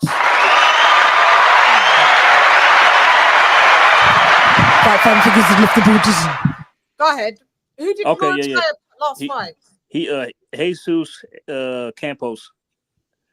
That was Is that who I last saw him fight? Maybe not. That was last November. Then before that, he fought Tevin Farmer. So yeah, those were his last 2 fights. It's the Tevin Farmer one I saw.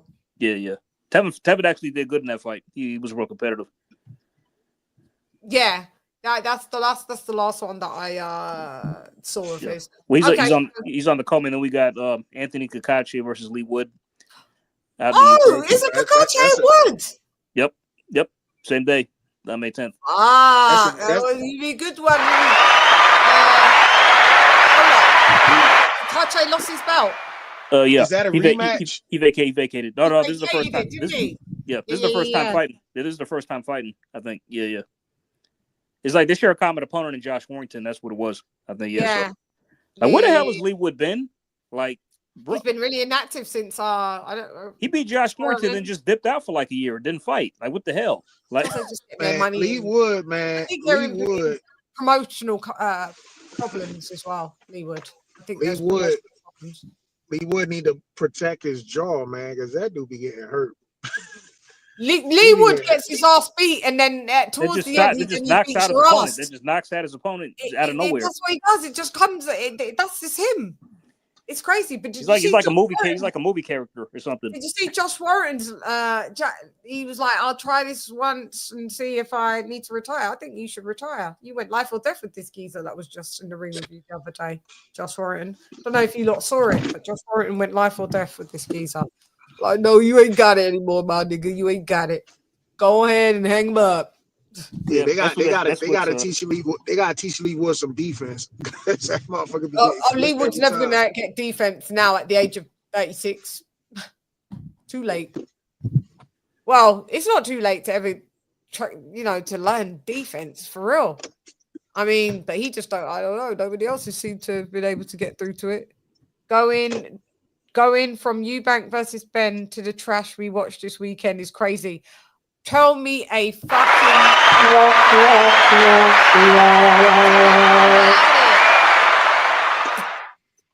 And these lights, you know what? I just wear the mattest, like less like makeup, and these lights. I've literally got dry skin. When I have to do these shows, I have to like spray to have matte and wear matte Fenty foundation. If I wear matte Fenty foundation outside in the street, my face will look like a cracked porcelain. Because of these lights, I can only wear matte. And look how shiny I end up getting. Get really hot. It's like you lot don't have to bother with all that. You're fucking lucky. You look good. You come in and be like, hey guys. You know how I do my news reports? Don't do nothing on there. Just like, that's what I'm going to come on the show and do. Fuck it. Yeah. Sometimes I come and be like, you do a little little da, and then you fucking I look like I'm glowing. Do I look like a glow in the dark thingy? I do, don't I? I look like a glow bug. AJ said I still look good. Oh, my AJ. You do. No problem. Good, yeah. I don't think anybody's complaining. You looking good. You're good. I have to feel. Oh, thank you. I wasn't fishing. I was just looking because I've got a really big TV here, and it's really close in comparison to my laptop. I'm like, God damn, I'm shining, shine bright like a diamond. Okay, anyway, back to the world of boxing. No, boxing, we love you. Less about me. But that's all we got for this weekend, for the most part. That's all. Yeah. Okay. And can you just tell me the weekend after? Oh, sure. D.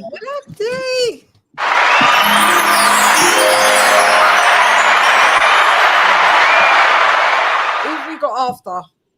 Johnny Fisher, Dave Allen rematch. Oh, Johnny Fisher and Dave Allen. Oh my God, I'm fucking looking. That's the main event. Looks like it. Yeah. Shout out! This is what we do in the UK. Sorry, not sorry. That's a rematch, and that's a domestic dust up for us. We're like, oh Lord, yeah, because I had fucking Dave Allen winning the first fight. Yeah, they robbed him, man. Really they robbed him. They robbed the hell out of him. And Dave, now what you've got to do is fucking knock Johnny Fisher out about his bush, and he will lose. Get out of town. Not that it matters, but is Johnny Fisher white? It sounds like a white guy. Yes. Okay. That was just a wild guess. It was just a wild guess. It was. Oh, they both are. Okay. Yeah, they're both white. Oh yeah, man. Sounds like an interesting fight, man. Yeah. It's like at the bar. When you're at the bar, you see two drunk white lads knocking. Hey, yo, watch the first fight. It was still good for what it's worth. Like two drunk white dudes at the bar fighting. I mean, that's a fucking. It's quite rare you see two white heavyweights fighting. Oh, yeah. Oh, they're heavyweights? Okay. Yeah, they're heavyweights. Yeah. Now, are they like fat white guy heavyweights? Like, are they like one is kind of Dave Allen's a little bit, but Johnny Fisher, he used to be a rugby player, like an NFL. Like, so he's tougher type. Yeah, so he's big, and he's only like 20. Who? Early 20s, something like that. Yeah, 22. So would you guys say that he could possibly be a contender in the heavyweight division? No, not if he can't get past Dave Allen. If he can't beat this guy, no. Dave Allen, no, he's a contender. Dave Allen has got like 8 losses, something like that. I think how many wins is how many fights is Fisher had? 10, if that. Maybe 10, 15, maybe somewhere in between, something like that. No, not that much. No. Let me see. Let me check. I remember his debut was only like 2 years ago, AJ. Oh yes, let me see. Hold on. fights. He's had like 10 fights. Like these dudes are gonna have to scrap. If that's the main event, I know it's like 13. He's got 13. He's had 13 fights. Yeah, Yeah. 13. Yeah, that's the main event. Yes, that's the main.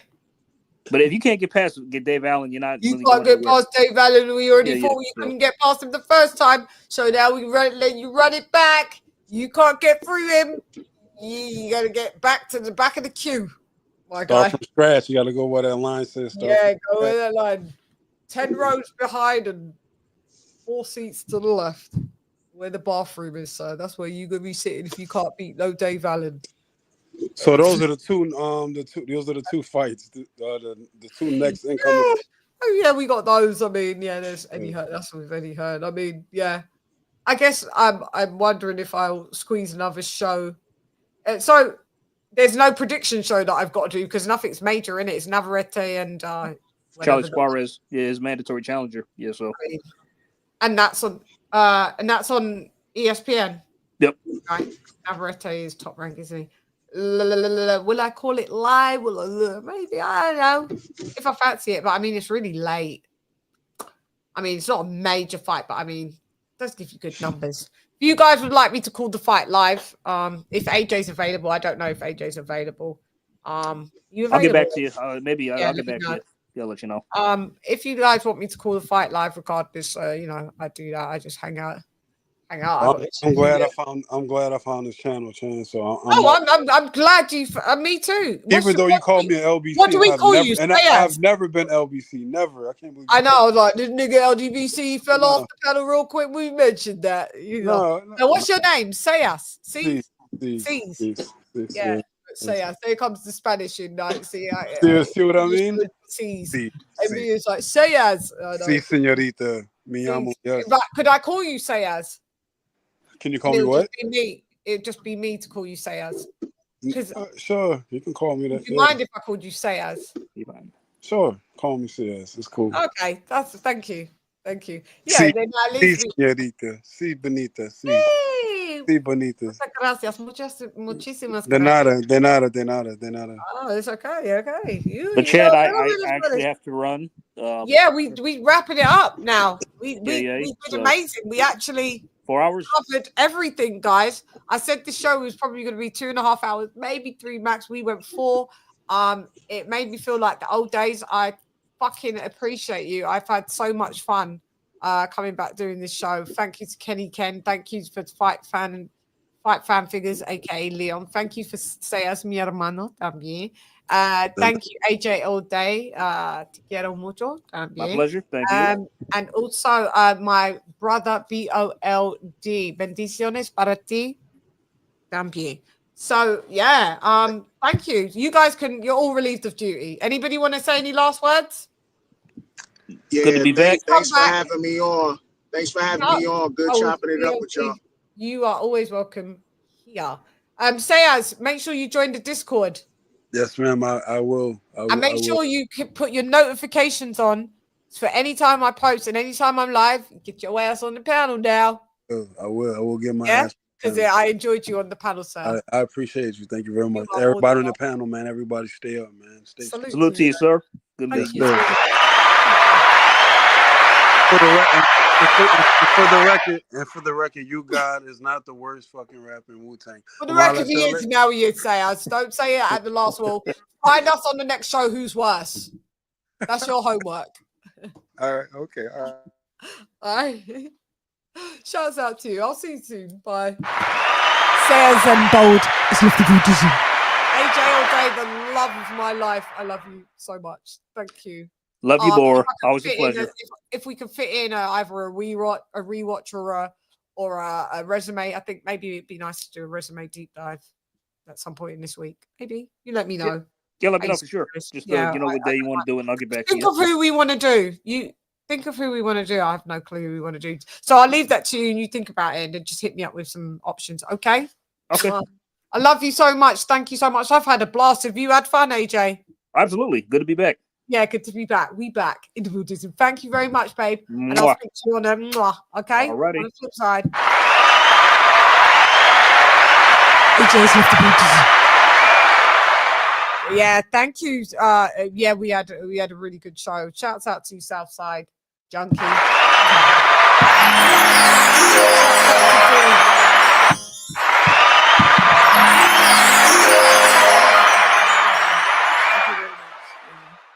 Yeah, we had a really good show. I just got a text saying really good show today. Yeah, it's like how he was back in the old times. We get the numbers back running up and stuff. Consistency is key. So, guys, I really want to thank you. Let me do the members only roll call. Please join. I told you guys. Why haven't you not? I need to see one member joining. Like you guys, when you come back, I need to see members of the channel. Me bar rat-a-tat-a-tat-a brain splatter. What's the matter? Just start up, don't time on the body. Try scatter, pick pattering up all over your body. Now you bruise and batter, tap, shatter. You never should do Allah. You will click the link here. My sister Lisa Bales has left the link of the Channaholics. So we got the channel link in the chat. We have the cash app. Hit the cash app. Hit the cash app. We have all the super chats is fine. We have this is to join. This is to join the memberships. It would be beneficial for yourself, for me. I do special things on the members only. So we're back on the thing. Sometimes I have only members only lives where we talk about anything. Sometimes I have specific only members only guests. So we've had everyone. ESPN Steve Kim, Uncle Ronnie. We've had Shane and I have done a live where that's on members only. It got a little bit so yeah, I got fucked up and put it on members only. But so join the Channaholics, and also the Discord as well is over here. And also, I do have my Dundham season store. We used to run that red through the roof. We're just gonna sort that out. That's actually there. I just have to attach. I think it was my domain, my www.dundhamseason.com. It was all discombobulated. I had someone sorting it out, and they went off and they got married. It was like, fuck you, bitch. But anyway, from you to me, you dares rodders. Let's do the members only. Members only roll call.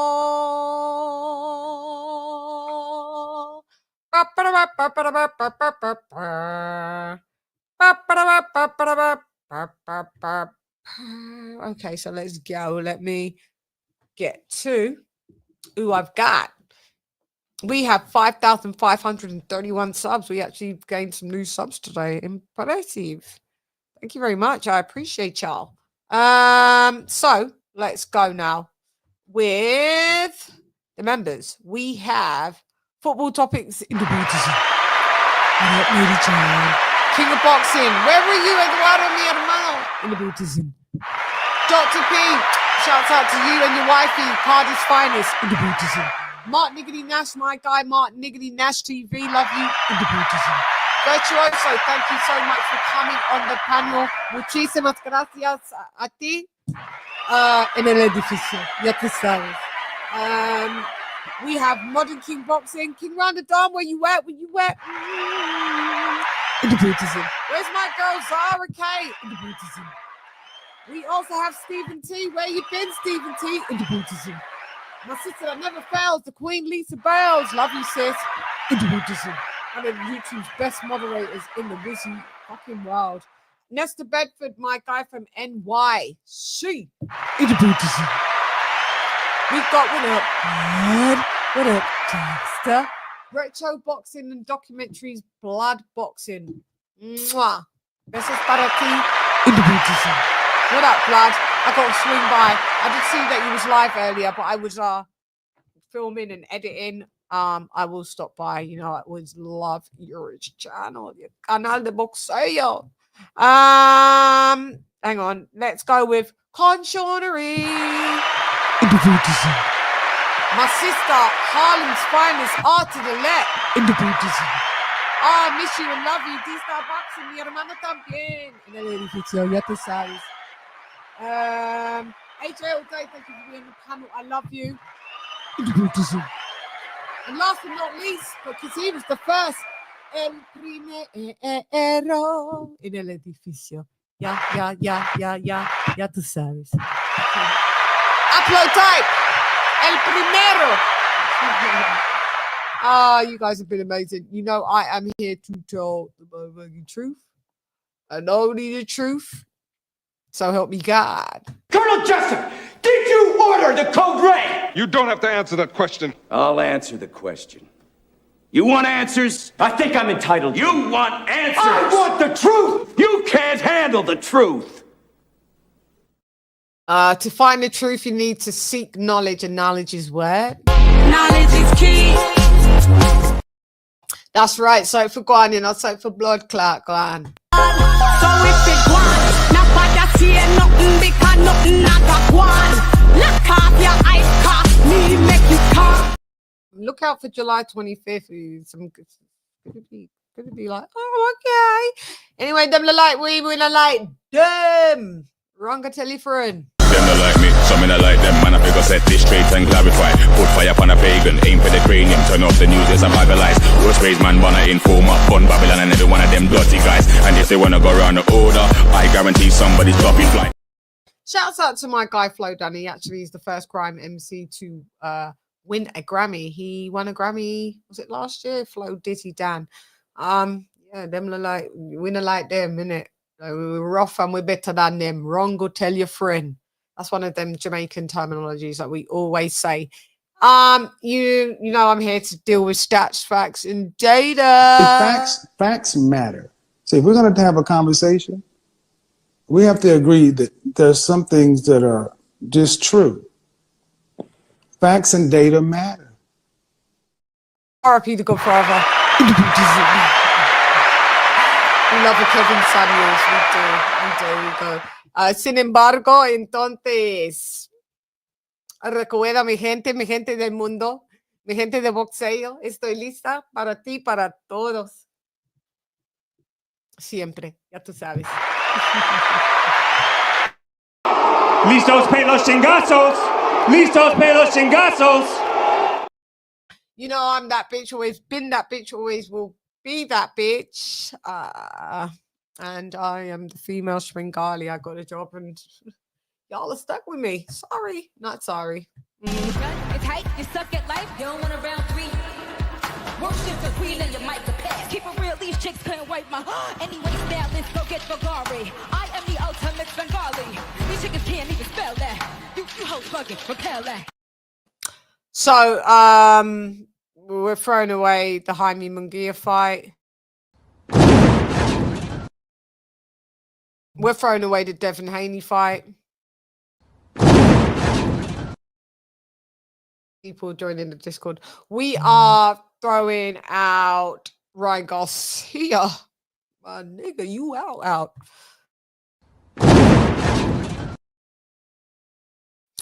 Just by default, I don't give a fuck that he won. We're still throwing out Teofimo Lopez because you were. Last but not motherfucking least, we are throwing away Saul Canelo Alvarez. Yeah, you go on, Cinnamon. You go on. Please get the fuck out of here, man. It's my night. Hate it. But you know where we're at. Let me just make sure you remember. We're at the weekly wrap at Shiggity Shiggity Where? Shiggity Shiggity.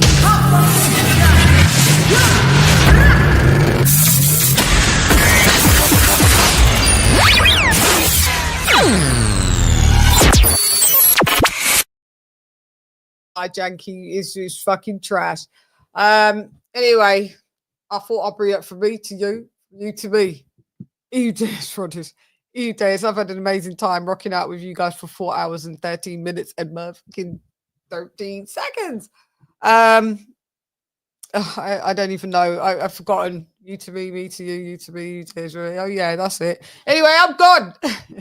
Hey girl, it's Leah D. Shine Rep Nonetheless. Come box with Shan. Kian. Please join the Discord. Please like, comment, share, subscribe. Please press your notification bell till it turns black. And follow me on Twitter, Instagram, whatever you want to. I'm there, or you call it X. Yeah, I've enjoyed myself, so I'll have to say, Turkey Al Sheikh, those ring cards. Listen, we don't want no more of them. Make sure that ring will hula hoop it around our fingers. Make that shit leave the booties in. CHANN! See you guys next time. Yeah, Fight.